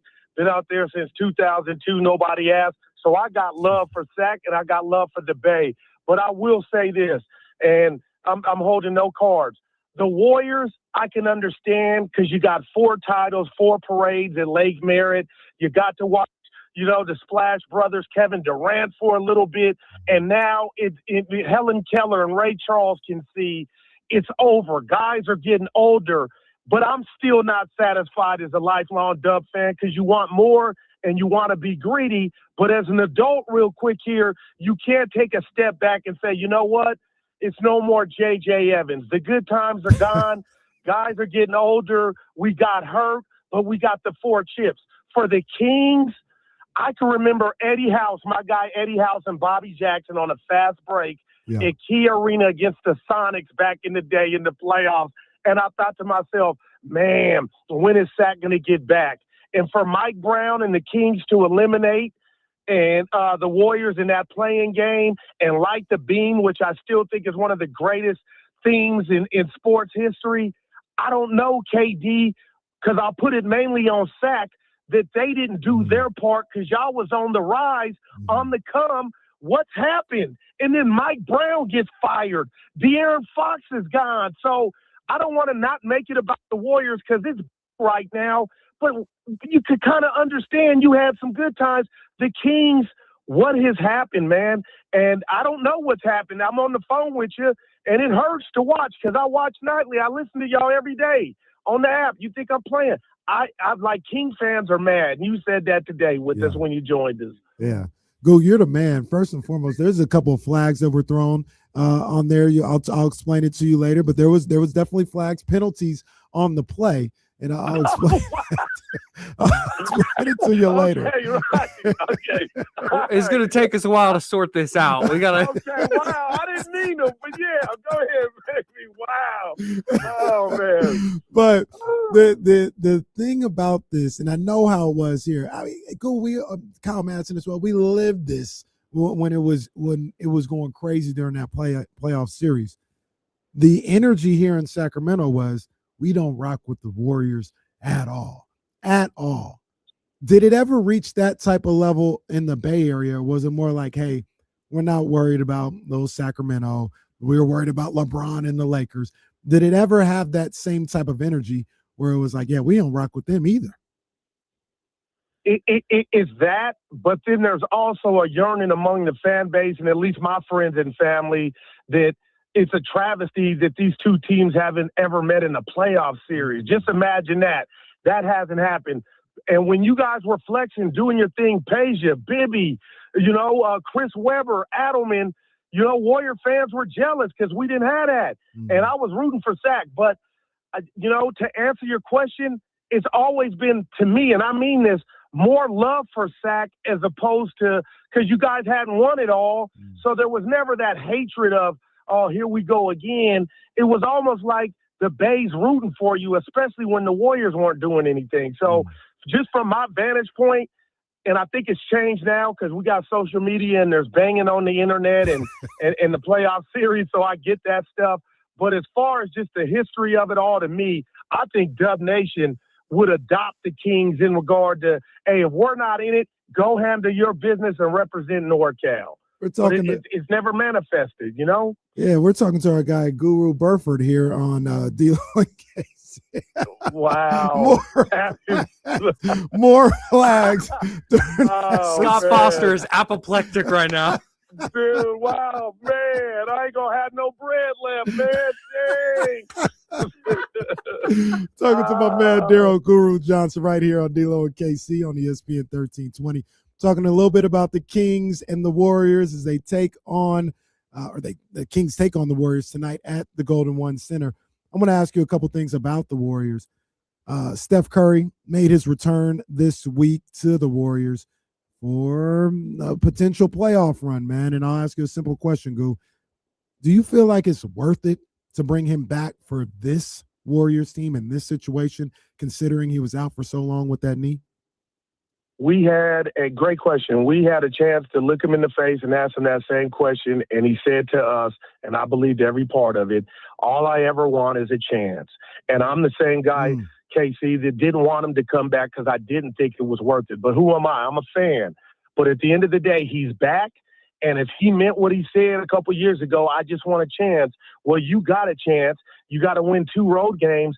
But if this thing is quote unquote over and the dynasty's dead in the sense that we haven't won it in a minute and we've been a part of the plan. But the bottom line is, I want to see what it looks like if we get OKC. Let me know that pedigree credit card is maxed out and no longer valid. I just want to see from a Warrior standpoint that series against OKC. And I know they're the bad boys and defending champs, but just show us how dead we are, how older we are. I want to see Horford, KP, Dre, Steph, and the rest of the gang. And I don't expect them to win, K, but I want to see just how far we are off because it's late in the game for us, man. It really, truly is. But they think it's worth it. So does he, and he's back. Yeah. Deontay Wilder, let me go out on my shield. Don't stop the fight. Let me go out on my shield. Wow. You know what I mean? If that's what I'm going to lose, I'm a warrior. I'm a champion. You know what I mean? So that's how they're feeling. Let me go big picture here, too, when you talk about the Warriors and Steph Curry. Do you see any scenario where Joe Lacob and Steph Curry decided it was best to part ways? Want to give maybe want to give Curry another opportunity to play for a championship elsewhere, to go back to Charlotte, or maybe Joe Lacob says, hey, Steph is up for a contract. He's asking for a supermax. I don't want to give him that. And they decide it's best to go their separate ways. Do you ever see that? Or do you think it's like a Kobe or a Dirk situation where no matter what, Steph Curry is going to wear that Warriors jersey to the day he's done playing basketball? I like that. I got goosebumps. And I'm hoping it's the latter. I'm hoping he's in one jersey like Dirk and Bird and Magic and Kobe. But I will say this. It's a two-way street, and it's so funny. You think you know these guys. I don't hang out with Curry, but the guy that I think he is, I just don't think he would sit down and look around. And I would understand if he did and say, you know what, it's capped out here. We're not going to get it here. I'm at the end. Send me somewhere. And I don't think Joe Lacob, we always dub it, no pun intended, we always dub the slogan all in and everything for Steph. And it is. That building got privately funded because of Steph. 4 chips. He revolutionized the game. But if he were to pull that card, how could Joe Lacob do nothing but try to grant him his wishes? And every day, Kay, I watch the Warriors. I'm thinking, okay, maybe Brown will come in free agency. Steph will recruit him. Giannis wants to play with Steph. Doesn't look that way.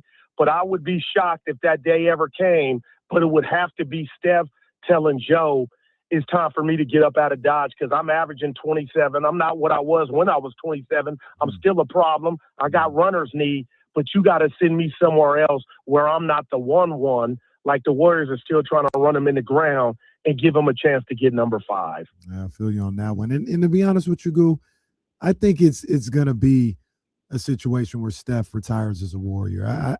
I listen to you guys often and what you and Steiny have to say and when people call in.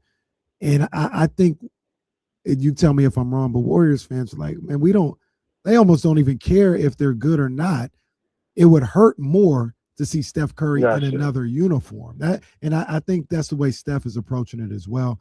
I just find it hard to believe he would ever leave the Warriors under any circumstances. Hey, I'm so with you. Steiny believes different, but, and then he tries, and I'm just using my partner here, but the bottom line, some people love Steph more than the Warriors. No, they're just in love, just like the Yankee fans were in love with Jeter and Peja and Sack. It's like, don't hate on that. But the bottom line is nobody ever wants to see that divorce. I think it would be a tarnish or a stain. Just ride this out, and it's easy for me to say this while I'm on the phone talking to you all, but the bottom line is there, to me, in sports, is just something to the essence of one dude being a champ, multi-champ, and donning that one jersey. So I don't ever think he's going anywhere unless he got frisky. And in this new day and age, somebody was in his ear like it's time to get up out of Dodge. And that's why this offseason will be so captivating because Steph is due some bread. Is he going to exercise, hey, give me $62 million and know that, I might not play 82 or 72, 62 games? Like, all that's going to be fascinating. And then the last thing, the recruitment of LeBron. He's going to be a free agent. Does he want to? I just was on the Warrior fans' neck. We don't want LeBron. Well, then man, please. That dude couldn't help us in the state where we're at now. Please. I feel you. It's Daryl Guru Johnson. 95.7 The Game. Steiny and Guru from 10 to 2 Monday through Friday. Man, he's kind enough to join me on I-80. He's going to be at the Golden One Center tonight, man. So if you see my man Guru, show him some love. A couple other questions I want to ask you, Goo. Do you think Steve Kerr comes back next year, signs a new deal? I think he's finished with the Warriors and coaching in general. But what do you think? Do you think he stays with the Warriors as long as maybe Steph is there or something? You know what? We went out to the facility last week. And before we went out there and I had a chance to sit down with Steve and look in his eyes, his words hit different when I was right next to him. And he kept talking about, and he's on record as calling where they're at a fading dynasty. But there was a finality to his voice and his cadence, the way that, me being right next to him, he was just talking about the state of the Warriors. And for the first time, Kay, I thought, this is a dude, this is his last dance. And I'm looking around at who he's coaching, the young talent that we think we have that he doesn't have. Why would he want to continue? He could be like, Goo, I love it. Okay. But you asked me a point blank range question. And when I saw him and got to look, engage in his eyes on these answers, I'm thinking to myself, Kay, I expect this to be his last one, man. I hope I'm wrong. To me, he's earned coming back, whatever you want to do. But man, when I saw him, he just sounded and it just felt like, you know what? This is the end. Yeah, I think he's, and it's not necessarily a Warriors thing. I just think he's kind of out of gas when it comes to coaching Right. and the day-to-day grind of Mhm. coaching. I mean, he's been a coach for the Warriors. Man, has it been 9-10 years at this point? Something like that. 2014. Yeah, man, that's 12 years. 12 years, man, a long time. And you add the expectations and the long seasons and the championship seasons and finals appearances on top of that. I mean, it's been 12 years, but mentally, emotionally, physically, it probably feels like 24 years for Steve Kerr. And it just seems like he's out of gas at this point and is ready to do something else. No doubt. And we didn't even bring up I won't call it a fiasco, but the Kuminga miss and how tired he was just getting berated with the same question night after night. And I do disagree with how Steve handled them. That's another story. But the bottom line is, that basketball aged him. Every time he'd pop on with our afternoon show, Willard and Dibbs, everybody's, peppering him with the same question. I'm just thinking to myself, man, he might be so tired. And, I don't know what I'm rooting for Kuminga, but I don't know what he is.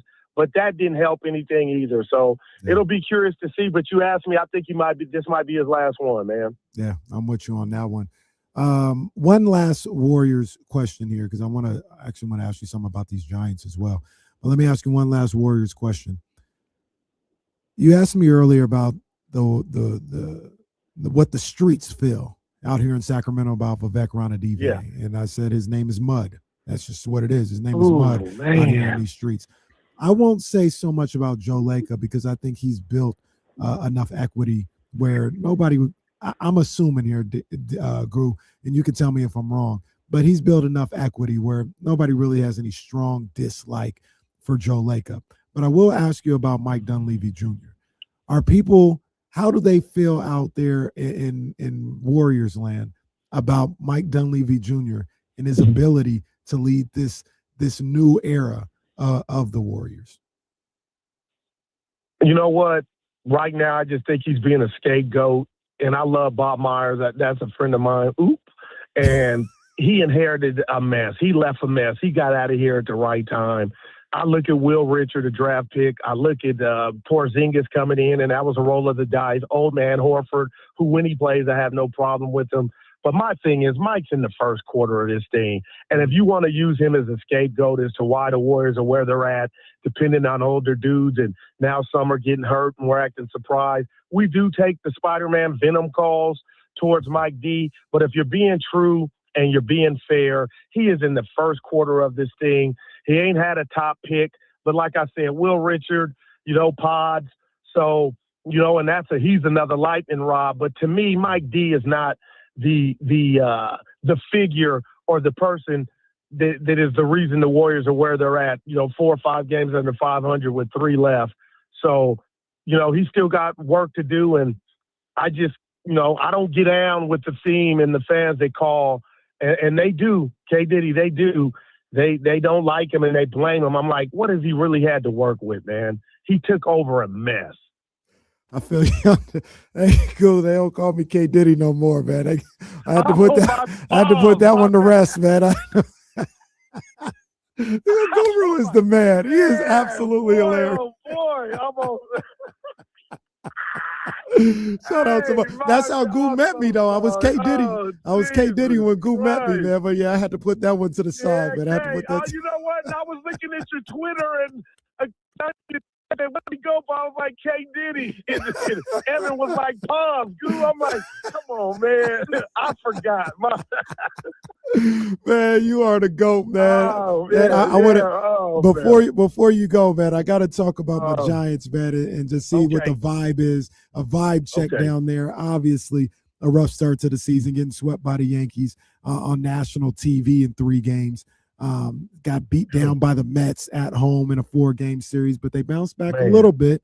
Won 2 out of 3 against the Phillies. They're 5-8 right now. They're out in Baltimore today, or actually right now, starting a 3-game set.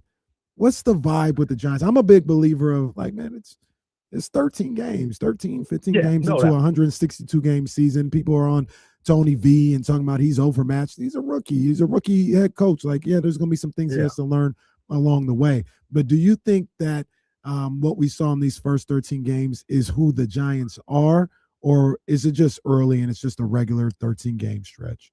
Well, I'll start here. I wanted Bob Melvin out of here. And Bo Mel's an accomplished Major League Baseball player, but I thought last year's talented team just took on his personality. And after the games, Bo Mel, I don't have the answer. We don't have the answer. Well, give me somebody, and I kept saying it, that has the answer or they can find it. So with that said, I've always overestimated the Giants' talent, but you go add Bader and Arise, and you got Devers and Adames and Chapman. It is time. This team hasn't won a playoff series since 2014, and then the Yankees come in there and do what you do what they did, and it was kind of just a mirror of a microcosm of last year. Okay, now you kind of got your feet underneath you, and Kay, I got this saying on the show, and I believe this in life and sports.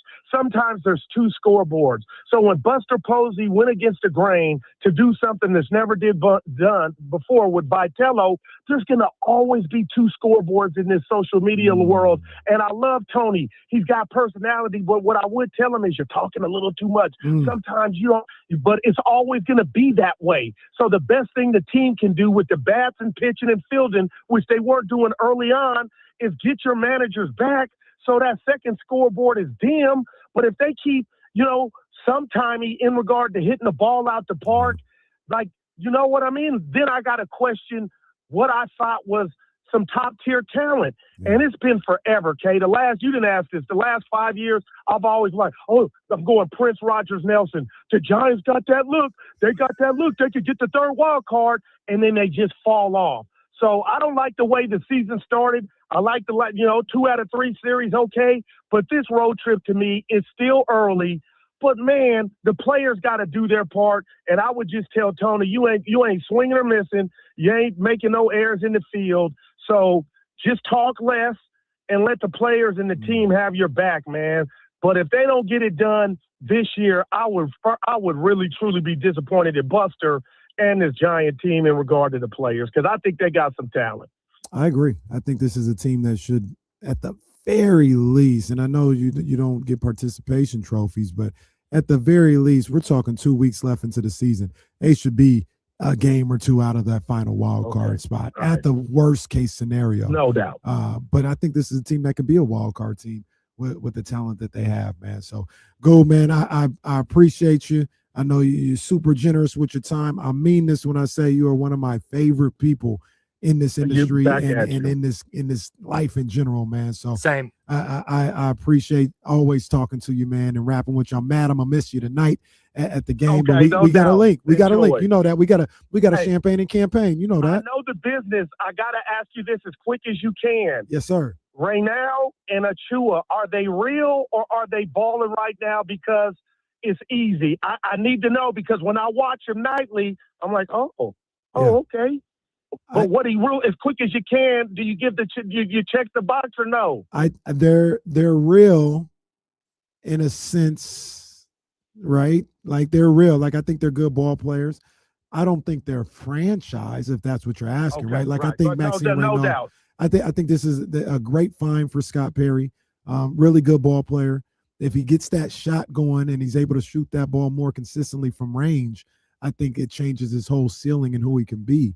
But if he just stayed who he is right now, that's a good ball player. That's a borderline starter / guy off the bench. Same with Precious Achua. So these are guys that you need if you're going to be a good team. Yeah, contributors, not franchise, but contributors. But I've been thinking I have to ask you that. I appreciate the time, man. Man, you the man, Guru, man. Like I said, we got a champagne and campaign soon, big dog. All day. All day.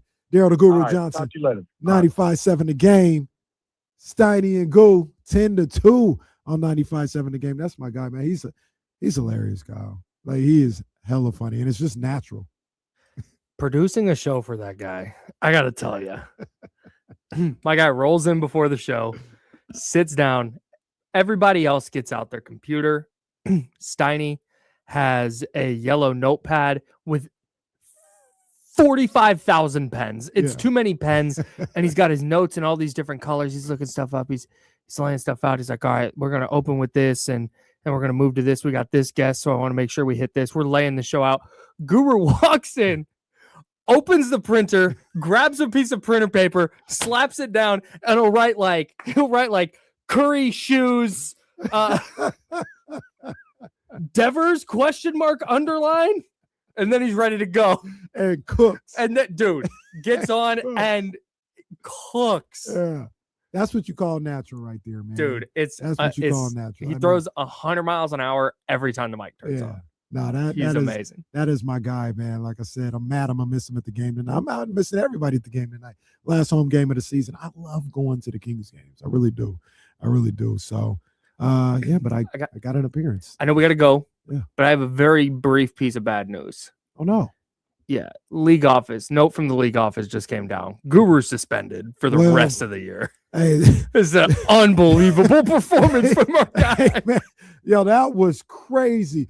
He just kept leading with the crown of his helmet. Single pot. Yeah, not a single pot. Leads with the crown of his helmet. Got it flexing.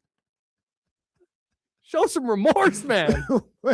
The one what he say about? Oh, I marked it. We'll have it when we come back. When we come back, we'll break down Guru's performance, and then something happened this morning that we have to talk about, and I just really want to get this line out. That's all I want to do. There's a line that, based on a meme I saw, I'm just trying to get out. We'll talk about that, and a former Chiefs player says something very, very interesting about the 2023 San Francisco 49ers. So we'll get into all that, man. It's D-Lo and KC, my man Kyle Madson with us today. We're the only two people in the building, but it's all good, man. It's ESPN 1320, Sacramento's #1 sports station. We're the only two people in the building right as Seth walks by. Where'd he come from? Let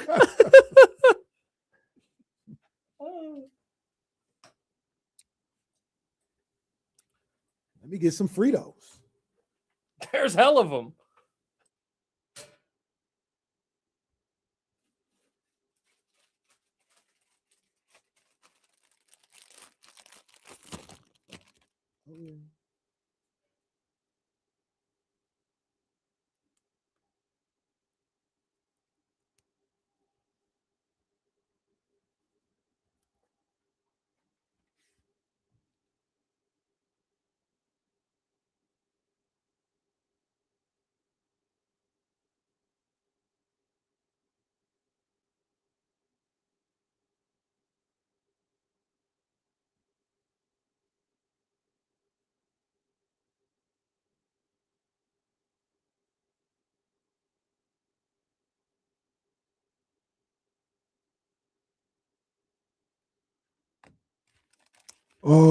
No. Well, see, I don't plan on taking Russ Dog. I don't plan on taking any of these Fritos home. This is going to be here for ESPN 1320 and promotions, because promotions started all this. So shout out to them.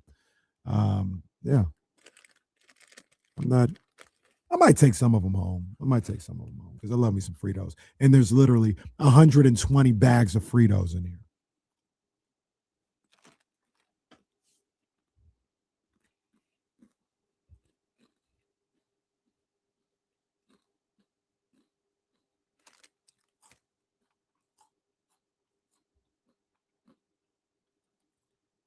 No, Katrina, just regular Fritos. Chili cheese Fritos is fantastic too. And also I think it's honey barbecue is the flavor, but the flavor twist Fritos, come on, man. I mean, I don't know how anybody can not like any of this stuff. This is the creme de la creme of traditional chips.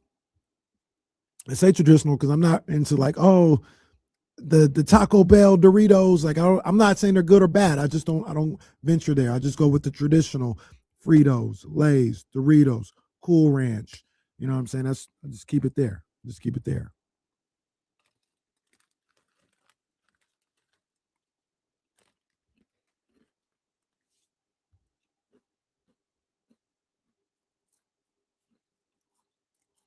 Scooter, thank you, brother. Thank you. That's love. That's love.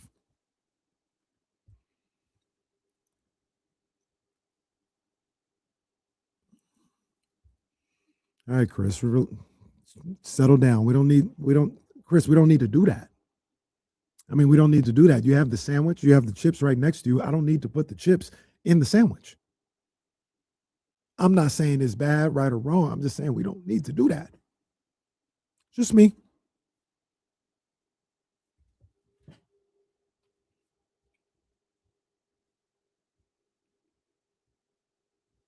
brother.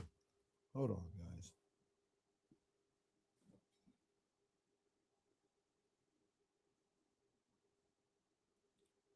I want to watch the Giants game, but this just never works for me. It's whatever. I'm not watching the Giants. We'll do it live. I'll watch Austin Day some more. Or, no, that's a basketball player. What's the guy's name? What's the golfer's name? Day? Justin Day? I don't know. I guess I'll just watch him some more.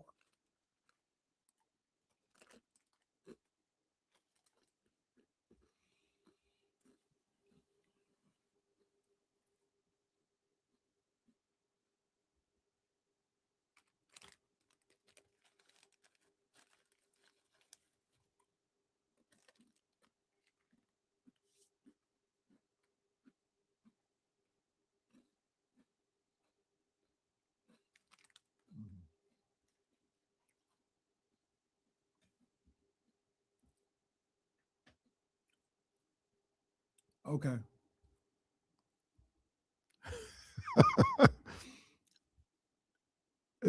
It's all good. As long as we got it and we just keep it forever. It's as long as we got it, we just keep it forever. Not really. Yeah. Okay.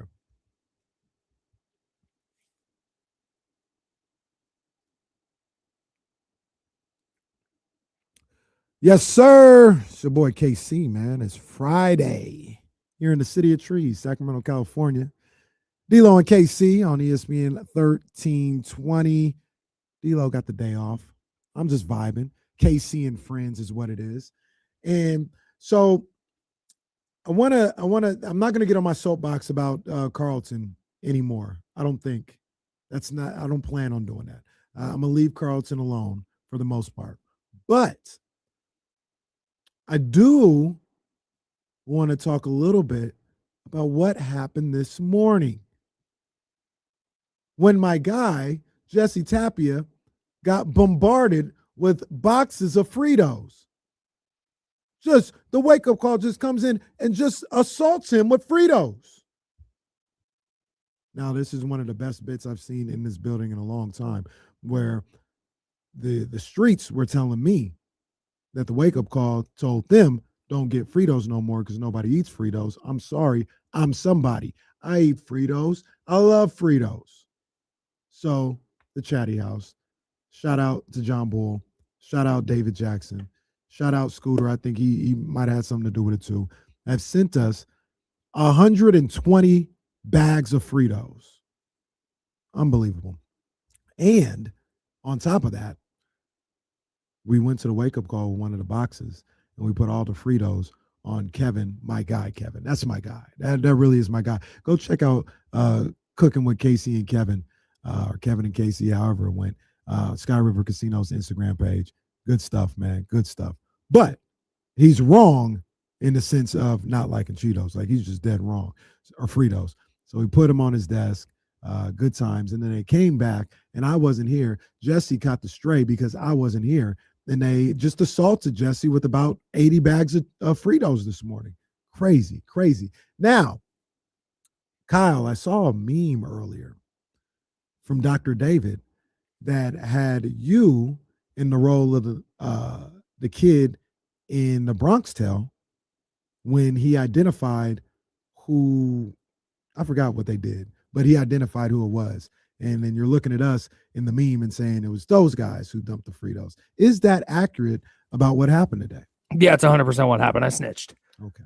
So it's fine. I didn't realize. We took a video of it. Well, that's what I can't tell when Kevin is just being dramatic for the sake of it and when he's being genuine. Uh-huh. And so I thought he knew. Like, I thought it was because what I did was I just went in there, didn't say anything, and just went to grab a bag of Fritos and leave. And so I went in there filming, and he was like, was this you? Was this you? Did you do this? And I was like, no, I didn't do it. And he's like, well, who did it? And I was like, Casey and Jesse did it. Like, I thought like people knew. Yeah. And he was trying to put it on me. So he didn't know. I at snitched. that That's my point. bad. It's- That's it's- on me. It's good. I wear that. He didn't, but we had videotape. We had videotape. We Mhm. did it. You know, it was us. It was me. That's not on Blake. That's a good time. It was us. Now, here's what made me think about this. I wish I would have been here for this because, and this is all I wanted to do. I just wanted to get this line off. Kyle and Gavin come into the studio and they dump the Fritos on Jason. Kevin and Gavin. Kevin and Gavin. I said Kyle. Kyle was already here, of course, because it was his Mhm. show. But Kevin and Gavin come in here, and I could have been here, and I could have hit the Sunny line when they were in here. I could have closed the door, locked it, and said, "Now's you can't leave." Oh, that would have been fire. You don't know what you know about that. Nothing. Oh man, are you a big Bronx Tale guy? So when you say big Bronx How Tale many guy, times have you seen it?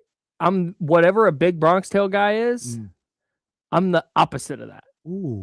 I'm on the like, because there's big Bronx Tale guy, and then there's person who hates the Bronx Tale, right? And Who is that? I don't know, man. I don't know everybody. Probably I Carlton. don't know every person. Probably Carlton. Yeah, Camden over there definitely hates it. So there's Bronx Tale, and then you got to go deeper to the folks that have never seen it and know nothing about it and couldn't tell you who's in it, couldn't tell you any lines from it, couldn't tell you what it's about, couldn't tell you any characters' names. That's where I'm hanging out. I got you. I'm in that club. And usually that's who I am, right? I haven't seen a ton of movies. Like you could probably list like 10 movies right now, and I probably hadn't seen 8 of them. Oh, hey, brother, you and me both. Yeah, that's just me. But Bronx Tale is one I've seen. Well, yeah, multiple because you're times. all New And York. I do love me some New York. You know what I Mhm. mean, I don't love it more than Sacramento, but I love me some New York. Mhm. But Bronx Tale is one of my favorites, right? So this is what happens. They're at the local bar in the area, and these like Hell's Angels people come through, right? And they're just being disrespectful in this Bronx neighborhood bar or whatever. And they're moving people out of the way, moving them off the bar, just being like a gang, right? And somebody goes to tell Sonny, and they say, "Sonny, man, these guys are coming down here and they're making a mess and they're being disrespectful and rude and mean to everybody. Like, do something."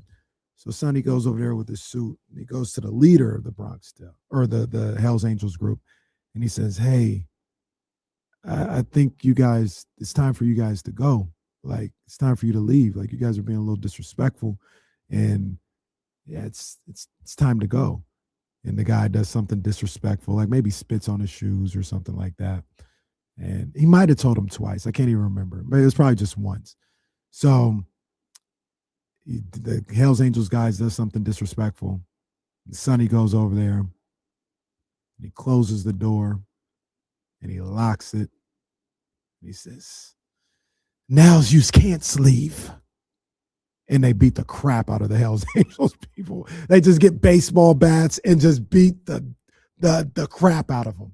And I'm not saying I would have beat the crap out of Kevin and Gavin. I'm not saying that.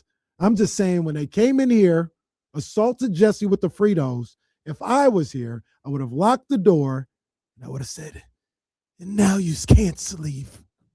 And that would have been it right there. Would have been it.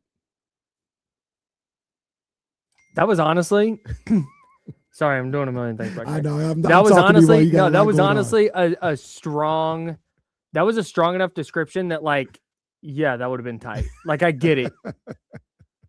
I definitely get it. Those are my guys, man. Those are my guys. And if it gets more Fritos, The Hell's Angels or the Bronx Tale guys? Well, Kevin and Gavin. Oh, from the Wake Up Call on 106.5 The End. Yeah. I know them. And the Bronx Tales guys. I mean, that's one of those things where you're conflicted. Sonny is like I don't even know if he was selling drugs or he was just like a numbers guy or something, running numbers and prohibition, whatever. I don't know. Totally. But he was doing a Things of lot that of nature. illegal things. Yeah. But he was a father figure to, I forgot the young guy's name, the kid's name in that movie. But he Oh, was you're not a big Bronx Tale guy. No, I can't remember the name. Robert De Niro was his real dad, though. and Robert De Niro drove a bus. He was just an everyday working guy, and he was trying to keep his son from like going down the wrong path. He's like, I'm a hard working guy. And Sonny was like the gangster, right?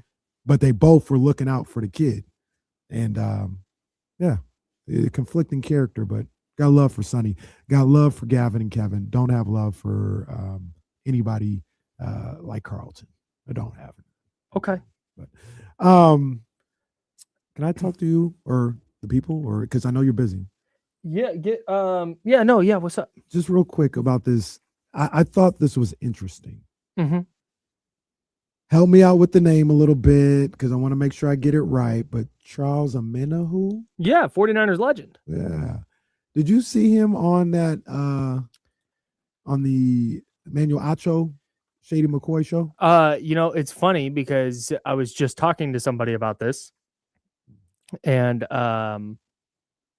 yes, I did see this. So sorry, I'm trying to pull it up so we can watch the.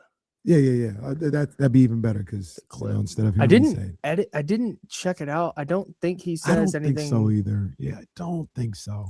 I think if you swear in front of Emmanuel Acho, he'll start crying. Oh no,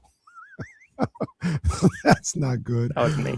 But yeah, he had an interesting take. Now, Omenihu was on the Chiefs, right? He was on the Chiefs. Yes, both of the years. They went to the Super Bowl. The last 2 years they went to the Super Bowl. Yeah, he was with the Niners in 21 and 22, I think. And then I think he signed with the Chiefs in 23, I believe. So they were just kind of talking about the NFL and his career and some of the games that he played. And they end up talking about the Eagles Super Bowl that they just got dominated in.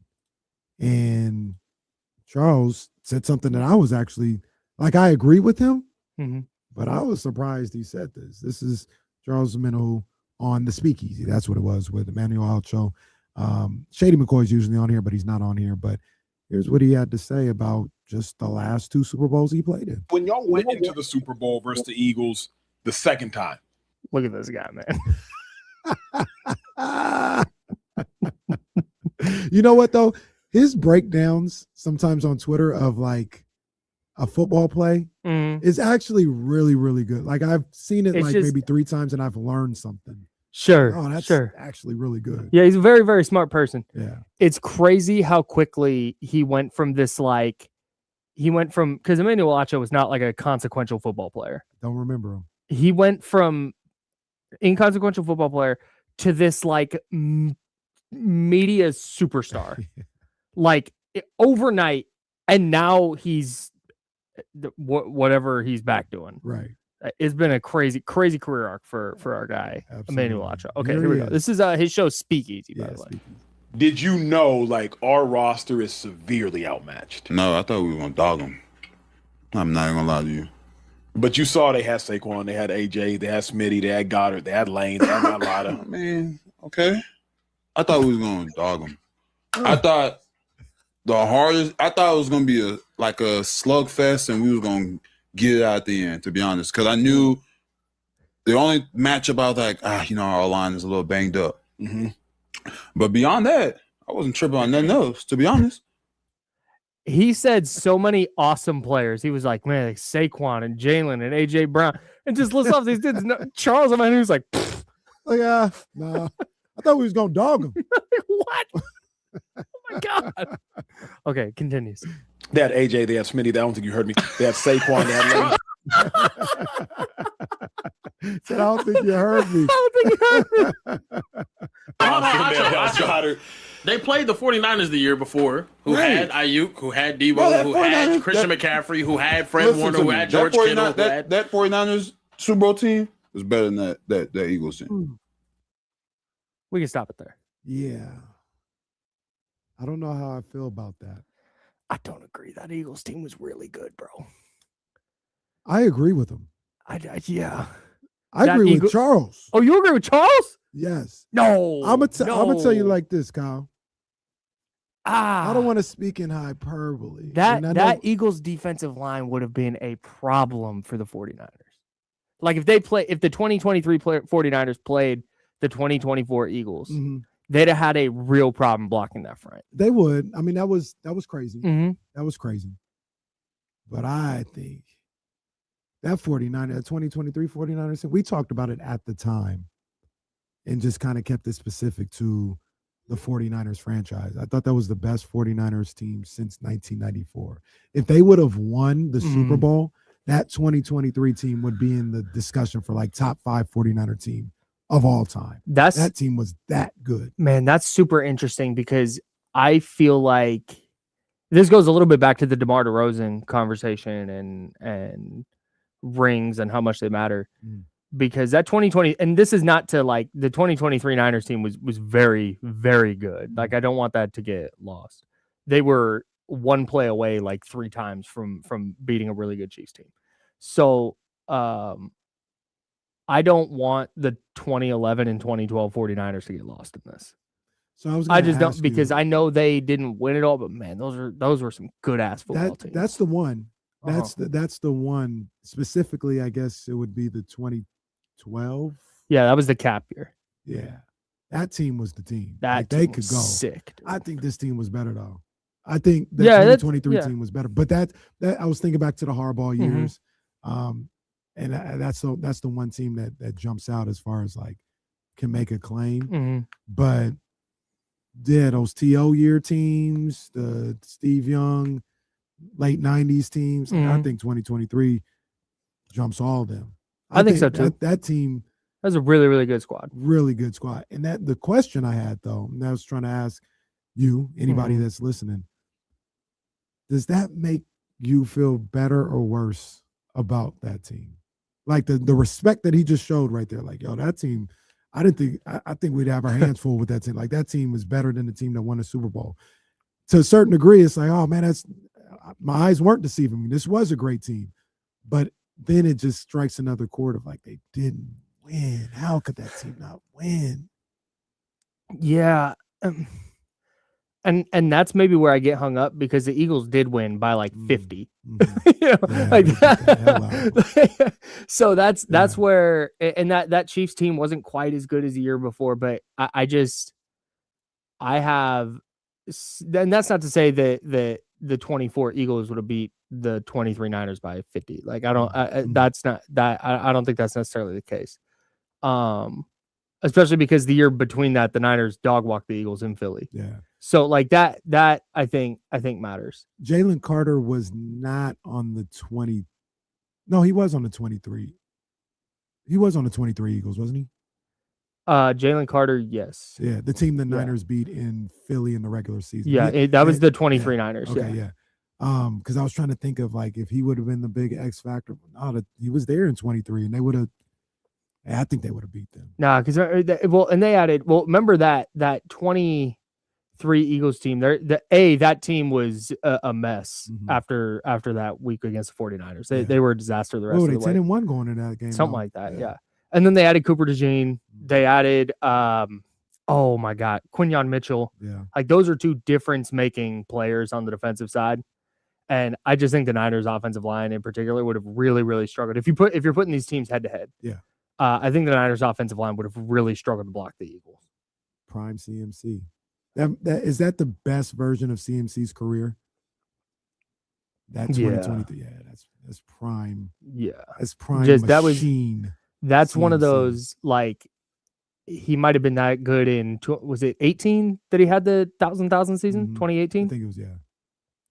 He might have been that good in 2018, but this was like supercharging it by putting him around all these players, by putting him with Kyle Shanahan. Yeah. Like, it was maximizing what he was as a player. Yeah. I saw that last night though, and I just shook my head. I said, man, until they win one, I'm kind of just like, all right, yeah, that Eagles team was better, whatever. Like, I feel you. That loss, that was the toughest defeat I've ever experienced as a sports fan. I did not get over that. I almost feel like Kyle Shanahan, because I didn't get over that game until like training camp of the following season, of the season that just passed. That's when I was really like, okay, I'm back. I talk to my guy, Alan, the Bears fan, all the time. We talk about football, and I every time we talk for like a year, I'm like, man, I'm not even feeling football like that, bro. Like I'm done. I'm not feeling it. Football's kind of trash if you think about it. I wasn't feeling it. And then going into training camp last year, I was like, okay, like I'm hyped again. Like I believe again. But as a fan, that was it. I was like, that was our chance. I don't know when we're getting that chance again. That was it. But I think they're back, though. I do think they're back. They're back. They're back. Love this for you. And I love this for you. They think they're back. That's what has me thinking they're back. Yeah. So, yeah, I'm trying to think. Tough as so. Here I think is the ranking for me. At number 3 is the 2023 Super Bowl. At 4 is the 2019 Super Bowl. At number 2 is the 2011 NFC title game. That's the Kyle Williams game. Because you were there. I was there. The Niners had never been good in my life. I mean, really, I remember 98 a little bit, but I was 8 years old for that playoff game. Yeah. The Owens catch. So I don't I barely remember that. So I didn't really know the 49ers being good in my life. Yeah. So that 2011 loss is brutal because as that game's going on, I'm just like, they're winning. Like they're winning this game. And then it just fell apart. Like everything that could go wrong kind of went wrong, and it did. And then the Super Bowl to the Ravens, because when Frank Gore got him down to the 5, we're going nuts. We're at a big Super Bowl party and we're going nuts. And me and my buddy, we hug and we're like, and I looked at him in the face and I went, defense is going to have to get a stop though. Like I had scored the touchdown in my head. Yeah. They took the lead in my brain and I was like, all right, defense got to get a stop. And and then they just didn't score. Oh. It was like, wait, what? What happened? And because that was their first Super Bowl in my life. And in my like First conscious one they life. lost too. First one they lost, and I just I have never known. I'm sitting in my hotel room, just eating vodka soaked gummy bears, just like trying to figure out what happened. Man, taking me back to that moment, I had the same feelings like they're gonna score. All right, like maybe they can milk some of the clock, all this other stuff, and then out of nowhere, it was 3rd down and they haven't scored yet. And I said, dang, after 3rd down is 4th down. Like, and then you only get 4 down. It's like, wait, what? They're not in the end zone yet. Wait, what? And I couldn't believe it. That was tough. Underrated, depressing moment was, well, not underrated, but just probably 5th is the Seahawks loss. That's the one where I just took a long walk after the tip pass. That was one. See, that was a special sports moment for me because I left my apartment. I was living by myself in Arizona, went down to Raising Cane's, got some Raising Cane's, brought it back to my apartment. I opened a 25-ounce Budweiser, and I sat in a silent, dark apartment eating Raising Cane's, drinking a Budweiser. And then my mom called me about an hour later, and she goes, hey, how you doing? Like, checking in. And I went, you know what, Mom? If this is the worst thing that happens in my week, life's pretty good. No, look, dude, that's the response and the outlook I had on life after they lost this last Super Bowl, the 2023. I remember I walked out of my house. I know we got to go. I walked out of my house and I said, why do I care about this stuff so much? Like, why? Like, really, honestly, like, why? It is kind of stupid that I care about this. Like, why? Like, I was done. I was done being a I got a beautiful wife who loves me. I got 2 wonderful kids. Like, life's fine. Football's stupid. I was done being a sports fan after that. I said, I don't want to feel this again. So why? Why would I do this again? And it took me a whole year, but I'm back. I'm back. Watch out. Mike Evans in the house. Ooh, we still got the draft coming up. Ooh. Yeah, I agree with Charles, by the way. We got our guy, Devin Henderson of The Athletic, pulling up on us. Talk a little Kings basketball, NBA, a little college, put a bow on college, and obviously talk draft because that's what we're going to talk about for the next couple of months here in Sacramento, man. We got all that coming up It's D-Lo and KC. It's ESPN 1320, Sacramento's #1 sports station. Appreciate you, brother.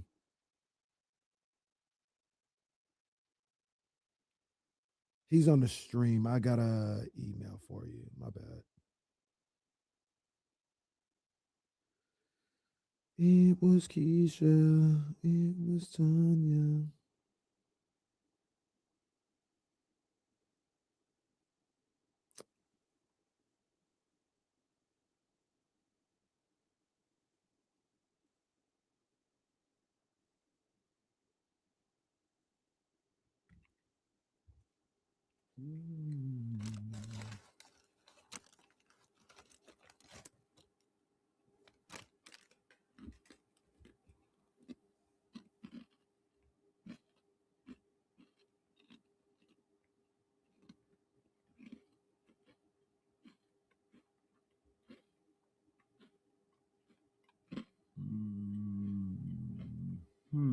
Yep.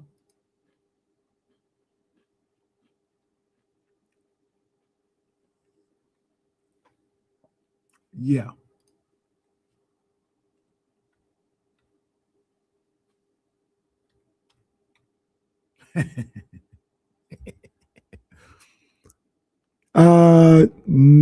Okay.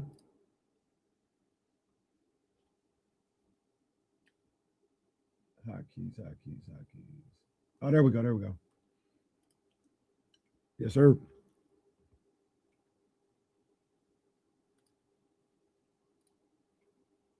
Yeah, I'm on there. Mm-hmm.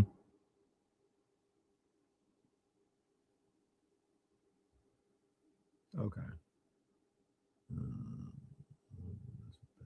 Oh, that's a good one, just in case. Because I don't want to, there's some that I don't want to leave just in case. Yeah, this one's a good one. There we go.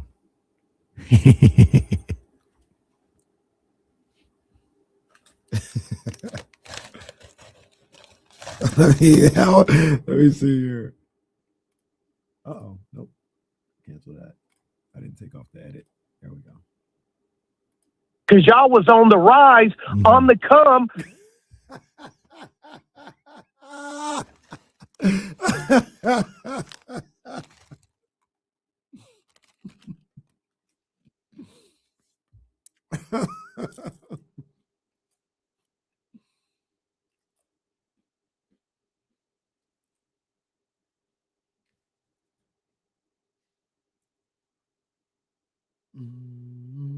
I don't need no hook for this yet.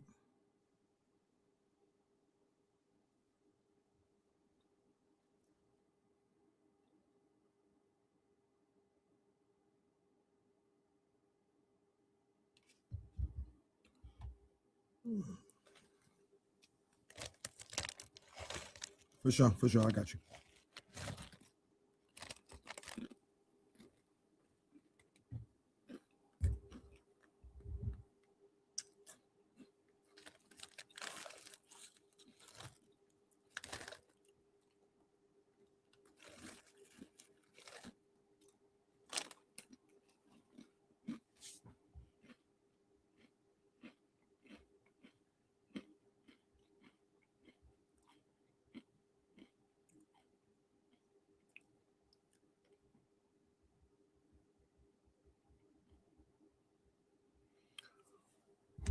Bot Brown, I saw you flirting with Coach Molly today.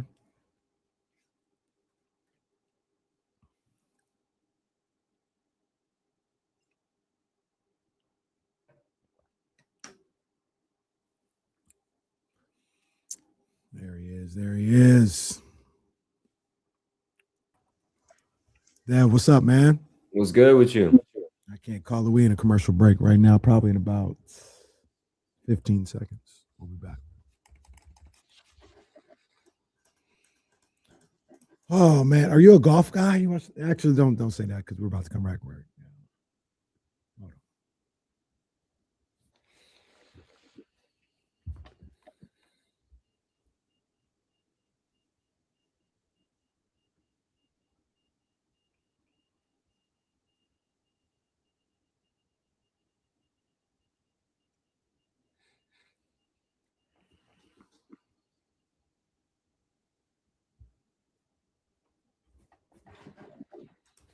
Yes, sir. Final hour of the show, final hour of the week. Here on D-Lo and KC. It's your boy KC with you. KC and friends still cooking, and this is one of my guys here, the young bull, as I like to call him, man, from The Athletic. My main man, Devin Henderson, in the building. What's up, man? How you doing? Good. How are you?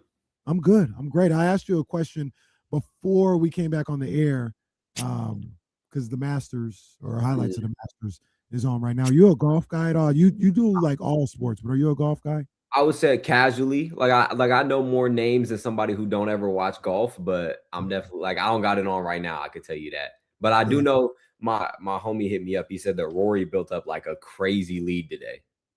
Huh. Okay. Well, that's not going to help for me watching because I'm only watching on Sunday if it's close, and that's what I'm saying. That's like the last 4 holes or something like that. If it's, but I'm like you, where if it's a close and it's getting down to the last 4 holes, I might turn it on and act like I know what's going on, really get into it. I remember watching when Tiger made his comeback, and I think they went to the playoff. I remember watching that. I was tuned in. Absolutely. But if Rory ran away with it, that's not good for my viewership this Sunday. But it's all good. The Masters actually does look pretty cool. When I see the Masters, of course, Augusta and all this other stuff, it makes me wish I enjoyed golf a little bit more because it does look like special. Yeah, it looked like it for people that care. It live up to what it should be. Right, for sure. Didn't have you on to talk about golf, though. There's a lot of things going on. We'll start in the NBA. We'll start with the Sacramento Kings. Final home game of the season, final weekend of the season for the Kings. I'm going to ask you a question, a real simple question. Yep. You had one word to describe this season for the Sacramento Kings. What would that one word be? Expected. From the standpoint of not expected in what this roster looked like at the start of the year, even though it didn't look great.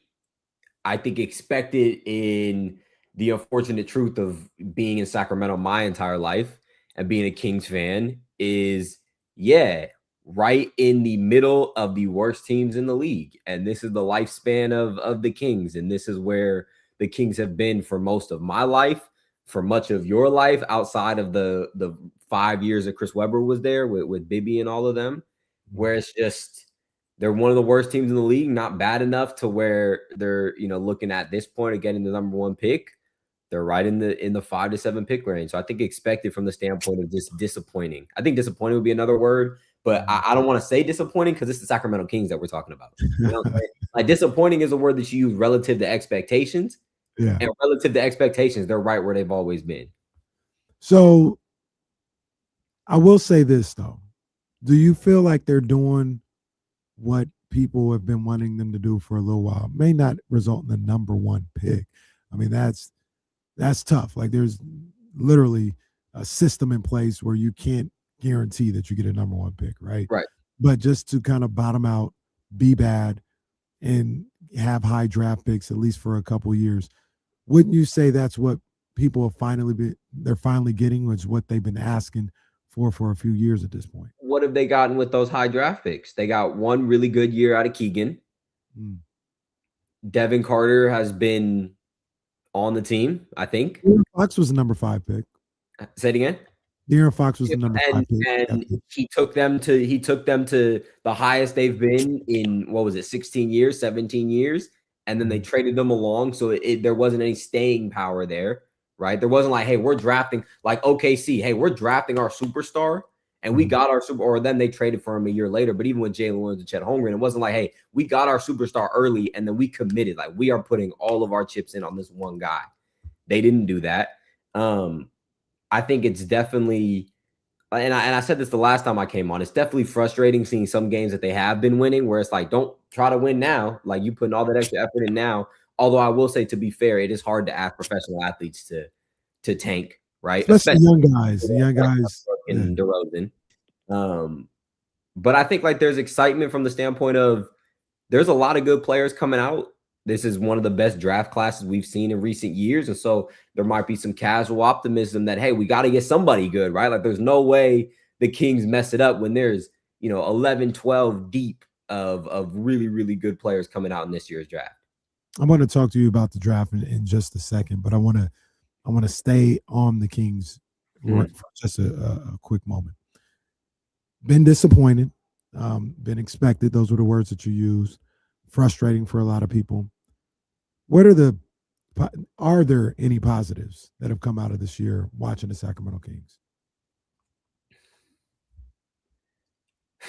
I mean, if anything late is that Doug Christie knows how to win some basketball games, or in the case of the most recent investigation, doesn't know how to lose them correctly, or I don't know the best way to put that. Didn't know how to handle the end of the game. But I think that Doug Christie, especially against bad teams, like knows how to get this team some wins. I think that it's also an understanding of a need for a reset. I think there was this misconception, I think, in ownership and in management that, hey, there's enough of a remnants of a competitive roster around Domas and around Keegan, where if we just plug and play Zach LaVine, DeMar DeRozan, and all these guys in, like, we're going to be able to keep that level. And I think this year gave an understanding that, hey, no, that isn't going to work, and that a reset is needed for this. We have to clear, our books, clear the table, and we have to find a new direction behind somebody that they end up getting in the draft. Because, I mean, I don't know if they're going to be able to attract anybody in free agency, but there needs to be a reset. And I think that's the positive to take, is the understanding that, hey, this didn't work, and that everything needs to restart for, the however many upteenth time. In your opinion, we're with Devin Henderson here, the Athletic, homegrown kid right here in Sacramento. You know what about it. Grew up 5 minutes away from Sleep Train Arena. Fun fact. Sleep Train, look at it, man. Come on now, Natoma, stand up. There we go. Stand up. Yes, indeed. Speaking of Doug Christie, two questions. Sorry, you really shouldn't do this. You know this as a journalist here, but I got to do it anyway. Would you bring him back next year? And should he come back next year? I think that he wasn't given a fair chance in terms of the roster construction this year. Like, generally, there were some times this year where you looked at the starting lineup and you were like, what is this conglomerate of basketball players that they're putting on the floor? And would any coach be able to get more than what he did out of this roster? So I definitely think that you give him a chance with whatever rookie comes in. And I keep going back to it because that's what the next step is for the Kings. They have to hit in this draft. They cannot be the team that, you see it every year. You look at, going back to the most famous example, 2003, when you had 4 Hall of Famers going, the Pistons take Darko Milic's number 2. Kings can't afford to be that one team that misses in this draft. But you give them an opportunity to say, hey, we're going to bring in a rookie. You let him have a voice in terms of that. Hey, who do you want to coach? How do you want to mold this team to the future? Right. And maybe not expressly make the decision, but you allow him to have that voice. And then you give him a chance next year to see progress. Now, if there isn't progress next year, then you have to have those hard conversations. But I think his roster was just so unusable this year that it's hard to say that he can't do it going forward. Yeah, I think he deserves another year just as a young coach. Like, it's your first year. Like, you shouldn't really, not unless it's a complete disaster. And when I say complete disaster, I'm talking like in the locker room and mutiny in the locker room. Like, no, I don't think any coach should be gone after 1 year. They should get an opportunity to grow with the franchise, grow with that roster. So I think that same thing. How many years did Darvin Ham get in Los Angeles? 2 or 3, and he made the Western Conference Finals one of those years. So, and that was too many. He got 2 seasons in LA, and many people would argue that was about 1 season too many for him. But that's just, you just don't fire a coach after 1 year. I just don't. I don't think you do. But Doug has shown, we talked about this a little bit throughout the week, he has shown an ability to connect to some of those players, veterans and rookies. You listen to their post-game comments. You listen to them every time they're asked about the locker room, or you even see them on the bench and everything. Nobody looks disjointed. Nobody looks like they hate the people that they're playing with or the coach that they're under. They seem like, for better or for worse, they're locked in together. And I think that's a testament to Doug Christie and his ability to coach, his ability to connect with some of those players. And now you got to say, hey, if we can get the right players and more talented players around him, he would be able to do that and win some games. So I think at the and he should get another gonna opportunity. have Maxime Reynaud next year, and he won rookie of the week or rookie of the month? I think it was rookie of the month. Yeah, rookie of the month. He had a huge month. There's going to be some pieces that he gets at least the chance to try to turn it around with the fair roster before he just gets the can. I'm with you. Devin Henderson, first of all, the Athletic, rocking with us here on D-Lo and KC. Want to ask you about the draft, the upcoming draft, some of these prospects. You watch a lot of college basketball. You're familiar with all of those guys. If the Kings got the number 1 pick in the draft, who would you take? AJ DeBanza. Without a second of hesitation. Why? And I'll tell you why. The Kings are in a situation where they have, as currently constructed, number 1, they have a logjam at guard. If you're looking at AJ DeBanza, you're looking at Darren Peterson at that number 1 spot. They have a logjam of guards. They have too many on the roster. What they need is an impact player on the wing. They need how tall is AJ? He's what, 6'9"? I think, yeah. He's 6'9". They need an impact player on the wing, somebody that, number 1, at least has the defensive effort to try and guard some of the better wings in this league, has the ability to go get his own bucket and be an impact player in the way that Keegan has not at least shown yet that he has taken that next step, right? I think that it's also, for a lot of successful teams, it's a lot easier to find serviceable veteran guards that can fill in those roles than it is those superstar 3-and-D combo forward wing players. I also am I'm turned off by the amount that Darren Peterson played his freshman year. I know he turned it on late, but the injury stuff, it scares me a little bit.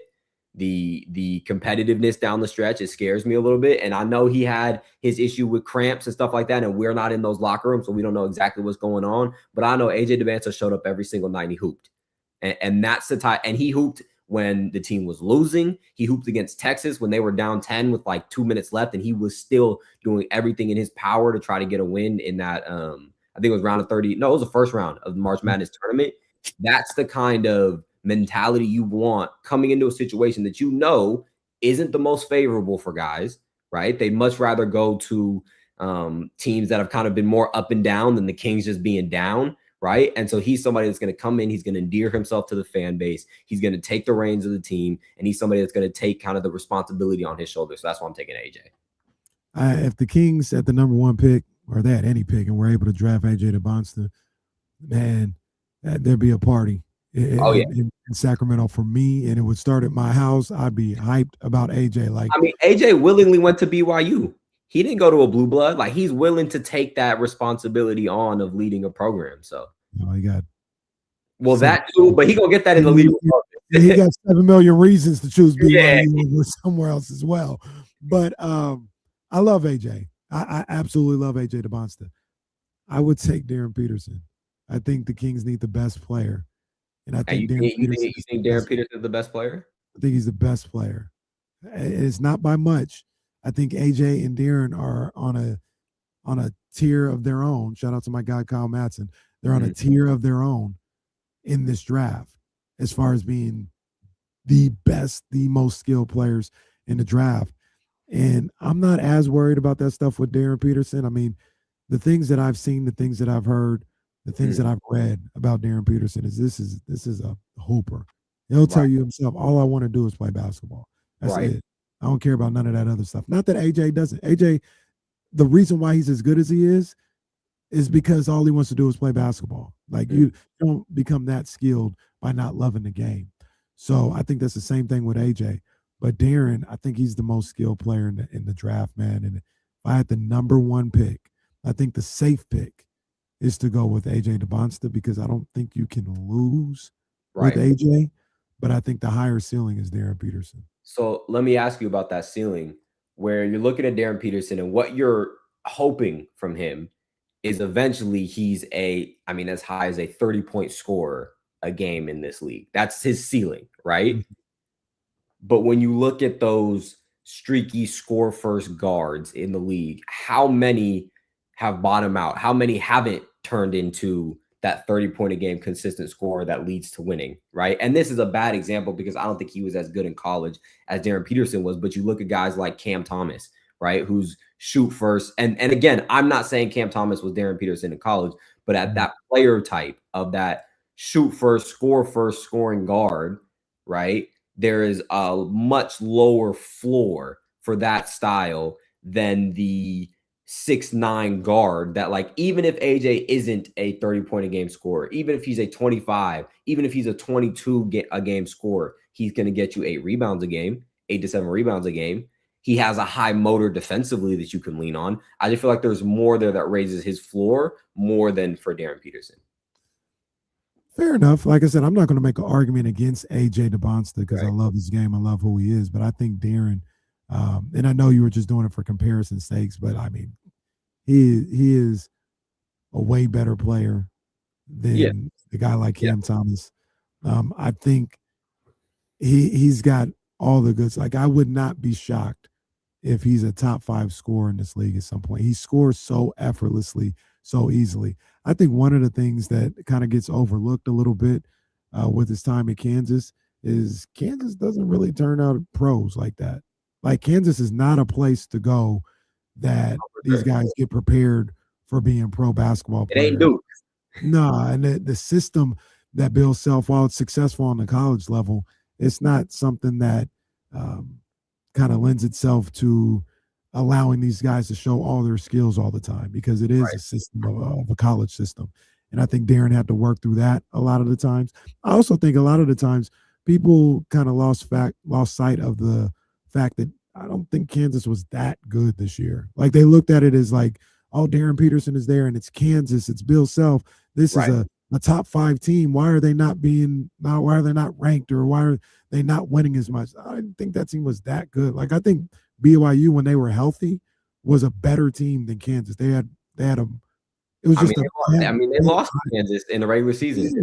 And Darren went crazy. That's why, because they let Darren go crazy on him, and that's what happened. But I just think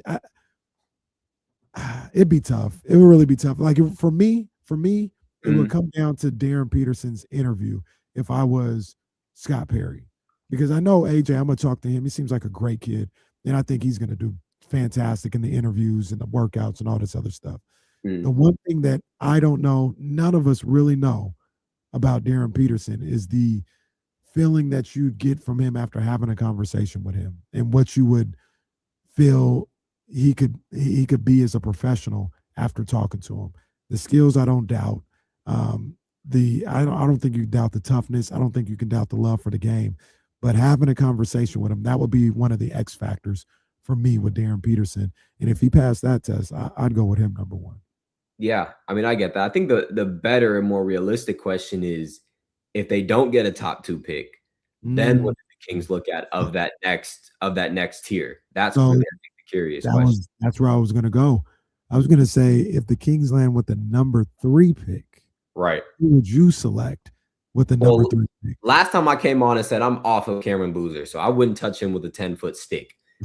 But I'm looking at a big board right now. You're looking at the names like Keaton Wagler, who just led Illinois to a Final Four. You're looking at Darius Acuff Jr., who made a lot of noise. And Darius Acuff, he's a hooper. Like, he is one of those. And he took Arkansas, I think, past what that roster kind of lent itself to. You're looking at Nate Amick, Kingston Flemings, and then you kind of fall off a cliff there. I'm looking at this guy who he was hurt. And when I had originally saw him, I didn't realize how tall he was until I started really looking at the highlights. Caleb Wilson out of North Carolina, I didn't realize he was dang near 7 foot. He's like 6'10", 6'11". Yeah.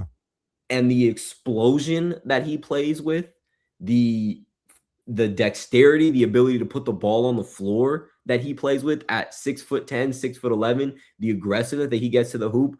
I'm imagining that guy in a system with the Kings where he has big men already in place, in Maxime Reynaud, in Dylan Cardwell, where he's freed up to move around the floor wherever he best fits, right? And then if Reynaud is able to extend his shooting range and space the floor out and drag bigs out, and you get this guy coming downhill at the rim, you're looking at a dangerous player. And if I'm in that third pick or that fourth pick or whatever it is in that next tier, I'm looking real hard at Caleb Wilson. And I mean, a 6'11", uber athletic forward. I don't have to say who he looks like because we all know who that guy is. Who is it? Say it. Who is it? I'm gonna disagree right now. And I'll say this: he didn't look like that when he was picked 14th or whatever it was in 2014. He didn't look like it. Who would say the name, Devin? Oh hell no. Giannis Antetokounmpo. Did you see how skinny he was coming out? Now look at Wilson. Absolutely not. Devin, what are you? I know it's Friday. I understand that, but what the hell do you start the weekend early? What are you talking about? Have you seen Caleb Wilson's highlights? Have you seen his highlights? Yeah, he don't dribble more than once. Giannis was running points. Caleb Wilson, and I like Caleb Wilson. I do. I'm not where everybody else is right now with Caleb Wilson. I want to see more. I'm just saying, look at who he looks like. I'll do my homework. Okay. Yeah. Caleb Wilson, I haven't seen him dribble more than twice in any of these highlight packages. Not once. For the highlights. And I'm a big eye test guy. So that's a downfall of me. But I'm saying I look at him, I see a 6'11" forward who is picking up the ball at the 3-point line, is blowing by defenders in space and getting to the rim with aggressiveness. I like what I see. I'm a continue. I like that more than Cameron Boozer. I think he's a good. I think I'd like him more than Cameron Boozer as well. I don't like him more than Darius Acuff Jr. I know that much, but I like him more than Cameron Boozer, and I like him as a basketball player. But this is my one concern. Like I said, I watch these highlight tapes and I want to watch the games. I saw him a couple times. I saw him against Kentucky. I saw him against Duke. He was really good in that first half. I want to watch more games of Caleb Wilson. But when you see these highlights, and the thing about the highlight tapes is they're like trying to be like, look at this guy. He looks amazing. And he looks good. But I don't ever see him dribble the ball more than once. The only time that he dribbled more than once it's crazy highlight, is I think they were going up against Navy. Then he got the ball at half court. Maybe he went coast to coast. Yeah. And he does a little shimmy and he dunks on one of the guys against and what Navy. That look like? What that look like? Yeah, it's against Navy, which is next to the Sisters of the Blind. Okay, hey, so I'm not going to go crazy. That's the NBA equivalent of the Washington Wizards. So there you go. Don't do that to the Wizards. No, actually, the Wizards, and this is way off track. I was looking at the Wizard. I was looking at the draft order. I was thinking about the Wizards, and I'm like, yo, like Washington's about to add the #1 pick to a roster with Trae Young and Anthony Davis next year. That might get Anthony Davis. We haven't seen him except for on foul play. We don't even know where Anthony Davis is. That might be a little spooky next year in the Eastern Conference. I ain't gonna lie. That might be a little scary. The Wizards might be a little spooky. Hey, I don't disagree. Trey Johnson as well. You know what I mean? I like Trey Johnson's game. Yeah. So they got some ball players for sure. Marvin Bagley's actually been playing well for the Wizards. Or excuse me, he's on the Mavericks now. He's not on the Wizards no more. But yeah, I like Caleb Wilson. I'm gonna keep looking. I'm gonna keep watching him though. You watch the film and you let me know. If I had the #3 pick right now, I'd go Darius Acuff Jr. over Caleb Wilson. And you build a team around him? Yeah, but I like guards. I like the playmakers because I feel like with a Cam Boozer or a Caleb Wilson, you're gonna be looking for another table setter for them because they're not table setters for themselves. So I'd rather go get the guy that's already a table setter and can go get his own. But Devin, I'm gonna go look at Cam. Now I promise you right now, I ain't never gonna say you look like Giannis. I'm gonna tell you that right now. I will never say that. But I just say he looked like him. He looked like him. Maybe a little bit more on board with him as a top flight guy ahead of a guy like Acuff. For sure. I think and I don't disagree with the need for a table setter with players like that. I just think that there are more fringe guys that you might be able to get in free agency that can play that table setter role. Obviously not to the level of Darius Acuff, but enough to be able to activate a player like Caleb Wilson or any of these other talented wings. I feel you. Devin, man, I appreciate you, man. We're going to talk to you a lot more coming up, man. We got to make this a regular thing with my guy, Devin Henderson of The Athletic, man. Enjoy your weekend. I appreciate you. Yes, sir. Always appreciate coming on. All right, man. Take care. Got you. The Athletic's home. Devin Henderson. Right here, D-Lo and KC, ESPN 1320 on this Friday afternoon. I see the sun. So it's not a rainy Friday. At least out here in Roseville, it's not a rainy Friday anymore. I don't want to rain on anybody's parade, no pun intended. But I have a King's question. for Kyle Madson, for the Chatty House, for the city of Sacramento, that as we prepare for the final home game of the season, it just has me thinking right now. It just has me thinking. I'll tell you what that is when we return on D-Lo and KC on ESPN 1320. Thinking.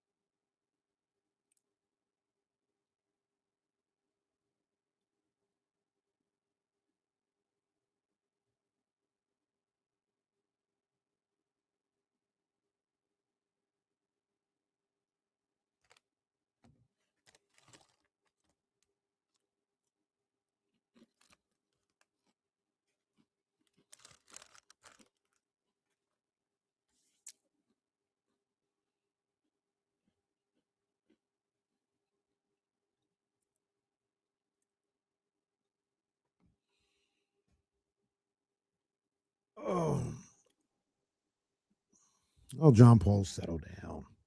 Okay. John Paul, settle down. He actually isn't the first person I heard say that. I heard somebody else say that. But once again, I disagree with both of them, but I've heard that before.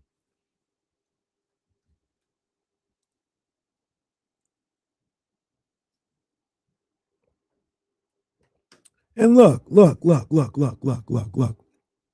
If you squint, if you're like, wipe your glasses a little bit. Oh, another box. Another box has arrived. We are now at 160 bags. Well, not 160. Oh, yeah, probably 152 bags of It's got Fritos. my name on it, so I'm hoping it's what I think it is. What you think it is? I had a special order today. I was like, hey, we're sending Fritos out. Oh,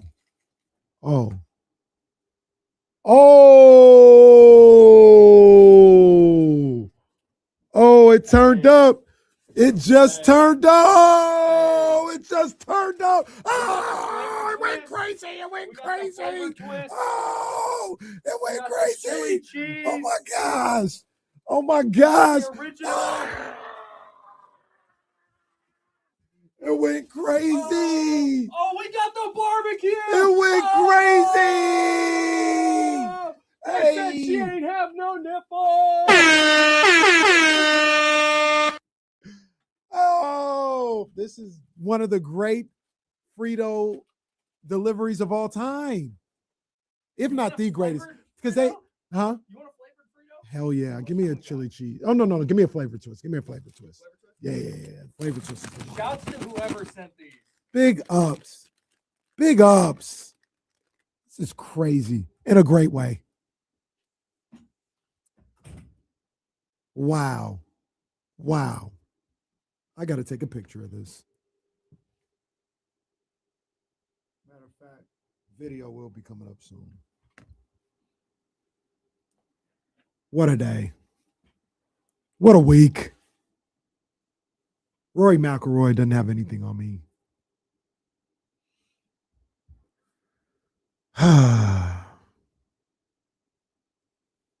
You give me 10 milligrams and put me in a room with some chili cheese Fritos, ain't no chili cheese Fritos safe, bro.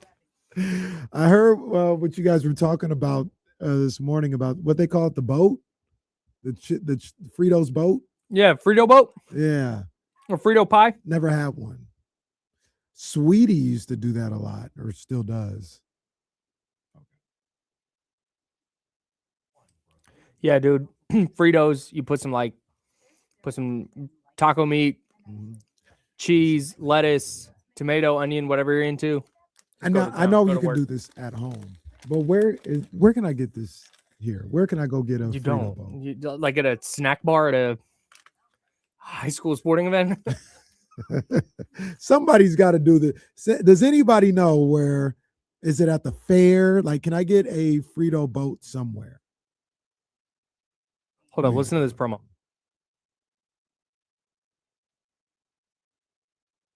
Rich Eisen, we call you our favorite coworker. The Jump, our morning show, 7 to 9 here on ESPN 1320. The host on the show, our main man, Jesse Tapia, and he's also the producer on our show. Every time he says, Rich, call me back. You're here on D-Lo and KC, and Jesse is not on the show today. Jesse, it's Rich. Call me back.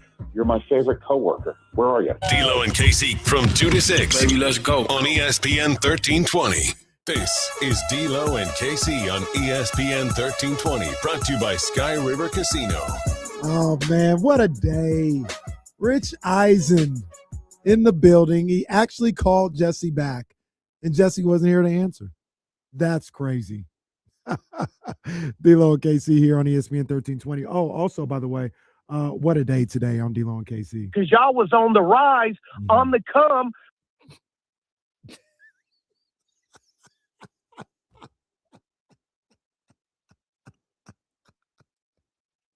I'm just trying to enjoy some chili cheese Fritos. I hit the dump button. Yo, Guru.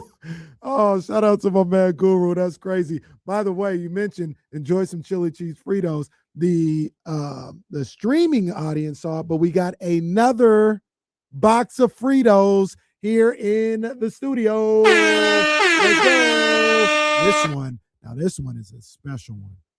We have original Fritos. We have chili cheese Fritos. We have flavor twist Fritos. And we also have barbecue Fritos. What a variety pack. This box is goated. Absolutely goated. Air horns one more time. What a day. What a week. What a week. I do have a question that I want to ask before this final home game of the season tonight at the Go to One Center, Kings versus Warriors. And I want that question hopefully answered by everybody, or myself, or Kyle, or anybody in the chatty house. But before we do that, we got our guy. They wouldn't be complete if I didn't hear from my guy on this Friday afternoon. TC, what's up, man? How you doing? Man, hey, listen, what's up with my two brothers, man? You know, hey, Kyle, it's good, D-Lo. I know you listening. Casey, what's up, bro? What's good, baby? Hey, it's all good. Hey, just vibing. Listen, it's the last day of the season. You know, we made it. You know, it's only up from here. You know, well, we got the lottery balls, and I know, you know. So, other than that, though, look, man, check it out, though. So, I had a question, but also at 3, that conversation with the homie Dev, right? Mm-hmm. At 3, it has to be Caleb. So if AJ, so if it just happened to be like AJ and Peterson at 1 and 2, we were at 3. Mm-hmm. I think Caleb's the pick because you still getting your wing, the stretch. That's the position that we need right there. You get what I'm saying? No, but if you're the number one priority is point guard, and you like, I need our point guard to build around that, then A-Cuff at 3, bro, is the pick. I'm with that. That's only if you like, man, I don't care what you're talking about. I need to take a guard. Mm-hmm. Then, you know, at 3, I'm fine with A-Cuff.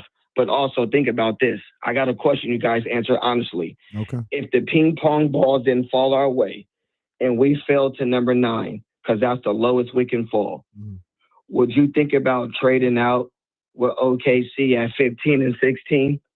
Just asking. TC, appreciate you, man. Have a great weekend as always. Have a great weekend. Yeah, that's my guy. I think about it. I got to look at my big board. I got to maybe go to hoopobsession.com and see, you know, what my guy Bobby Giro's got to say and see some of the guys in that range of 15 or 16. I think about it. But when we talked to Bobby Giro earlier today, we were like 11, 12 players deep that we think are like really, really good basketball players. And if you're at 9, you're right in the space to get one of those really good ball players, man. So I think in that situation, honestly, in whatever pick outside of the top 2, there is no conversation that shouldn't be had. You know, if you can, you know, if you had 3 and somebody wanted to trade 7 and give you, you know, 15 or I don't know, I'm just saying that, like, you have to have that conversation. I believe. Off the top of my head, I'd just stay at 9. That's what I would try to do. 15, 16. While this draft is a really, really good one, really deep draft, I think the player that I'm getting at around 9 will be better than those 2 picks, those 2 slots. That's just my thoughts. So, but absolutely, you have the discussion. You absolutely talk about it as a group, as an organization, about ways that you can maximize what you could do in this draft. So here's something that I thought about throughout the day. I was on 95.7 The Game this morning talking to Steiny and Goo. By the way. Because y'all was on the rise, on the come. If you want to do the same thing we did earlier, there's GUR2 now. If you want to take a okay, let me. if you want to take a gander at what our guy Guru said. Let me see. You said GUR2. Yeah. So I don't want to distract I don't want to distract too much. Yeah. From the conversation because I do think it's a good one. Yeah. But I spent the time to make this cut, and before we get into a serious Kings conversation, I just wanted to make sure that we had this cut on your board and available in the event that you wanted to play it. Okay, well, let's see what Guru had to say earlier today. And there's banging on the internet. That's the one I couldn't remember. I was like, he said something else, and I. Once again, there's banging on the internet. That was the next answer after he said the first thing. So play the first one. So he says this in answer number 1. Because y'all was on the rise, on the come. I'll be like, oh my God, hey, we're all immature here. We're all there's jokes. And then the next answer. And there's banging on the internet. Oh my God. Yo, this guy, he didn't care. Technical He foul. didn't care. He said, I'm just going to wild out. Did you see Darius Baisley in China? Did you see that clip where he just remember him? I missed it. Well, it was on Twitter. He was kept up with my Darius Baisley content. You remember him from the Thunder, right? Yeah. He crashed out on the court. Like he got into it with his teammate, was supposed to inbounds the ball, decided not to, threw it into the first row. They were subbing him out. He said, no, I'm not leaving. Like, none of y'all can make me leave the court. Hilarious. Like, he crashed out. That's what Guru did when he was talking to us. He just didn't care no more. He just crashed out. Kind of. And there's banging on the internet. He just crashed out. So, yeah, man, shout out to Guru. But I was talking to him and Steiny earlier today, and they asked a question about Vivek Ranadive. And they said, hey, what's the vibes in Sacramento for Vivek Ranadive? How do people feel about Vivek? And I said, bro, it's awful. Ooh. Like the approval rating, what's below 0? Like he's got no love in this city. None whatsoever. And the term that I used is that his name is mud in these Sacramento streets. Absolutely mud. Now, I'm just kind of talking about how people view Vivek. Me personally, it's whatever. Like it's whatever. There's a lot of things that he is in control of that have gone wrong with this franchise. There are things that he's done exactly what people have told him he should do, and it still hasn't worked. But he gets the blame for it, right? So I'm not necessarily here to defend him. I just don't see him the same way, the exact same way. Maybe others do. But either way, the reputation and the name is just not good out here. And I said there's a certain level of reverence that I'll always have. I don't think this runs out. This, for me, it doesn't run out. I'm not saying anybody is right or wrong, but for me, it doesn't run out. The fact that if it wasn't for him and David Stern, there would be no Sacramento Kings right now. That's just the reality of the situation. That doesn't mean he's above reproach. That doesn't mean you don't ever criticize him or anything. But that always, there's a level of, like I said, reverence to the fact that because of him and David Stern, they're still the Sacramento Kings, right?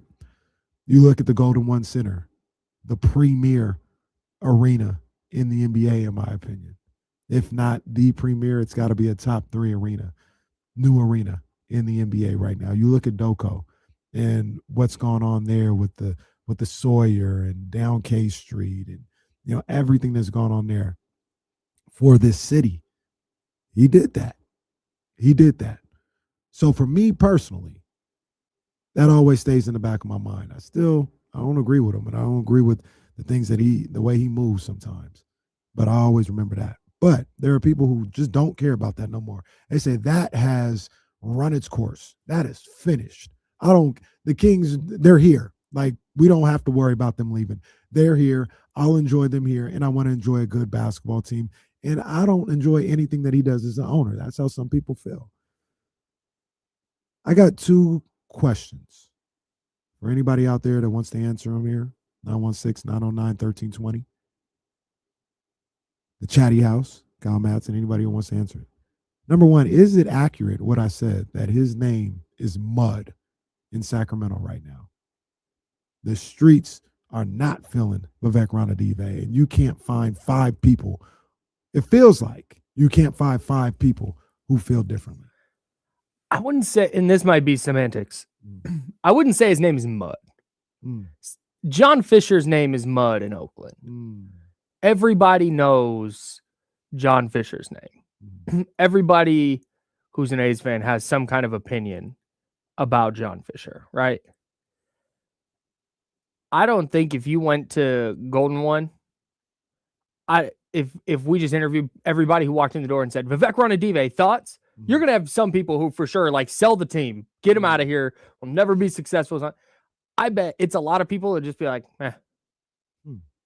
I think there's a lot of people who would be like, he kept the Kings in Sacramento. So I wouldn't go so far as to say his name is Mud, but when you talk about people who listen to sports talk radio, right?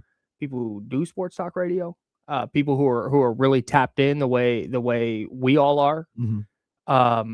We all, again, at this station, listening to the station, I think he has a very, very low Q rating for sure. That's a good point. That's a good point, because we talk about this all the time with the Kings and going to the games. Like, it's different than a lot of people that listen to these shows and stuff for like sure, that, or tweet and all this other stuff. It's a difference between the diehards and the casuals. Yeah, I do think though, it's a good point, but I feel like I might disagree with you.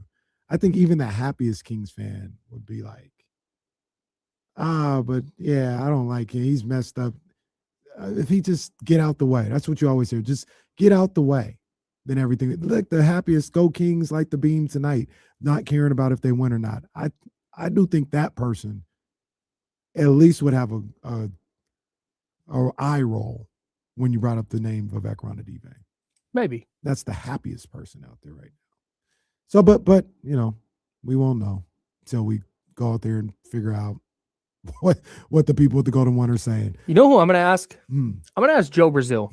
Joe Brazil, if you're unfamiliar, is a promotions person here, but he also works in and runs the board for The Jump. That's the show I host with Jesse Tapia here on this station. He runs the board from 7 to 9 a.m. He is as optimistic of a Kings fan as there is. Like, he's down on him right now. He's bummed out season 1 how it went. But dude, let's hit Joe in August, and Joe's gonna be like, this team could make the playoffs. Like, he's that kind of guy, right? Yeah. I wonder how he feels about Vivek. That's a good question.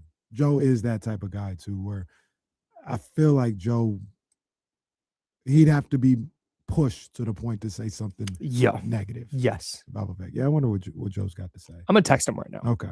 While you do that, I've got the second question. Can he ever get out of the place that he's in right now? Talking about Vivek. Like, if his name, even, we'll just keep it right here in our world of like Kingsdom and Twitter and sports radio and bloggers and all this other stuff. Is there anything that he can do to get out of this space? Part of me says no. Part of me says no.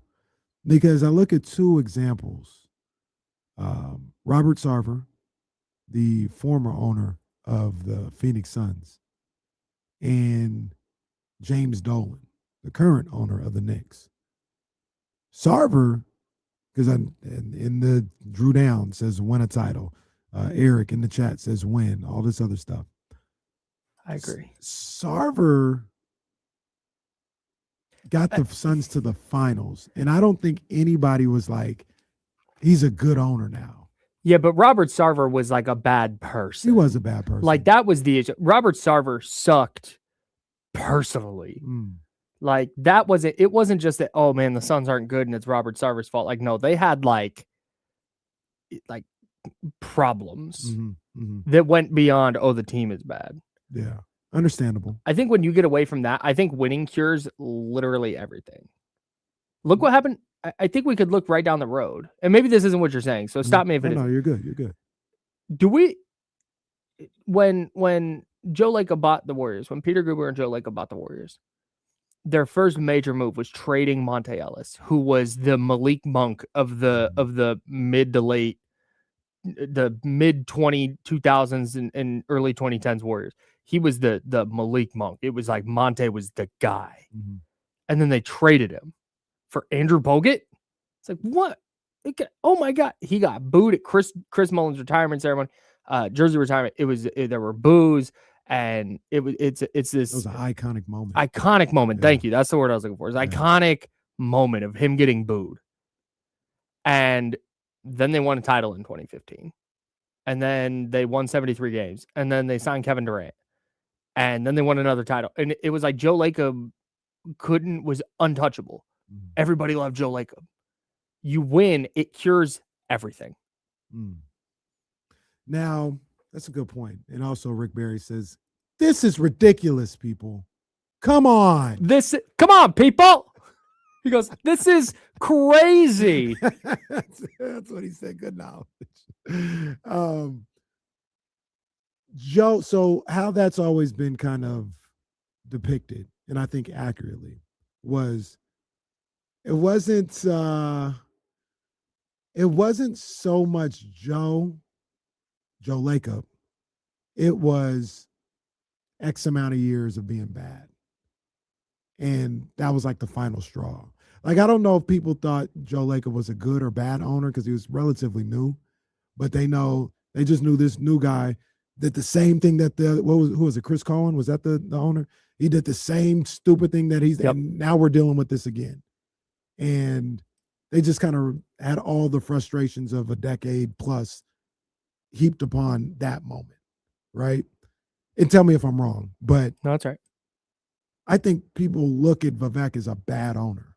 Like, they have come 13 years in, they say he is not good at this owner thing. And I feel like if the Kings were good, and we saw this a couple of years ago, right?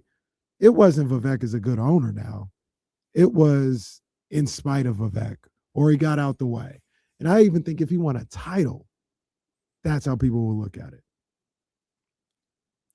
They wouldn't give him the moniker. They wouldn't give him the credit of being a good owner. Okay, but I think this is the case with a lot of owners that are very front and center.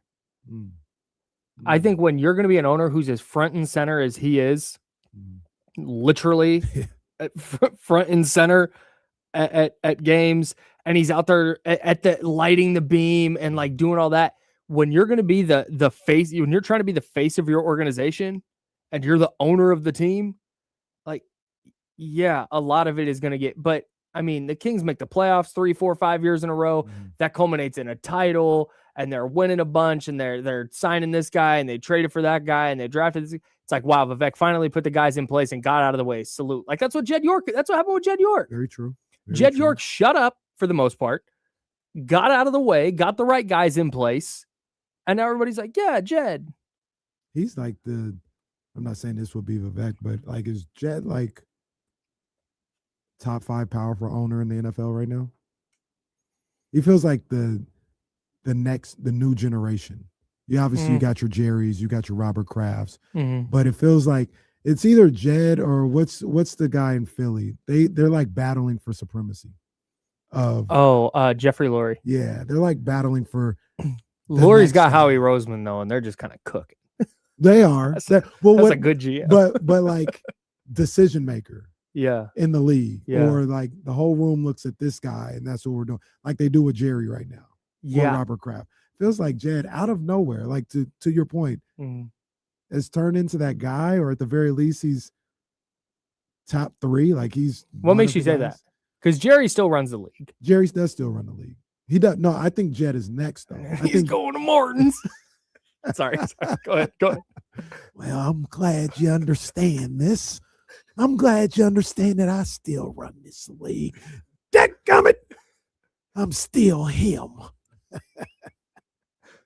He is though. Like that's it. Jerry very much still runs the league. He is. But like, not saying I wish this, but if Jerry were to go tomorrow, I think it would be Robert Kraft. If Robert Kraft were to go after that, I think Jed he's got influence.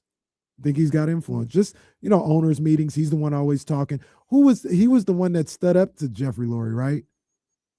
When was it the tush push or something? Or he said something like, "Are you done with this crap?" Or something like, I don't remember exactly. Yeah, they had. Well, but he's the one, I feel like, or one of the ones. I'm trying to think because Rams owner whose name Stan Kroenke is a no. The Seahawks are selling. Michael Bidwell is the Cardinals. He sucks. Mark Davis, no. What is that? The Hunt family? Hunt family. That's a no. Broncos are relatively new. Broncos are the Walmart family. The Ravens, who's the Ravens guy? Steve Bisciotti. Is that his name? Yeah, I think so. No, you're right, but maybe he's on that list. Yeah, he might be. I feel like the Ravens are like a class organization. Yeah, I feel like it's Lurie and Jed who are like waiting in the. I also don't know because Jerry's been around since the NFL got big. The NFL was a big deal, but by the time Jerry bought the Cowboys, it ascended to like what it is today. It became this monster. I don't know that there's space for an owner now to have that type of to kick the door down in that way. There's so much money moving around, and once Robert Kraft and Jerry Jones kick it, like that's I don't know who that's gonna be. There's gonna be a power vacuum there, but I don't think it gets filled with one owner. It is both of those guys, Lurie and they just fight every time. Lurie and Jed just fight all the time. The point I got on a tangent of Jed York, but Vivek, I wonder. You make some good points. And Jed is the obvious example, but I just wondered. Like I wondered if Vivek could ever clear his name in Sacramento, because I feel like it maybe like I'm in the world, I'm in the sphere. It just feels like it's at an all-time low. Like they are mad about this guy. Here's what I can't get out of my head, because I kind of think you're right. I can't get out of my head. Okay, Kings win a title. They're at Golden One Center. They just beat the Knicks, and you're torn up about it. Well, no, I'm not torn up. No, I'm not. I'm joking. The people believe you, Kyle. No, I'm joking. They beat you're hyped. So let's say you know what? We're gonna take the Knicks out of it. They beat the Hawks. Okay, they beat the Hawks in the finals. Vivek is getting the trophy first, and then Vivek gets to say something. And whatever he says, and this is not anti him. This is not him being a bad person or a bad owner. He's just a cringy dude. That's just a cringy dad, and that's fine. There's nothing wrong with that. I'm very close to that. Like I'll be there someday. He's gonna say something that's just like, God, this guy, get off the stage, bro. Like that's what. Like he would get the mic and be like, they are not a thing like us. And it'd be like, man, what? No, don't say that. No. How about now? Yeah, right. It would be something like that. And so that's where I think people would be like, oh God, this guy, get him out of here. Like that's agree. But I don't think he's got to sell the team stuff, I think goes away if and when they just make the playoffs consistent. Right. I'm with you on that. We gotta go. Final home game of the season tonight at the Golden One Center. Final game of the season on Sunday. We will be back on Monday, 7 a.m. with the jump. While you're out this weekend, go to Sky River Casino. Go to Delights and get some of those cookies. I love the chocolate chip cookies over there. Go check that out. But come back Monday morning for the jump at 7 a.m. I think business might be picking up. Sacramento's #1 sports station. It's your boy KC. Y'all be good. I'm up out of here. Peace.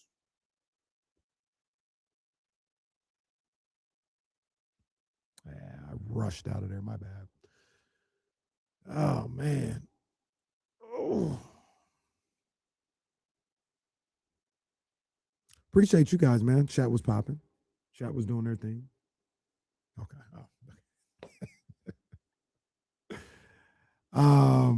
My bad. TC, appreciate you. Katrina, have a great weekend. Yeah, appreciate y'all. I'm going to get my stuff done and get out of here. Yes, sir. I'm out of here too because I've got to go get the kids. I've been here since 6:30 this morning. Yeah, go home. I need to get the hell out of this building. I got a little workout in today. I showered at the gym. Oh, that was a mistake. We'll talk about that on Monday. That was a mistake. Need to hear about that. Golly. I'm surprised you didn't use the shower downstairs. Yeah, we decided there's a murderer waiting in there for someone to use the shower. Murder's just been lurking in there for years, waiting for somebody.